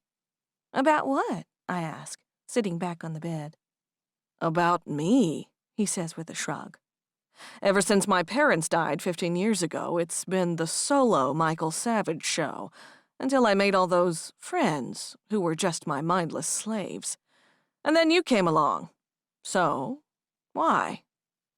The fact that he even feels he has to ask the question breaks my heart. Michael is a man who's only ever truly loved two people in his life, his mother and father, and as he said, he lost them 15 years ago. "Because you've always believed in me," I say. "When pretty much everyone but Lexington has doubted me at some point in my life, you believed in me, even when I didn't believe in myself." I watch him, and my chest swells. "You make me love you, Michael." He looks to the ground and shakes his head. "I don't know that there were ever two people more opposite in this world, yet somehow you still latched onto me. Guess I just don't get it." "Take a look at me and Ian," I say with a little breathy chuckle. "He and I are nothing alike, except we share the same horrible mother. But we'd do anything for each other. It's just the way it is, Michael. You're my family, and that's a small circle." He looks up at me from beneath his dark lashes, his lips in a thin line surrounded by that salt and pepper beard of his. "You literally burst into my life, spittin' fire, Elle, and I think in that very moment I knew you were something special. Thanks for making me feel like I was worth something. Been a long time since I meant anything to anyone." My own smile is a little sad, but I'm grateful. Grateful that this man, as savage as his last name, came into my life to fill a hole I'd always had in me. "How are you handling being human again?" I ask, knowing there's more below the surface of his serious demeanor today. He shrugs, trying to brush it off, but I can tell. "No point in lying to you, I guess," he says. "It's a lot harder than I hoped it would be. Everyone is out fighting the war in the streets of Boston, and I'm little more than a liability to them anymore." I shake my head. "You've never been a liability. Look at me. I'm pregnant, about as physically useless as I've ever been. But we can still do things, Michael. When it comes down to it, I know you won't be on the sidelines." He looks back up at me and offers a little smile. "You always have the right words, little bird." I shake my head, letting a little smile pull on my lips. "Only when it comes to you, it seems." He smiles too, and this time it reaches his eyes. "Well, at least I'm good as a messenger and watchdog now," he says, stepping into the room. He folds his arms over his chest. "Aaliyah caught sight of Charles about 3 hours ago. They've been chasing him all around downtown since." "What?" I gasp, jumping to my feet. I head for the closet, desperately searching for some clothes to wear. That's amazing. That's the first real lead we've gotten since he attacked Lexington." "Guess your fake pregnancy problems are working and drawing him out." I whip around, staring at Michael. "You know about that?" I ask, my tone growing cold and quiet. He gives me this little look that says, "I'm not stupid." "You've been way too spunky and active to be having the problems you say you have," he says, taking a step forward. "And I know you, Elle. You've decided to keep this baby. Let Lexington be the father. If that baby really were in the danger you say it is, you'd be losing your mind. Couldn't get out of bed, down and depressed." He cocks a little sideways smile. "Don't forget, I spent a few months with you in lockup, going through the shittiest time of your life." I'm full of dread, because if Michael can see through the lie, why couldn't the others? Yet a smile pulls on one side of my mouth, because he's right. In a lot of ways, Michael knows me better than almost anyone right now. "Thank you for not telling anyone," I say, because I know he won't. "I'm glad to hear the plan seems to be working." "Who else knows what's really going on?" he asks. "Lexington, obviously," I say, pulling out some clothes to wear for the day. "Rose and her crew." There's a flash of violence in his eyes at that. "And Cyrus. Everyone else believes there's problems, that this baby is coming in 2 weeks." "Which, to clarify, you're not really going to cut that kid out of you, are you?" he asks, and the way he words it, it's complicated and unsure. I shake my head. "No," I say. He nods. "Good." I study him, and I can just tell. "What else?" He just shrugs. "I'm just glad to see you coming back. You've already changed again. Gone back to this alternate version of what you were when I first met you. Someone who kicks ass in that quiet, removed way. It's like, as soon as you decided to let that husband of yours love you and that kid, you just woke back up." He looks up at me. "You got this, Elle. And I'm always gonna be here for you and your family." I smile, my heart swelling. "Thank you." He nods, looking away again when the moment gets a little too heavy.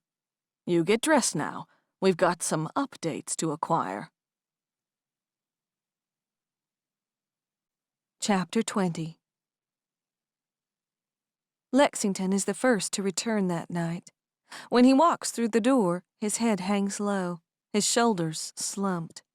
His expression is grim and solemn, and so very heavy. I rush to the door, wrapping my arms around him, pulling myself tight to him. He engulfs me, pulling me close, gripping tight. We just stand there for a long few minutes. I hold him as something bears down on him, so hard to bear. "I found some information on Jonathan," Lexington breathes. He releases me and sinks onto the couch as Michael walks into the room. I sit beside my husband, taking his hand in mine. "I got into his bank account," Lexington says. "There were 2 recurring charges for a rental management company downtown. Ian and I went to check it out. Only took a few minutes to convince them to give us the address of the property he was renting." My heart rate picks up, and I shift on the couch, sitting a little straighter. "Jonathan wasn't there when we showed up, but that woman you mentioned—" "Patricia," I fill in. She was the one he showed up at Oleander with, the one I cured alongside him. Lexington nods. "She was there. We were just going to get information out of her," he continues, his face growing paler. But I guess Cyrus and Killian knew where we were going. They showed up with these tools. I swallow hard, dread and horror filling me. I know what they did with those tools. Lexington shakes his head, disgust in his eyes.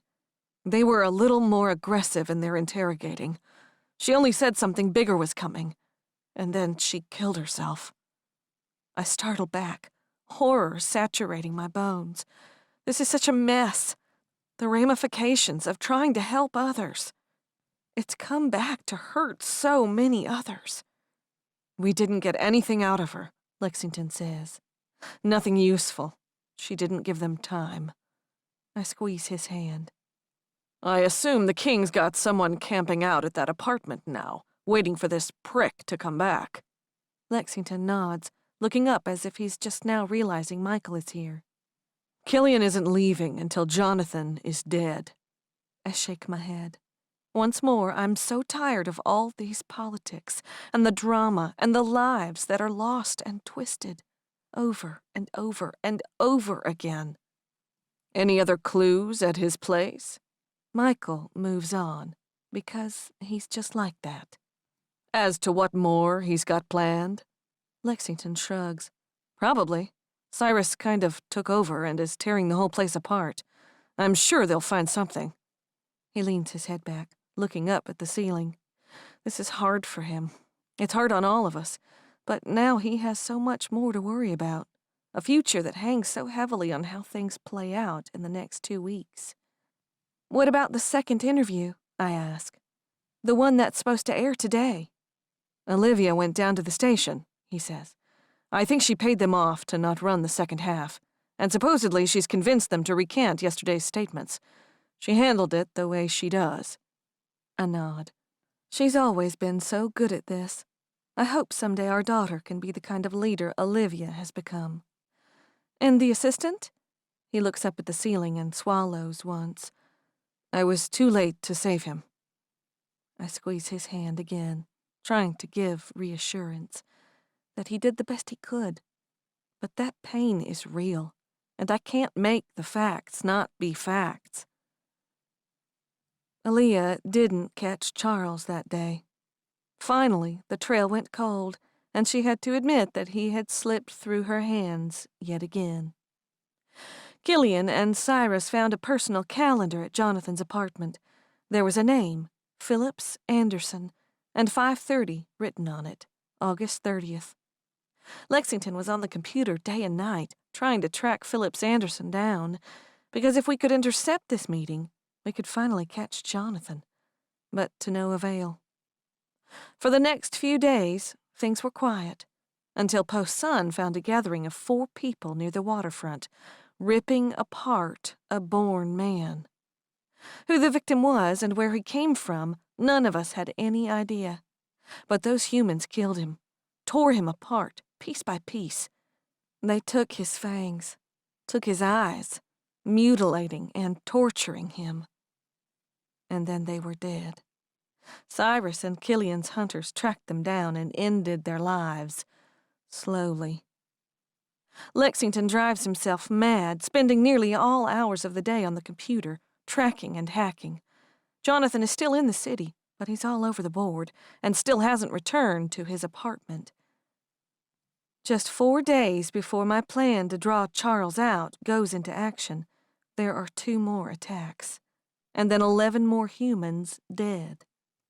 I understand now the advantage of having your house in a small city.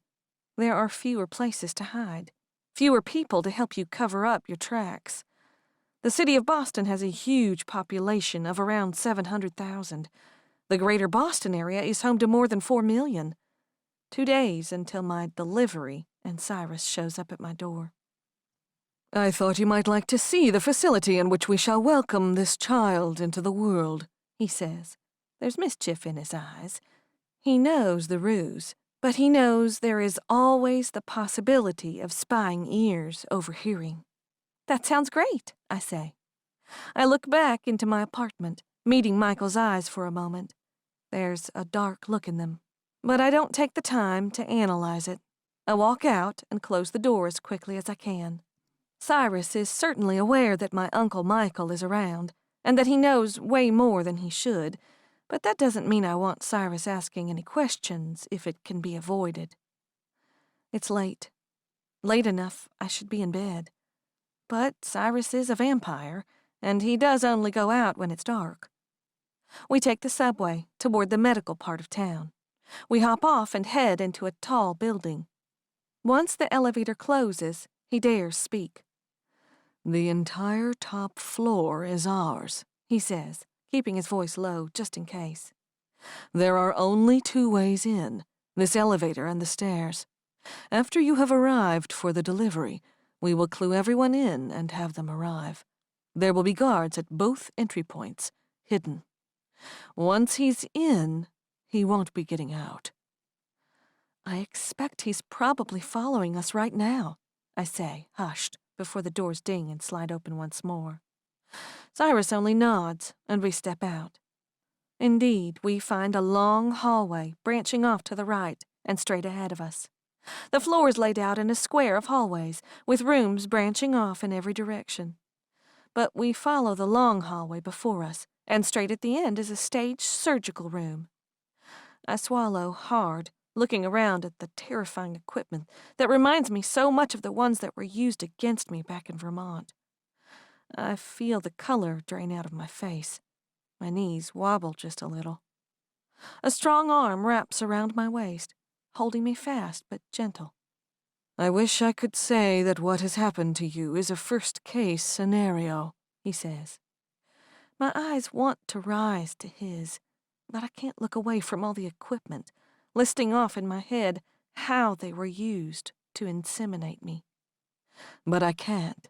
Our system does much good, but it has its flaws and unfortunate victims. We will right this wrong in 2 days' time, Elle. I swear it to you. And finally, I do look up at him. King Cyrus is a violent, brutal, cunning, and dark man. But as always, he's never hurt me. I don't understand why he spared me of his brutality and games, but I'm grateful. "Thank you," I say around a dry throat. Chapter 21. I shouldn't be out. To keep up with our lie, I should be at home, in bed, taking it easy. But I couldn't stand sitting around anymore, feeling so helpless, feeling like I'm just waiting and waiting for things to go into action. So, with a big argument and a lot of persuasion, I head to Oleander Apothecary in the morning, the day before our plan goes into action. The day is refreshingly cool. It feels good to stretch my legs, to actually use my body. I've been starting to feel like I'm getting useless. A few regulars drop in, thrilled to see me. I've been quite absent these days, but I receive positive reports about Casey. Everyone is quite fond of the quiet, shy girl who they all say is a lot like me. I stay busy, creating concoctions that are running low, dusting, catching up on bookwork. For a while, it feels normal, like how my life was before Ian showed up and told me that Charles Allaway was finally ready to get his revenge, back when I was alone. I call it little more than a miracle when I make it through the entire business day without someone bursting through the door, whipping me away to go hide, when I don't get any frantic phone calls about hunting Charles or Jonathan down. I should have hoped for word, because we're getting down to the wire, and we need to track the both of them down.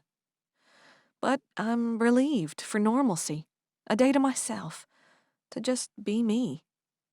I close the shop at 5:15. I lock the doors, looking up and down Charles Street at the hustle and bustle of this enchanting part of Boston.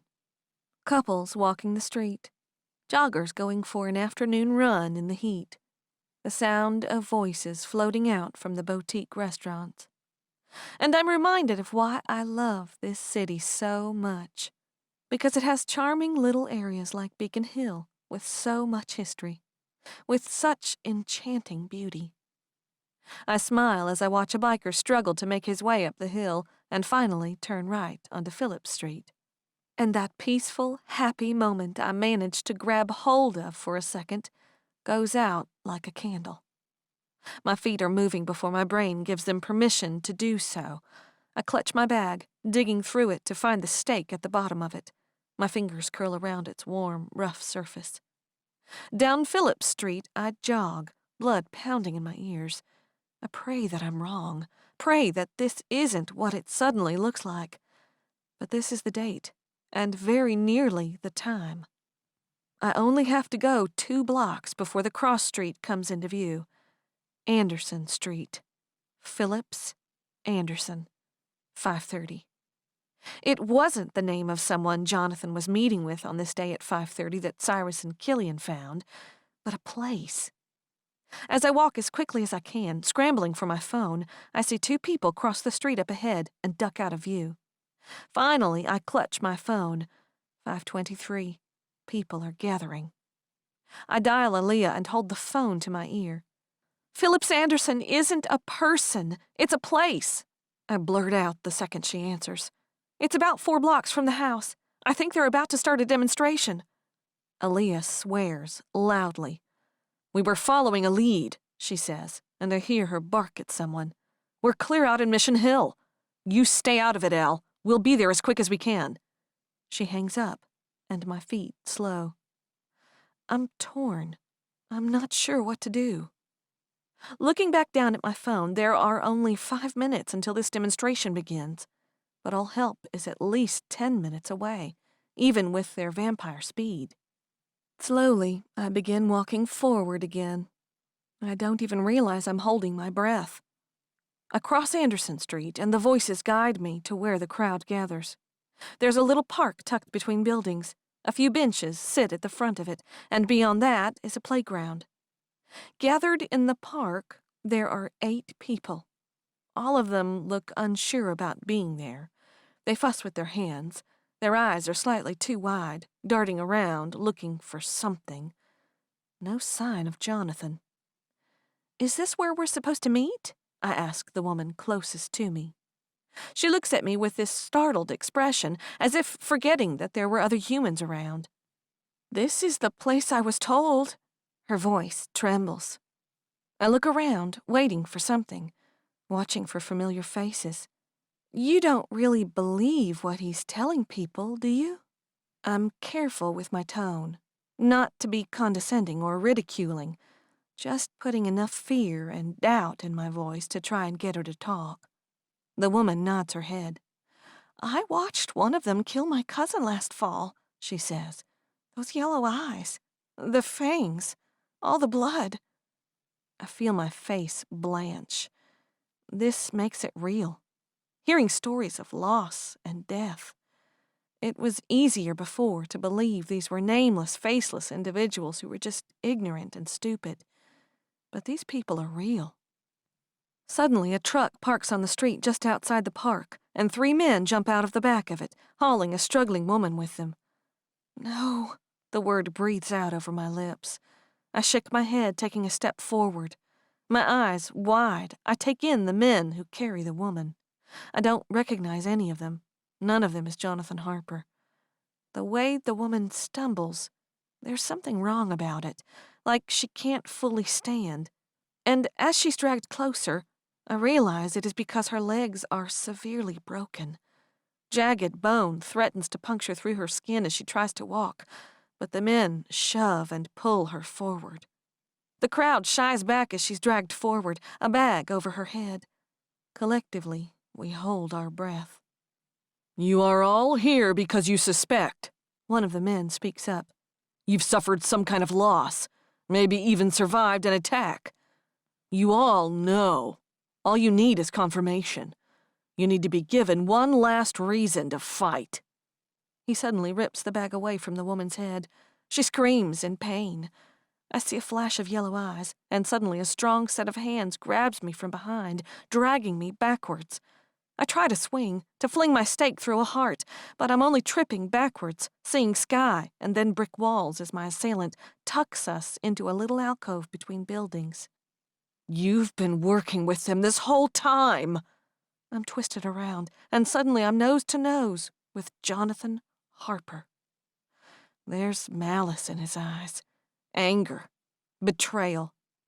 You need to stop this, I say, the words tumbling out of my mouth. You have no idea what you're doing here, the lives you're going to ruin, the death you're about to meet.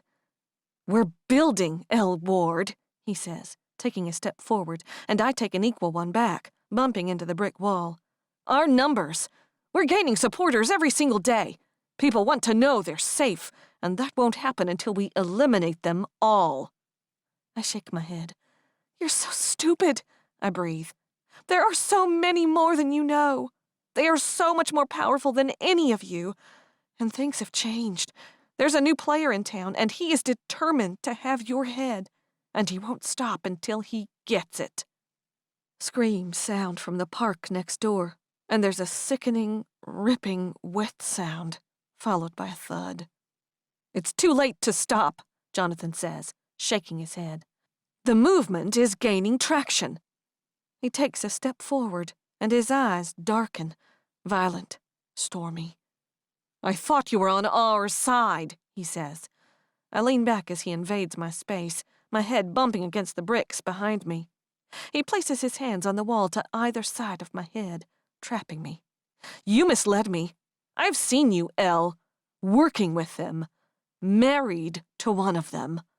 I bring my stake up slowly, quietly. I hover it over his chest without him noticing, because he is a human now, after all. But I hesitate. He is human now, after all. I've never killed another human being. Leave them, Jonathan says, quiet and even, but with weight. You have 2 days to walk away from them. And if I don't, I test, then you can become part of one of our demonstrations. The words are said between clenched teeth. He suddenly pushes away from the wall and turns to leave, walking back out to the sidewalk. I grip the stake and fling it. Apparently, not all vampire instincts fade away when the bitten are cured. He whips around, snatching my stake from the air, and flings it right back at me. I turn just in time, narrowly avoiding being pierced in the eye. The tip of it scrapes my cheek, and I feel it cut me open. I drop to the ground, terrified, analyzing myself for injury that could harm the baby. I'm fine, save for a small trickle of blood running down my cheek. When I look up, Jonathan is gone. As I climb to my feet, I hear voices yelling, coming up the road. I step back out onto the sidewalk. A man darts out into the street, taking off down the sidewalk, running. But not half a second later, Killian lands on top of him, fangs bared, red eyes glowing behind his sunshades. The woman I spoke to tries to sneak off down the road, but Cyrus is there, ripping out her throat. Save one of them for questioning, Cyrus hisses, looking around at the chaos and the lives being ended. The bitten woman already lies dead in the middle of the park. Down the road, I see a blur. And suddenly Lexington is at my side, his eyes red and wild with fear and adrenaline. Are you okay? He huffs, searching me over, fussing over the scratch on my cheek. My instincts tell me to nod yes, but I just watch in horror as Cyrus and Killian and the House of Marshals slaughter all those people. This is their world. This will always be their world. And for a moment, I understand why Jonathan is doing what he is, because it's never really going to end. Come on, Lexington breathes into my hair, wrapping his arms around me. Let's get you home. Chapter 22. Are you scared? Lexington's breath causes the little hairs on the back of my neck to ruffle. We lie in our bed that night, him tucked up close to my back, his nose barely touching the back of my neck. His arm wraps around me, his hand holding my stomach. I take a slow breath, forcing my body to calm once again. I took a long, long hot shower after we got home, after the interrogation was over, and I tried to focus on what was to come in the morning. Trapping Charles. It has all been thought through, but there's just something in my gut that knows something is going to go wrong. He pulls me closer. He presses his lips to the back of my neck and then tucks his face in tight, telling me he knows that's always a likely possibility as well. Are you scared? I ask him in return. He doesn't respond immediately, but I feel it, growing and getting more solid. It's hard because I just don't understand a huge aspect of this plan, he confesses. What Rose and the others can do. I shake my head. Don't try to understand it, I say. It's better if we don't try. He nods, but I can tell it doesn't change the struggle for him. I roll over, facing him. Gently, I place a hand on his cheek, looking into his serious, concerned face. Marry me? I whisper in the dark. The dark look doesn't immediately leave his eyes, because nothing is how we want it to be in our lives, but he places his hand over mine, sliding it down to his lips. He rests my palm against his mouth and gently kisses it, letting his eyes slide closed for a moment. Yes, he says as he opens them again, studying me with those blue eyes of his. He leans forward, kissing me.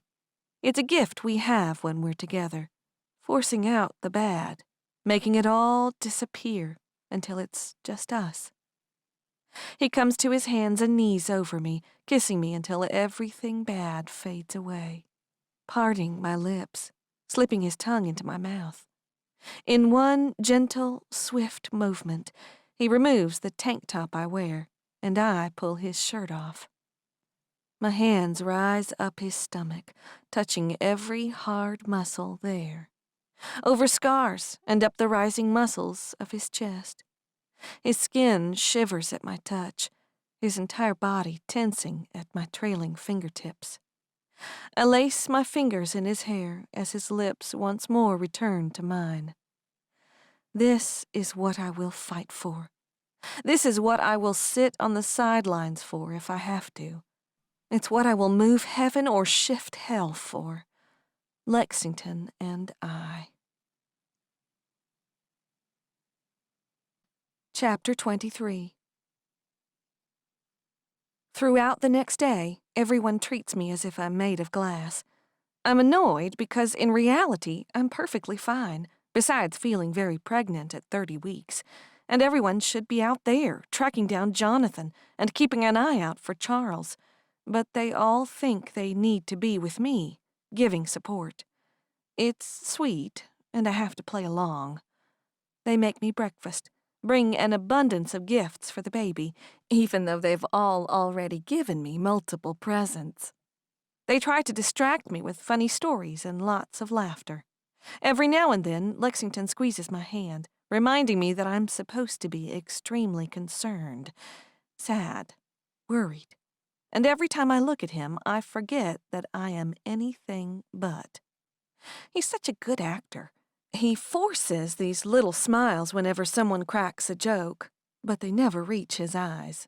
His lips are pressed into a thin line. His entire expression is grave.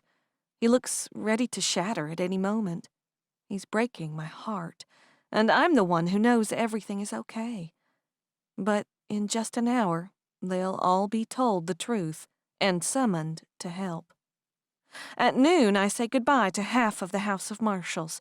They're going to get back to work, taking care of the problem of Jonathan, keeping an eye out for Charles.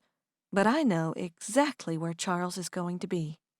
And half of the house prepares to leave, because they might be clueless as to what is really going on, but they know the likelihood of him coming after me once this curse against his child is broken. They will follow after us 10 minutes later, so as to give Charles a false sense of safety. Lexington and Cyrus don sunshades because we have to keep up some lies to the king, and we ride in Lexington's car, headed toward the building Frederick arranged for us. My heart races. There's a lot on the line today, but there's more than one secret I must keep.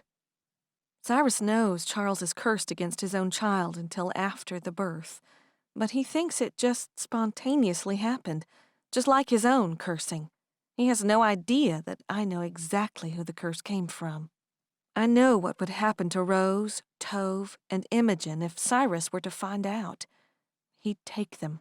He'd use and manipulate them, force them to do his bidding. Because he would do anything to break his curse of suffering the death of his wife over and over. I might not like Rose very much, might feel incredibly uncomfortable in her presence, but I could never do that to her. It would be the end of her. So I have to trust her when she told me she could break the curse from outside the building. The three of them will be in hiding and will begin lifting it once I'm inside. My palms sweat as we pull into the parking lot of the building. The breath hitches in my throat just a little. I look around, searching for signs of red hair, hiding in the shadows. "He'll be here," Lexington says, acknowledging my fear and anxiety. "Dr. Dahl let me know she told him all the specifics. Time, location, everything." My skin crawls, knowing the man who stripped away my rights is lurking nearby, just waiting for the moment he can sweep in, cut my head from my shoulders, and take off with my child. "I swear we won't let him touch either of you," Cyrus says, lying a reassuring hand on my shoulder. I place my hand over his, trying to feel warmth and support from him, but I know too much about him to truly believe it. "Let's go," I breathe. The three of us climb out of the car and head into the building. Lexington takes my hand in his, holding it strong, trying to give me reassurance through his grasp, but I only look down, filled with absolute terror. He's in danger too, because Charles is desperate, and he'll do anything to stay alive. Even now, I feel eyes on me, watching, waiting. I remind myself that this was my plan. This is me taking control, putting an end to the danger to my family. We push the doors open, and the three of us head into the elevator. As we rise, so does my heart rate. "Try to calm yourself," Cyrus says, hearing it. "The stress isn't good for the baby." I place both my hands on my stomach, my eyes rising to the ceiling. I take a deep breath, in and out. I'm afraid, because I'm back in that basement in Vermont. My wrists strapped and tied, my ankles restrained, pulled apart on the table. I'm screaming. I'm crying.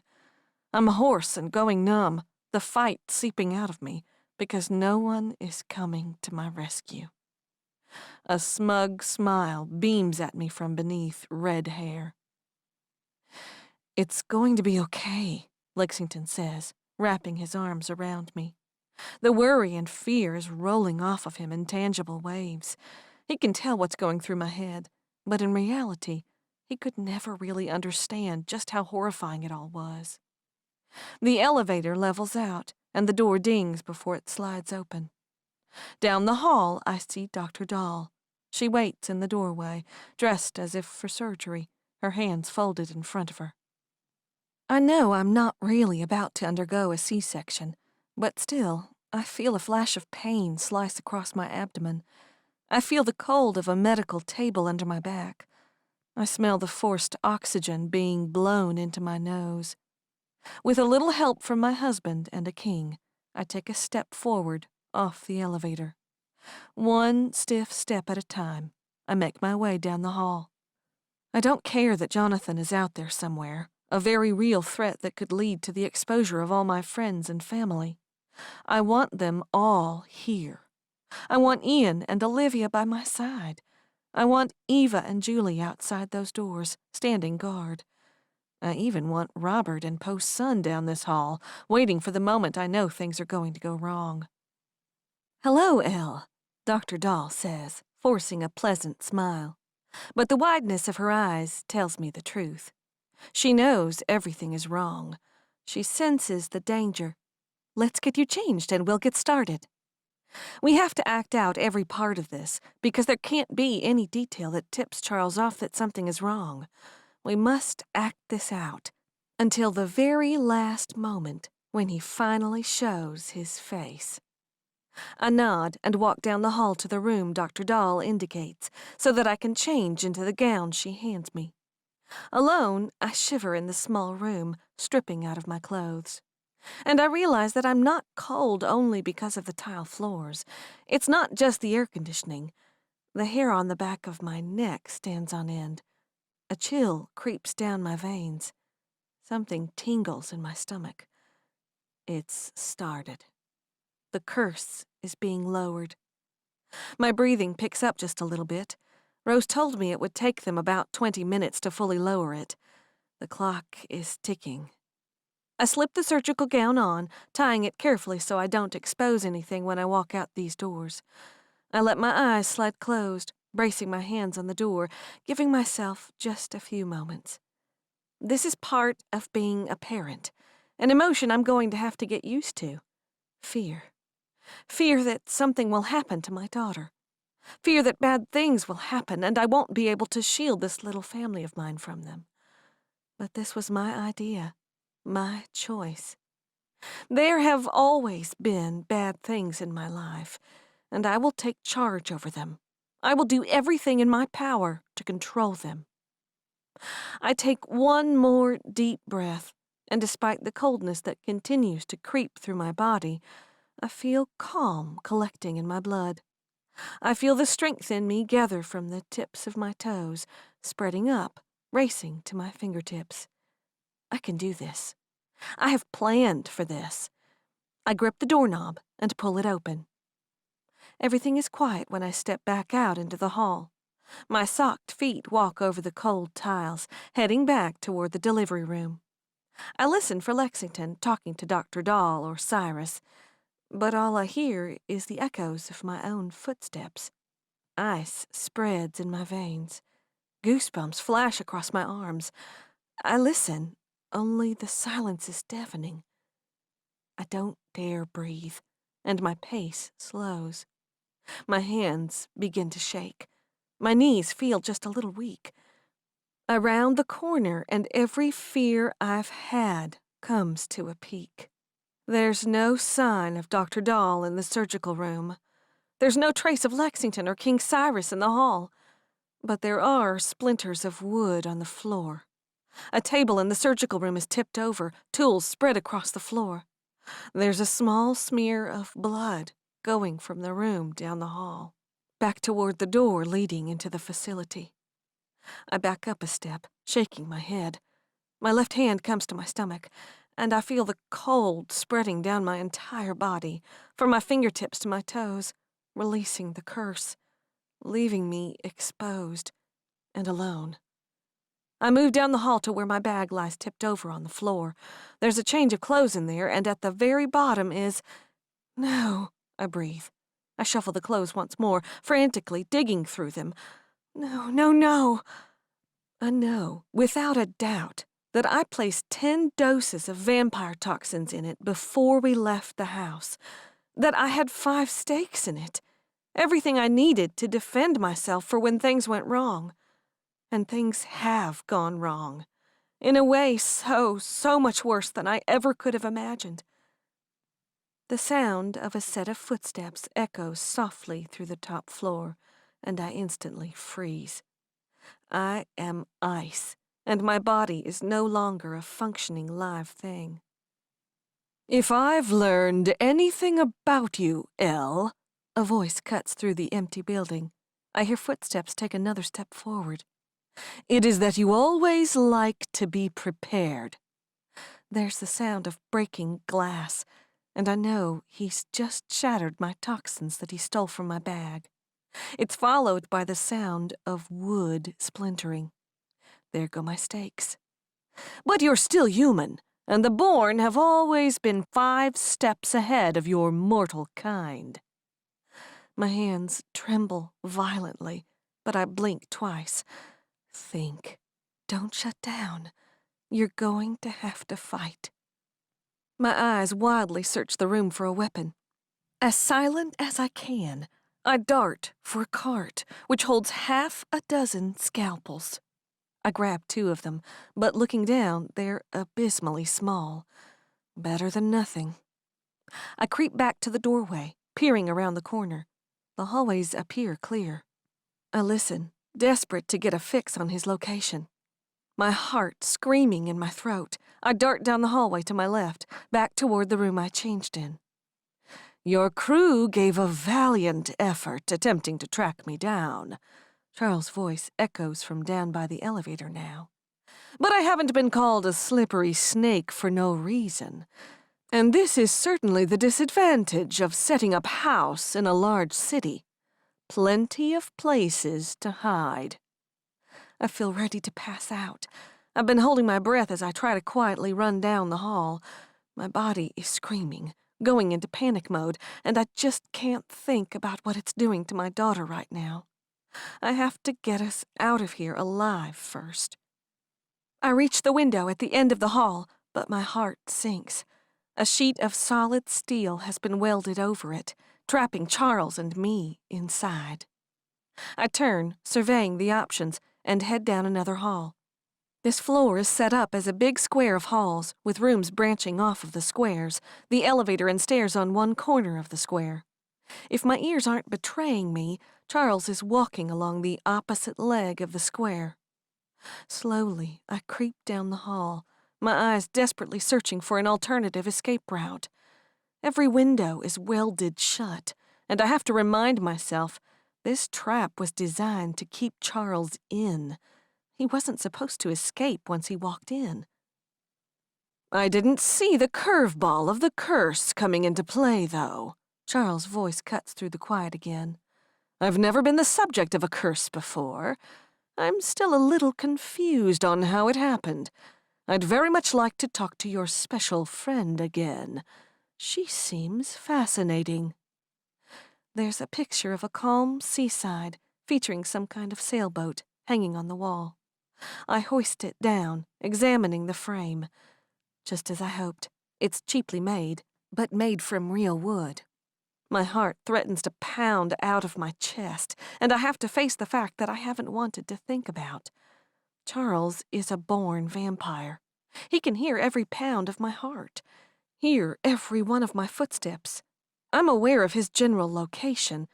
He knows precisely where I am. I'm still alive, so either he's toying with me or there's just a tiny bit of the curse lingering, enough to keep him a few dozen yards away from me. Having to take the risk, I hold the picture high above my head before bringing it crashing down to the tile floor on the corner of it. Just as I prayed it would, the frame pops apart, shattering into 4 equal pieces. Each end is cut to a 90-degree angle, a perfect stake. Footsteps dart for just a moment. Panicked, I grab 2 of my newly formed stakes and turn to take off down the hall when Charles instantly appears into view. He flies backwards onto his back, as if running into an invisible shield. I scramble back, away from him, but my body isn't functioning properly. My feet can't move fast enough. I can't look away from him. Charles sits up, and I see the black veins growing on his body, creeping out to his fingertips. His eyes glow brilliant red, his fangs fully extended. Quite the plan you hatched here, he says as he slowly climbs to his feet. One carefully tested step at a time, he walks forward, testing the barrier that is rapidly diminishing. I believed every word the good doctor fed me. You can't even imagine the panic I endured, thinking there was a chance my one opportunity to redeem myself was in danger of not surviving. I'm not sure if I'm impressed, or just all the more eager to rip your head from your shoulders. I back away, all of my limbs trembling. You're a dead man, I say, and thankfully it comes out strong. Even if you killed me now, there's not a chance you'd make it out of the city alive. Charles laughs, pushing his red hair off his forehead. I've somehow managed to evade your hunters for the past 14 weeks. Somehow I'm fairly confident I can do it again. I shake my head. It's too late. You've screwed yourself over too hard, Charles. King Cyrus has already stripped the house from you. You'll never rule again. The anger, the hatred, brightens the red of his eyes. His mouth twists into a line of malice and murder. I scramble back faster, trying to put more distance between us, but he takes equally quick steps forward, and I notice he's able to come closer than just a few moments ago. Finally, I turn, and I run. The elevator is at the end of the hall. I press the button and grab for the door that leads down to the stairs, only it's barred off. I yank, tugging, but it doesn't budge. I'm trapped. Charles cuts around the corner, his expression mad with glee. "You can't kill me, Charles," I say as I start down the hallway, away from him. "You kill me now and the baby won't survive." "Oh, I've done my research," he says as he slowly follows after me. I dart down the hall, frantically searching for a way out. A vent, another doorway, anything. It certainly isn't healthy for the child to be born so prematurely, but it certainly will live. All I have to do is grab you, find another facility who will do anything with a big enough payoff, and I won't need you any longer. Tears spring into my eyes. My hands come to my stomach as I round another corner, imagining this twisted man taking my daughter, and me no longer around to protect her from him. I dart to the right, grabbing a handle and pushing the door open. I duck inside, forcing it closed behind me, locking it. It won't keep him out. Not for long. I rest my back against it, heaving deep, heavy breaths. Something cramps in my lower back. The muscles in my stomach tighten. A tear springs free onto my cheek as I look down. A small hand or foot presses against my stomach from the inside.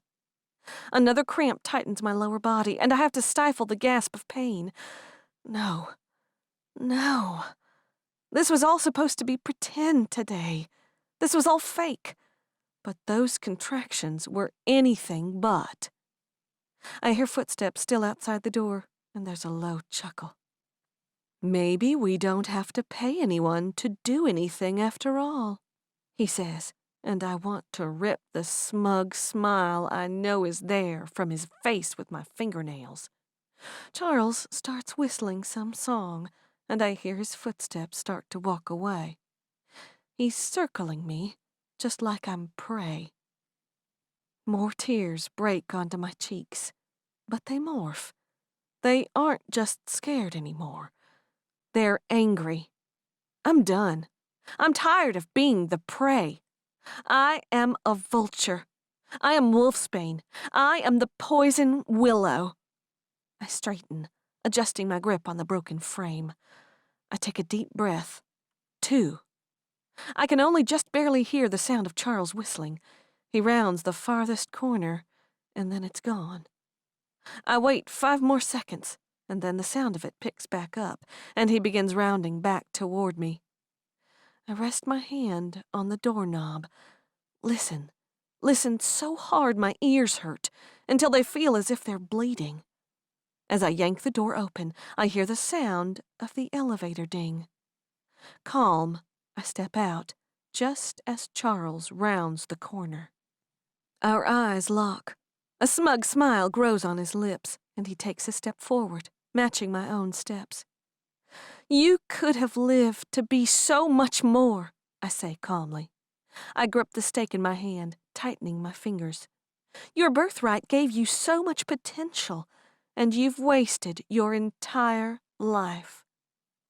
"It's all a matter of perspective," Charles says, every ounce of his focus on me.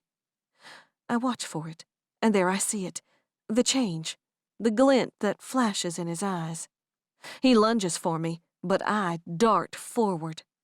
The last traces of the curse send Charles flying back from me at the exact right moment. Michael swings, and Charles is thrown back, impaling himself on the metal spikes of the flail.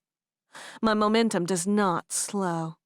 A scream rips from my chest as another contraction hits me, and using all the laws of nature, I hurl myself at Charles and swing. My hand comes down, burying the stake into Charles Allaway's heart. He makes a quiet, choked-off sound, his eyes growing wide. He stumbles back, being pulled backward by the weight of the flail. "You will never exist to this child," I promise him as he collapses back to the ground. "You will be erased from this world, and no one will ever speak of you again." Charles looks up at me, his eyes brilliant red, wide in disbelief. "And I will teach this child to be good and kind and everything you never were," I say quietly as I hold my stomach, leaning against a wall to support myself. "Go to hell, Charles." He slumps back, further impaling himself on the flail. His eyes slide closed, his mouth open in shock, and his skin grows ashen gray. I stumble, all the strength in me giving out as the adrenaline subsides. Michael darts forward, catching me before I can hit the ground. "I got you, little bird," he says softly. "Where?" I struggle to speak. Waves of emotion are crashing through me, crushing me. Even as my stomach tightens into a hard ball as another contraction hits. "Where is everyone? What's going on?" "Some bad shit, I'm afraid," he says. But his voice sounds further away, quiet and muffled. My instincts scream at me to fight, that the battle isn't really over. But I'm so tired, and I just don't have anything left in me. "I got you, little bird," I hear Michael say from far away before the dark closes in. Chapter 24. It's my very heartbeat that rips me from sleep. I jolt up in bed, my hand immediately sweeping out, searching for something to use as a weapon. But a lightning-quick hand darts out, catching my wrist. "Hey, hey," a soothing voice coos. "It's okay. It's all over." The room begins to come into focus, and I search for the source of the voice as comforting peace forces down my anxiety. Lexington is here.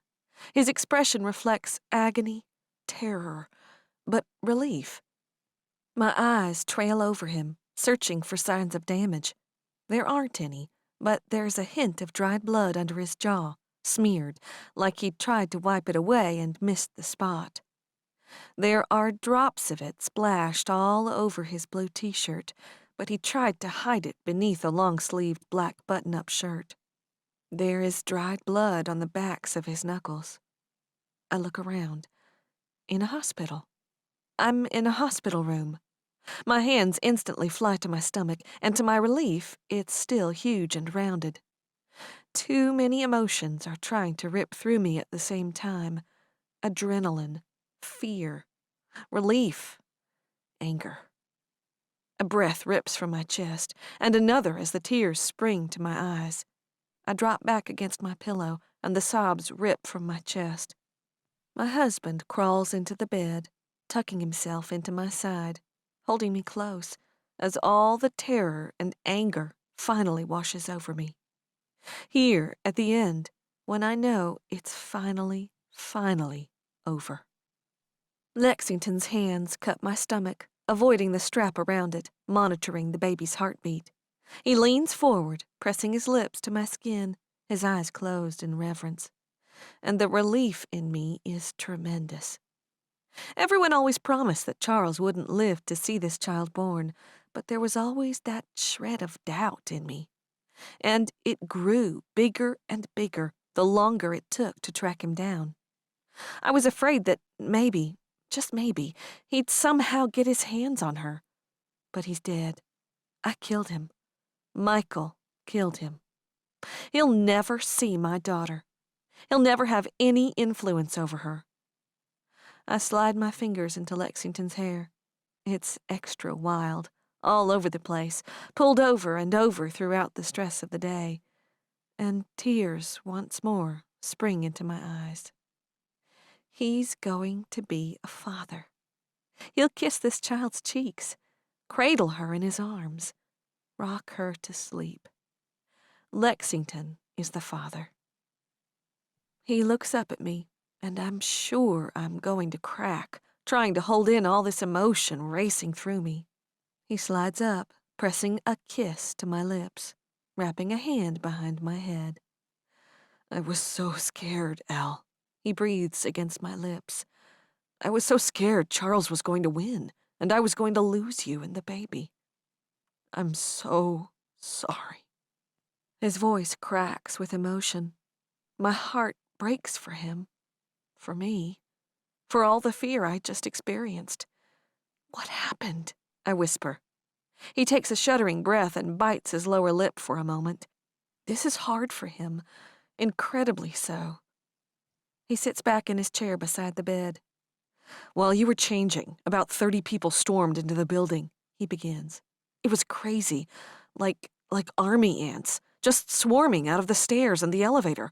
They must have been watching us, following us. He takes my hand in his, holding it up against his mouth, speaking with his lips brushing my skin.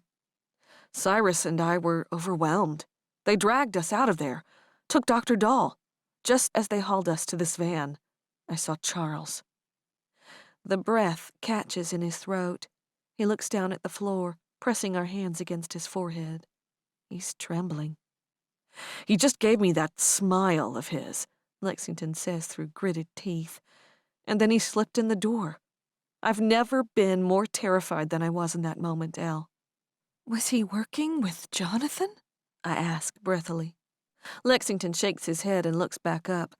I don't believe so, but I'm certain he's been monitoring the situation, and he took advantage.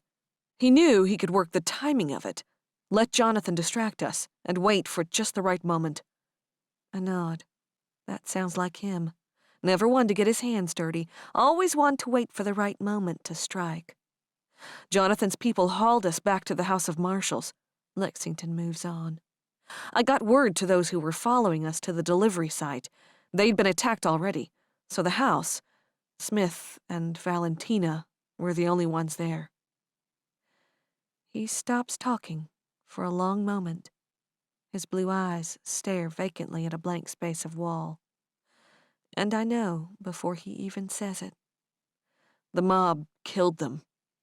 He grips my hand a little tighter. He sits a little straighter. They must have gotten word out to the rest of the house, though, because just then, everyone was back. About 50 humans, Jonathan included, against 12 born. I shake my head because I know the outcome of that battle. I don't know what Jonathan was thinking, Lexington says, snapping out of his trance, looking back at me. He'd been a Bitten. He'd seen Born in action. I don't know how he thought they stood a chance in taking the house out. I swallow. I try not to picture all the bodies, all the blood, but I can too easily imagine it, because I've walked across a battlefield before, a much bigger, much more devastating one. Are you sure Jonathan was there? I ask quietly. Is it really over? Lexington nods. After it was all over, Duncan texted a picture of him to Kai. He confirmed it really was Jonathan this time. A breath of relief escapes my lips, and I nod my head as I look up at the ceiling. This just further shows the true power of vampires. Those humans, those cured Bitten, tried to create a change in the world.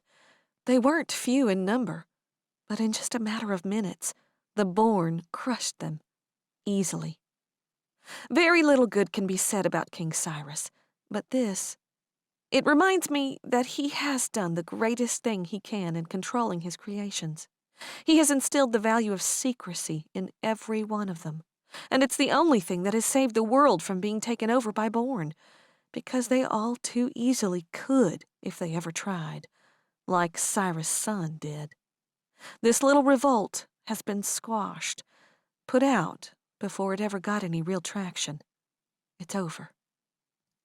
The door suddenly opens, and a doctor wearing a white lab coat steps inside, holding a clipboard.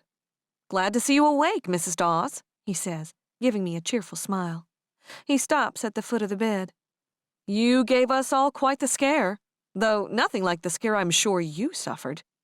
I try to mask my confusion, but I don't think I do it very well. Next time, wait for me to come home before you try rearranging the master bedroom furniture. Lexington immediately comes up with a lie. And I promise we'll get a new security system. The next lowlife looking for drug money will think twice before walking in and giving you such a scare. Lies, lies, lies. Ones that add up. Physical stress. Emotional stress. Enough to put me into labor. Your blood pressure went sky high, the doctor begins explaining. This put stress on the baby and made your body think it needed to go into labor to give the baby the best chance of surviving. Is she okay now? I ask with shaking hands. She's just fine, the doctor says with a smile. Though I really do need you to take it easy. I want you on bed rest for the next 3 days.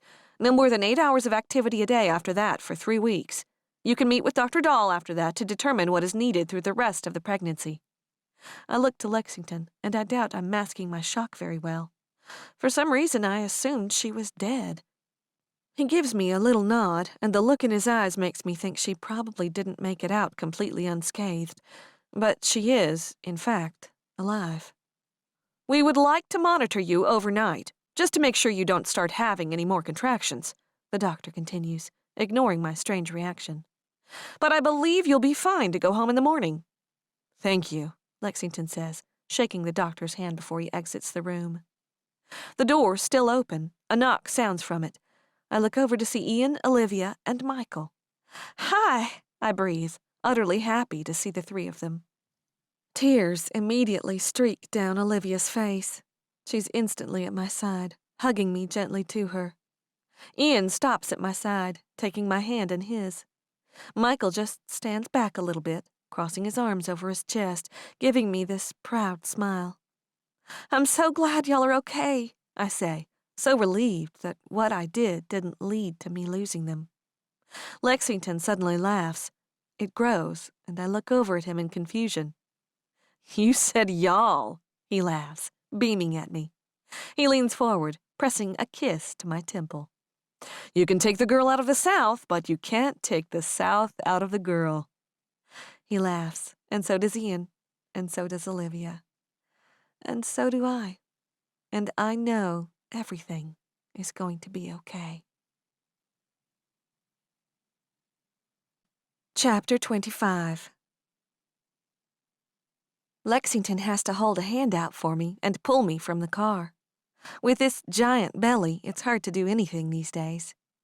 I balance myself as I get to my feet, and, hand in hand, we follow Cyrus and Frederick across the concrete to the side of the waiting jet. The silent assistant goes into the belly of the jet without a word. The king stops at the bottom of the stairs, looking back at the 2 of us. Just the 2 of us. No one else came to see the king off.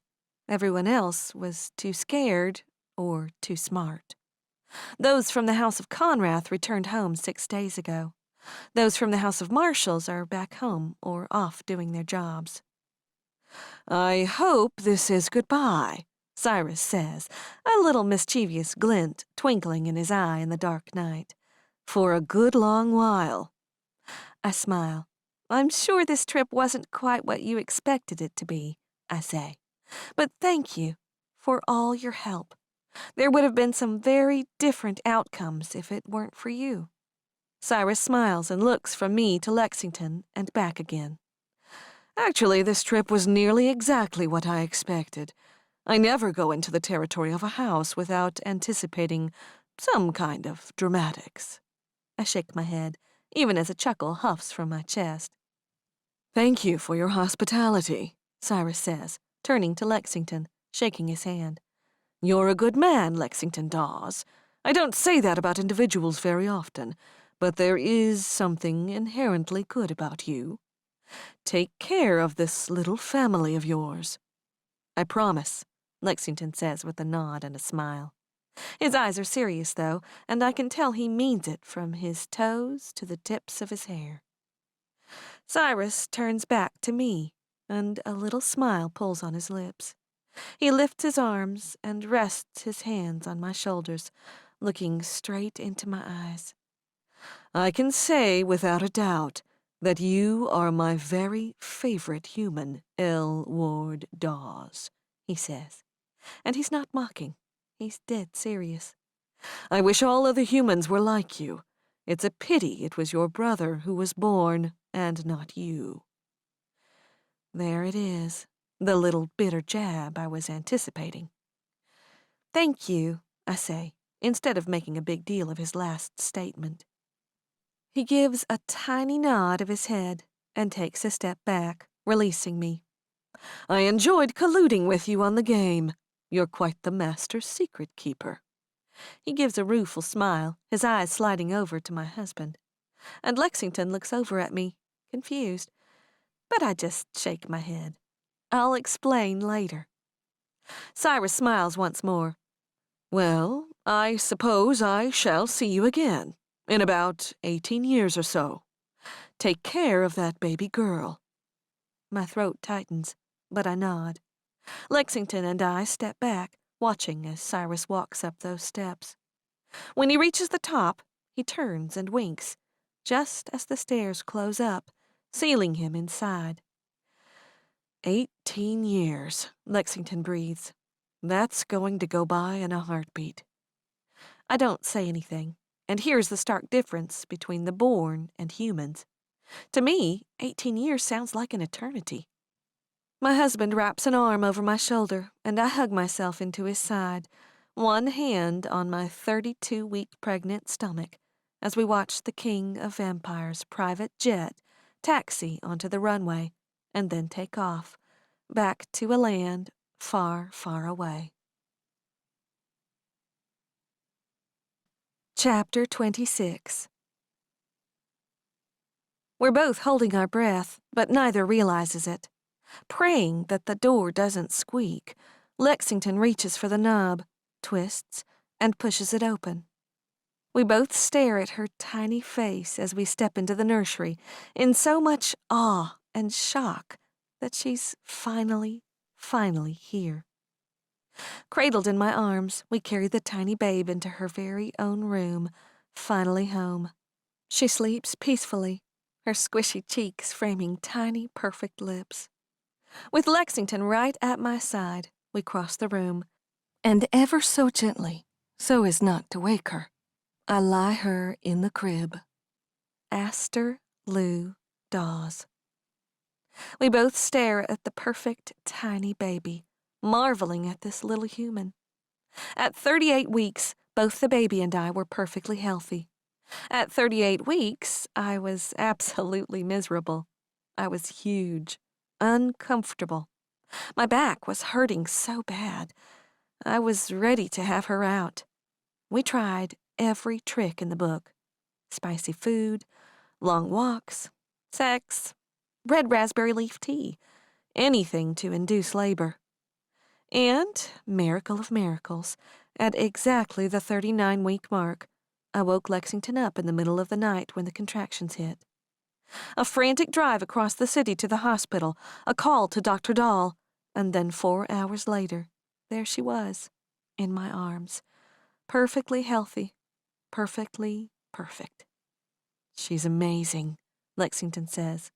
He leans down, resting a hand and his chin on the crib rail, reaching out to curl her tiny hand around his finger. Yeah, I say, as tears spring into my eyes. She is. We both stand there, surrounded by an amazingly stuffed nursery, filled to the brim with gifts from people who love her but haven't even met her yet. Her extended family. Her blood family. Those who will be eternally fated to her future immortal life. But I don't think about those things in that moment. I study her little ears. I marvel at her button nose. I smile at her double chin. And I feel relief at her blonde hair. Just like her mommy and daddy's. Nothing like Charles. She looks just like you already, Lexington says quietly. He leans into me, resting his head on my shoulder. I nod my head, smiling. My heart swells, taking in the little bracelet that still wraps around her tiny ankle. The hospital one with her brand new given name, Aster Lou Dawes. Aster, a genus of the Asteraceae family, is incredibly diverse. There are over 180 species, each with a different purpose and capability. Able to heal, able to poison, able to create. As diverse as my daughter will one day be as a leader. Someone who will be kind and capable and powerful. Lou, for Lula, the woman who raised me. The one who was so rough around the edges, but the strongest woman I knew as a child. The one who sheltered me, who protected and guided me. And Dawes, for a new beginning, for this family. For the man who loves us fiercely, despite everything. I pull myself into Lexington's arms, resting my cheek against his chest, unable to look away from our daughter. I love you, Lexington, I whisper into the silent room. I love us. I love you too, Elle Dawes, he says. I love our little family. Chapter 27. I cap off the ether, putting it into its cupboard and locking it up, safe and sound. I collect the dozen tiny vapor bottles and take them to the wall behind the door leading into the lab. I swing back the picture of my family and place my hand on the scanner. A blue light scans up and down, and then there's a click. The hidden cabinet pops open. I swing it fully open, revealing the 3-foot-wide, 1-foot-deep hidden cabinet, stocked full of toxins, acids, stakes, guns, UV lights, and now my newly created vapor inhalant that will knock out any human, bitten, or born. I smile as I set the bottles on the shelf. I may look small and weak, but I am deadly in my own human way. The bell above the front door opens, and before I can even step out into the shop, a figure appears in the doorway. "Rose," I say as the breath catches in my throat. "Hello, Elle," she says with that smile of hers. She takes a step forward, looking around the lab, and her eyes fix on Kai, sleeping on the cot, moved up from the basement. "Looks like there's some interesting research going on here," she says, standing above him. She studies him, and the look in her eyes grows appreciative as she takes in his tattooed, muscled arms and beautiful tan skin. "Something like that," I say, biting my lower lip. My research is private. I don't appreciate having an audience, especially when one of my best friends is involved and in such a vulnerable position. "I won't ask questions," Rose says. She glances up at me with a look in her eyes. "We both know better than to ask one another too many of them." She straightens and goes to lean against a counter. "How's that daughter of yours?" "Fine," I reply, my answer quipped. She smiles. She enjoys making me uncomfortable. I might owe her my life, Aster's life as well, but she still sets me on edge like no one else ever has. "I'm calling in that favor you promised me," she says, reaching into her pocket. She produces a scrap of paper and hands it over. The paper is old, worn, ancient. The handwriting is barely legible. The ink is so faded. "Is a week enough time?" Rose asks as she heads back for the door. She looks back over her shoulder. My eyes scan the page once more, and cold tingles through my blood. "Yes," I say with a nod. I want to tell her that this is the very last time I'll make one of her odd concoctions, but I can't guarantee that I will never have need of her help again.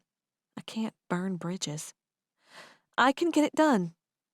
"You're the best," she says with a smile, and walks away without another word. A shiver works its way from the top of my head down to my toes. The air even feels different the moment she steps back out of the shop and onto the street outside. I turn back to the lab, to the cot that rests in one corner. Kai jerks as I look at my watch. 1 hour, almost exactly. His left foot twitches, and the next moment, he violently bolts up from the cot. His brilliant yellow eyes search the space and land on me. "Exactly an hour," I say with a smile. "How do you feel?" Taking a moment to calm his breathing and let his heart slow, he gathers himself. He stretches his neck, tipping his head from one side to the other, stretching his arms out. "Good, actually. Fine. No violent side effects, like last time." I smile, that familiar feeling of wicked accomplishment curling on my lips. One of the greatest feelings in the world when my creations finally come to perfection, ready for use. "I think we're there," I say. He smiles, though it doesn't quite reach his eyes. "You ready?" I ask hesitantly. He studies the ground for a moment, and I can see all the thoughts and implications rolling through his head. But finally, he nods. "Yeah," he says, looking up at me. "Let's go." I try to smile for him, but I'm not very good at faking something like this. Together, just as we used to, we lock up Oleander Apothecary together, and we begin the walk back to my home. I expected something to change after Jonathan tried to expose all vampire kind. I thought Cyrus would enact some kind of new law. I expected something big and explosive after he and his followers were all killed. But the rules were only reinforced to all the houses. The creation of any Bitten is punishable by death. If you come across any Bitten, you're supposed to kill them. In the end, what more could he really do? Born will always get caught up in bloodlust, taking too much, creating more Bitten. The Bitten will always exist, so long as the born drink blood.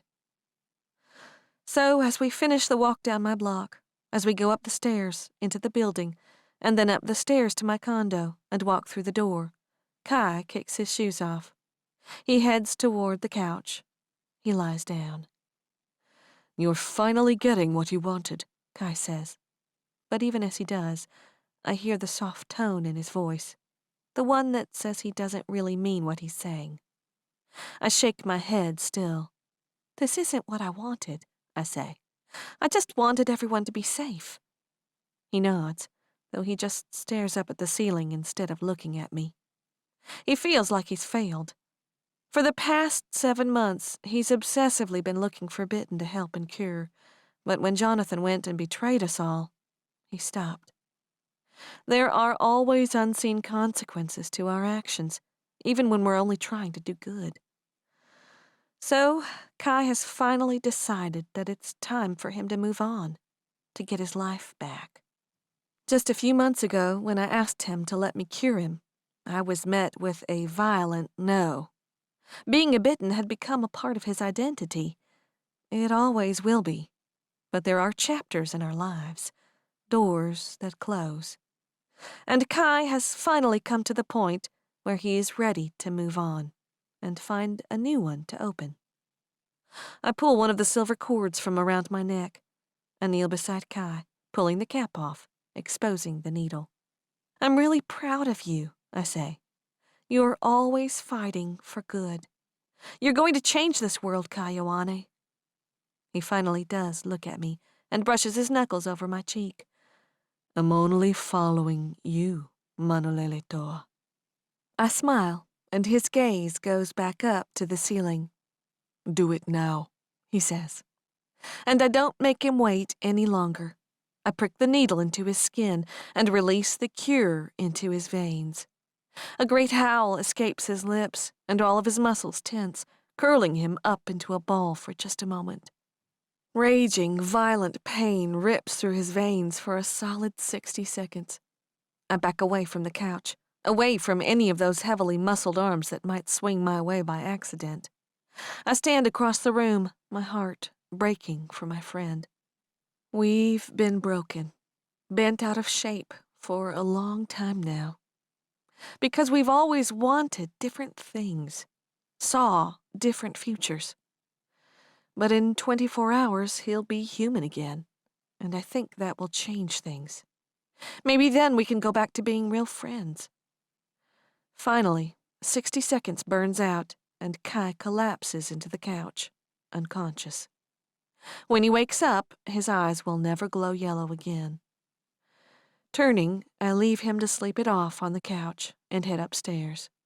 Lexington is nowhere to be seen upstairs, so I head into the laundry room and ascend the stairs and through the door. "What are you two doing out here?" I coo when I spot them on the edge of the roof, their backs turned to me. "It's freezing."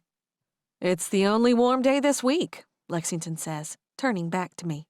In his arms, he holds Aster, bundled up in this adorable snowsuit that completely drowns the 2-month-old. It was a gift from Julie. "We thought we'd get some vitamin D while we could." I smile, pulling my coat closer around me, and walk across the rooftop garden toward them. The second Aster sees me, she waves her arms wildly, a huge grin sprouting on her face. "I think someone missed Mommy," Lexington says as I reach for her. "But she always has so much fun with Daddy while I'm at work," I say in total baby talk to her. We're complete saps these days. Total and utter mommy-daddy nutheads who talk like babies, always have some kind of spit-up stains on at least one item of clothing, and I never seem to catch up on enough sleep, even though I have an immortal husband who needs very little sleep of his own. Nursing has its challenges, but as I take Aster in my arms, turning her so that she can look back at Daddy, he boops her tiny nose, and she smiles. Every second is worth it. All the heartache I endured as a girl. All the abandonment I felt from my own parents. All the strict rules Lula enforced. The overprotectiveness of Ian. The trials I endured locked in a basement. And the terror I felt for months after. It's all worth it, because it's taught me so much. I think I value things differently than most. I can't ever take advantage of a single moment. And as I lean into my husband, taking a kiss as I cradle our daughter in my arms, I know I'd endure all the hard parts again, just to get back to where I am right here, in this moment. Chapter 28. 2 years later. Lexington. "Dad!" Aster yells from the kitchen. "Where are my shoes?" I dart into her room, searching around the room that she has seriously torn apart. The kid is like a tornado. Hurricane offspring. "Please tell me they're up there," Elle yells from downstairs. I hear her digging around downstairs, searching for them. "I found her slip-ons, but she has to have her boots." "Got 'em," I yell triumphantly as I find them hiding under Mr. Giggles, the enormous rabbit she got for Easter. 2 seconds later, I'm down those stairs, tossing her up in the air as she screeches in laughter. It's a piercing thing, one that could make your ears bleed. One I'm sure every one of the neighbors can hear. She's so loud. Good thing she's cute. "Daddy saves the day, once again," Elle declares excitedly as she wrestles Aster's boots onto her feet, which is a trick. "Super Daddy!" I bellow dramatically before blowing a rude sound into her belly. Elle just laughs and opens the door, shooing us out so we aren't late. We cut through town, heading toward the theater, and we get to our seats just as the previews start. This is my life now, having gone from losing every one of my family members to sitting around, getting lazy and entitled in the house of Allaway, to fighting battles against Bitten, carrying around massive scars, to watching the latest princess movie while a tiny little girl's hand absent-mindedly plays with the buttons on my coat. And the wife at my side, who looks over at me, smiling, wide and happy. The movie starts, and I steal a look at her, studying her profile in the glowing light of the screen. 2.5 years. 2.5 years she's been my wife. Nearly 4 since I saw her with new eyes. 9 since I saved her from Markov as a human girl. She's 25 now. A year older than I was when I died and resurrected, but don't ever bring that up to her or you get the wrath of Elle. I smile, noticing the tiny changes in her these past 2 years. They're fractional, but there, evidence of her human nature. "You're staring," she whispers, leaning into me, but she takes my hand, leaning her head on my shoulder. Who wouldn't stare? I say jokingly, because that's what I do. But I mean every word. Aster suddenly bats at Elle's hand, and she lets go with a quiet laugh. Aster is very greedy when it comes to daddy time. I lean over, pressing a kiss into her blonde hair, and she beams up at me with that gapped tooth grin, right before pushing a finger against her lips, shushing me very loudly. I smile and shake my head, looking back at the screen. 5 minutes into the movie, my phone vibrates in my pocket. Careful not to blind everyone in the theater from the screen, I pull it out, looking at the caller ID. Henry Conrath. I'm sure confusion crosses my face, because I don't know that Henry has ever once called me. But I hit the ignore button and slip it back into my pocket. Only 5 seconds later, he calls again. Elle meets my eyes, confusion and worry creeping into her expression. You better go answer, she whispers, because she knows something must be up, too. Nodding, I stand, and Elle darts to grab Aster when she moves to try and follow me out. Sliding past other watchers who give me annoyed looks, I dart down the stairs and out the doors into the blindingly bright hall. Henry? I ask, not masking my confusion and surprise. Hello, Lexington. How are you doing today? He asks in his unidentifiable accent. Fine, I say, heading toward the end of the hall, where there are no people who will overhear our likely-to-turn-strange conversation. Is everything okay? Things are fine, he says, and his words sound echoey, like he's in a cave. In fact, they're fantastic. Things have been nice and quiet as of late, and I think that's something we can all appreciate. For sure, I say, watching a couple who walks toward me, but they turn into the theater on the left. Is there something I can help you with? He chuckles softly. No, thank you. But I believe there is something I might be able to help you with, if you're interested. My brows furrow. I'm getting a little more annoyed and confused by the minute. I'm listening. Henry was never one to just be straightforward. I'd like you to come down to Silent Bend for a day or two, he says. I listen hard for any background voices, trying to figure out what the hell is going on, but there isn't anyone. This isn't a proposal you make over the phone. I've booked you a flight for this afternoon. It leaves in 3 hours if you'd like to hear what I have to offer. Henry, I think you know it's not always safe to talk when you assume it will be. Henry cuts me off. Please, consider coming. But Henry hangs up, and my phone beeps that the call is ended.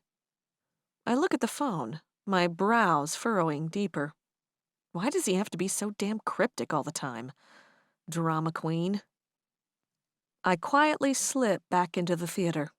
Elle looks up at me expectantly, Aster on her lap as some cartoons dance and sing on the screen. I lean in, quietly explaining the strange phone call to her. Any ideas what he might be talking about? She asks, and I see worry in her eyes. I shrug. No clue.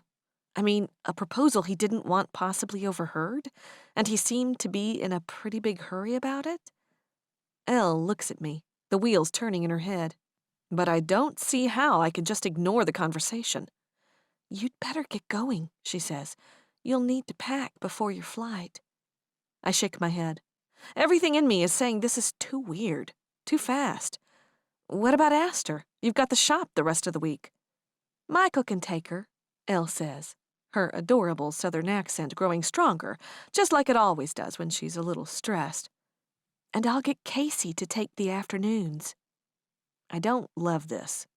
Henry is difficult to deal with sometimes, and he always brings annoying mystery and drama with him.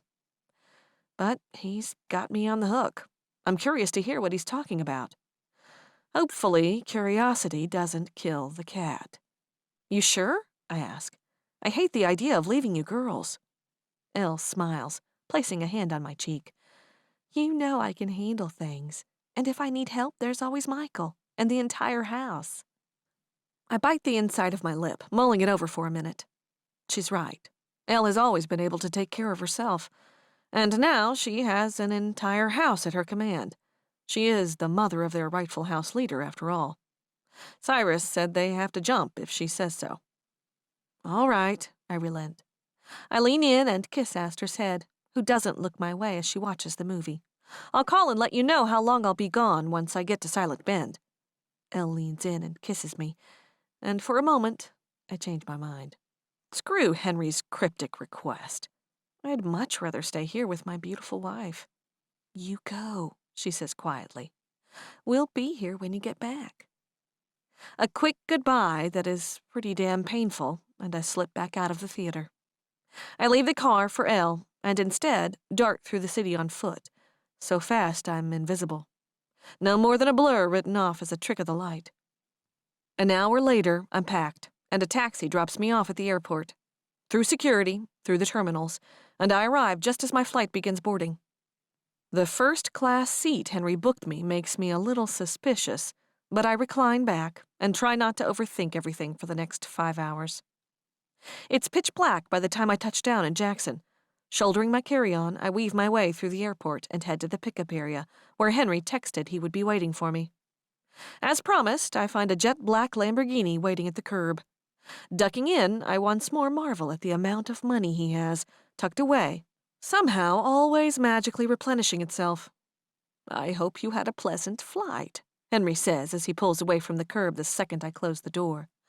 Yeah, thanks, I say, as I'm thrown back against the seat. He drives at an alarming speed, only slowing down slightly over the speed bumps. The first-class upgrade wasn't necessary, but I appreciate it. Luxuries are necessities on occasion, he says as he clears the pickup area and zooms for the exit to the airport. What's the hurry, Henry? I ask in alarm as he swerves around another car, narrowly avoiding smashing into their back end. What, you don't like my driving? He responds with a smirk and a glance in my direction. Guess there's no fear of body-maiming accidents when you're a death-defying immortal.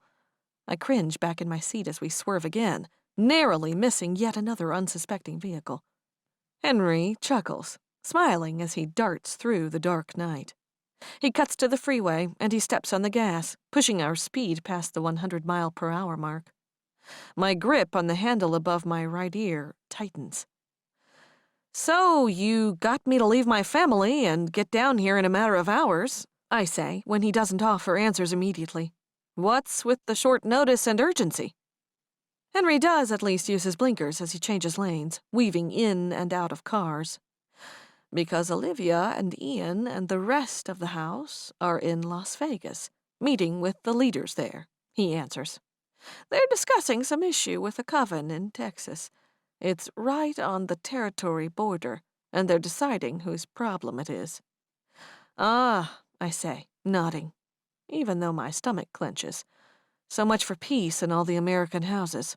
Couldn't have lasted long. So, for the next 36 hours, it is just myself at the house. And it's been long enough since Cyrus has been gone that I finally dare offer you the proposition I've considered the past 3 years. You're just talking in circles, Henry, I point out, the annoyance building inside of me. It's uncurling the snake that lives inside of me, the one I've grown so good at quelling the past 6 or so years. Just spit it out. Henry looks over at me, and he just studies me so long that I start getting nervous that he isn't looking at the road. But he is a vampire, and I know there's no chance he's going to crash. I can cure you, he states. I can make you human again. I just stare back at Henry. The words, their meaning, none of it is connecting. None of it makes sense. You're aware that I've created a number of scientific things related to vampires, the born and the bitten. Henry moves on when I only answer him with confused silence. With my past history with King Cyrus, I knew that one day he would take things too far. One day he would tip forever into the psychotic, demented tyrant that shows its head every now and then, never to return to someone who could rule us all. Henry's grip on the steering wheel tightens. So does his jaw. So, in my lab, I created a cure, a reversal, for any kind of vampirism, first for the bitten, and then the born. The heart in my chest, which stopped beating and died 151 years ago, picks up pace, a little faster, and faster. And it works? I breathe. Henry looks back over at me. It works. And my chest nearly explodes, unable to keep up with the pace of my resurrected heart. You are a unique man, Lexington, Henry says. You're so... He hesitates, unable to find just the right word. Normal. Despite being resurrected for such a long time as you have been, you're very human. It's not entirely a compliment, but he isn't wrong. And where your life has taken you over the past few years, Henry hesitates. I've seen it in your eyes, in the way you look at your wife. You know you'll live on forever, but in time, she will pass on. Henry, what are you saying? I demand, all of my patience gone. He looks over at me. I'm offering to cure you of your born vampirism. I'm offering to make you human again, so that you can live out the rest of your days with your wife. The breath chokes in my lungs, and I know I'm a sap these days because tears actually spring into my eyes. I look out the window, not actually seeing the flat land whizzing by. My eyes lose their focus, and my brain is a tumbling, swirling mess. I was born in 1851. That was a long freaking time ago. Back before cars were invented. Before the vaccine for polio was created. Before cell phones were even imagined. And when my mother told me what I was, when she explained what being immortal meant, I had to accept that forever was before me. Which meant losing a lot of people. Over and over, unless I decided to just cut out all interactions with humans, which I did for 30 years in the house of Allaway. But this, Henry's proposal, there's an end in sight. But the right kind of future, with Elle. How does it work? I ask, collecting my thoughts into something coherent and logical. Just like the Bitten cure. It's a single injection, Henry explains. We are already more than halfway to Silent Bend, and not a single cop has tried to pull us over. You'll sleep for a while, I'm guessing a day and a half, and when you wake up, you'll be human once more. It will be as if no time has passed since you died your first death. Your body will simply resume, aging from the age you died. I'll be 24 again. Legit body of a 24-year-old. Elle will be pissed, physically aging a year older than me. A chuckle bubbles up from my chest. I put my hand over my mouth, rubbing. I shake my head. That's amazing, I say. You're amazing, Henry. Is there anything you don't know how to do in this magical world? Henry actually cracks a small smile. I haven't figured out how to cast my own curses yet. He's joking, but I know he's researched it. I wonder if he's ever come across anyone like Rose. I shake my head again, staring out into the dark night. I take a deep breath. I want to do it, I say. Maybe it's something I should take more time to think about, but really, that decision was sealed the moment I fell in love with Elle, the day she hid her smile behind a menu, just days after I arrived in Boston. Henry allows that small, controlled smile of his to form and presses down harder on the gas. Henry parks in the massive garage, and the two of us step inside the mansion that is the House of Conrath. It's bizarre, being here when no one else is. I lived here for years, surrounded by dozens of people. Never a dull moment, never much of any quiet, but it's utterly silent when I step inside. I hope you aren't feeling nostalgic and need a few moments to enjoy being back, Henry says. He walks straight to the ballroom. Time is of the essence. That's fine, I say, looking around. And I remember the first time I came to this house, with Charles and Chelsea Allaway and the other members of their house. How amazed I was at the beauty and southern charm of this place. It's so grand and massive. My life has changed a lot over the years. The symbol of the Raven Conrath crest begins lowering in the ballroom floor, and slowly Henry and I descend down into Henry's no longer so secret lab. He doesn't waste a moment. Henry pulls on a pair of gloves and goes to one of the fridges that line the far wall. He takes out a vial and attaches a needle to it. "You'll want to lie down for this," Henry says as he continues prepping things. My heart isn't quite sure how to function right now.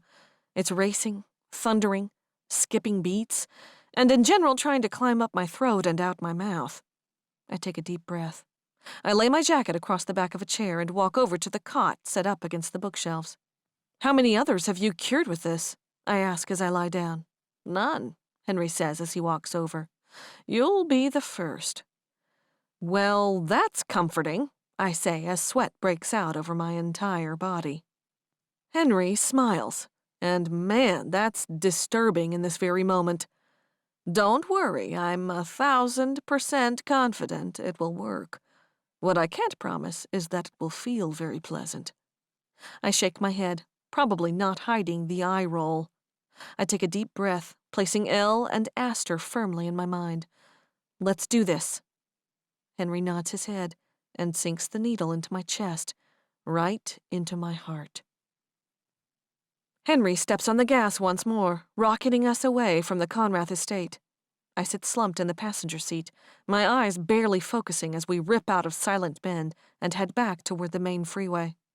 This was all a game of timing, picking me up, giving ourselves just enough time for the process to work, and then getting me back to the airport at the same time the House of Conrath flew back in from Vegas.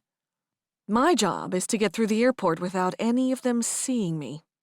In this immortal, bloody world, there are always secrets, and this is one that I have to carry on until the secret becomes visible to others. Word can't get out about Henry's cure. No one can know about this. Because if it gets back to Cyrus that Henry has a way to turn him human and then kill him, Cyrus will slaughter the entire house of Conrath. I sit with my eyes closed, leaning my forehead against the glass, trying to pretend that every movement of the car doesn't feel like agony, trying to pretend that I don't feel like I'm 80% deaf now, that my body is so weighed down with its own mass that I am the human equivalent of a two-toed sloth. The transformation was agony. Way, way, way worse than my death. 100 times worse than my resurrection. But as I imagine the look on Elle's face when I tell her, I smile. And it's all worth it. I'm really not feeling up to talking as we head back to the airport, so in silence, we take what should be the 2-hour drive in just over an hour. Henry parks the van on the curb for a drop-off and grabs my bag for me off the back seat. "Take it easy the next few days," Henry says. "I imagine this isn't going to be an easy transition for a while." "Yep," I grunt as I push the door open and nearly stumble out. I turn, bracing myself against the frame of the van. I look up at Henry. "Thank you. Seriously, this is a bitch right now, but you have no idea how much this means to me." "I think I know a little bit," Henry says. He's always so serious, always with a hidden history behind every single word. "Travel safe, Lexington." I pat the frame, offering him a thin-lipped smile before closing the door and walking into the airport. Walking through the crowd, waiting in the security line, I inhale a deep breath. Over the 150-plus years I've been unborn, I've learned to ignore the burning in my throat at the scent of human blood. But as I breathe, without that pain, I realize just how agonizing it's been for so long. I lean slightly closer to the young woman standing in front of me, taking in a deep pull of breath, and I have no primal urge to kill her. After security, I grab some food, and I just smile to myself. It tastes so damn good. I'm not wishing it was blood, and the fullness in my stomach after I finish is so miraculously satisfying. By the time I reach my gate, I'm well and truly tired. Tired. Something I haven't felt in so long. I chuckle as I walk up to the window to the side of the gate while I wait for my plane to finish unloading.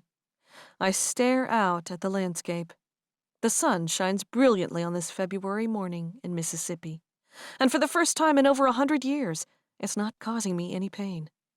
Henry removed my implants, and now I just stand here as a human man, enjoying the sunshine that was my enemy for a century and a half. A taxi takes me from the airport back home. I pay the driver and climb out onto the sidewalk, looking up at the beautiful Victorian brownstone that has been our home for 2.5 years now. I feel like a new man, a damn cheesy one. A smile on my face, I enter the code to the main door and climb the stairs to our condo. My heart races, and for a second, I pause before unlocking the door. I'm going to miss that, hearing Elle's heart race anytime I look at her in that way. Every time I make some dirty joke. Every time we make love. I'm just going to have to feel for it now, instead of hearing it. I unlock the door and let myself in. The sound of Aster tromping around sounds from upstairs. I close the door, setting my bag beside it, smiling as I look up at the ceiling. She's so much quieter now that I don't have supersonic hearing. A heavier set of footsteps chases after her, and I smile wider. "Where are my girls?" I call out. And there's silence for half a second, and then a shrieking cry. "Daddy!" Footsteps come tumbling down the stairs, and I watch as Elle half trips after Aster, but beaming the most beautiful smile at me in the entire planet Earth.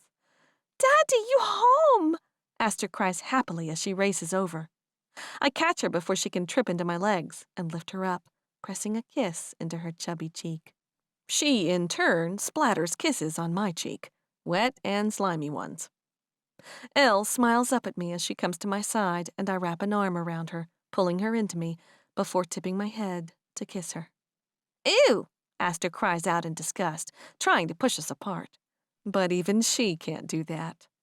"Welcome home," Elle says, and there are questions in her eyes, as there should be. I was pretty vague on the phone when I called her after arriving in Silent Bend, and then I was unable to take her following calls while I writhed in agony in Henry's lab. "Hey," I say quietly, staring into her blue eyes that are almost the same shade as mine. "Marry me?" Her smile grows wider, a sparkle in her eye. "Yes," she says. "Daddy," Aster says, leaning forward and putting her nose to mine, her little hands on either side of my face. "Mommy has a surprise for you." She laughs, shrugging her shoulders up to her ears, thrilled to be in on the secret. "Oh, really?" I ask dramatically, raising an eyebrow as I look back at my wife. "I like surprises." Aster laughs, clearly dying in anticipation. Elle bites her lower lip, looking up at me as if she's nervous. "You should tell me about your trip first." "No, now, now, now," Aster demands. She pokes out her bottom lip in a pout, ever the drama queen. "Princess Aster demands now," I say, giving Elle a helpless look. She smiles again, lacing her fingers together, fidgeting. "Well, you remember how I wasn't feeling all that well last week?" Immediately, my stomach drops. Sweat breaks out onto my palms. "Yeah," I say, and my poker face obviously isn't very good. I can see it in Elle's own look. "And we assumed it was just the flu Aster brought back from playgroup?" She's pale white, but there's excitement building in her eyes. She's actually slowly rising up onto her toes. "It wasn't just the flu," I say in a little breath. "It wasn't just the flu," Elle repeats with a shake of her head.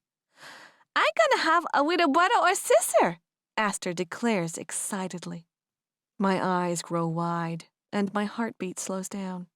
I look back at Elle. "I saw Dr. Dahl the day we went to the movie and you left," she says. "I was going to tell you both that night, but you had to go." She bites her lower lip for a moment. She scoots in a half-step closer. "Lexington, we're having another baby."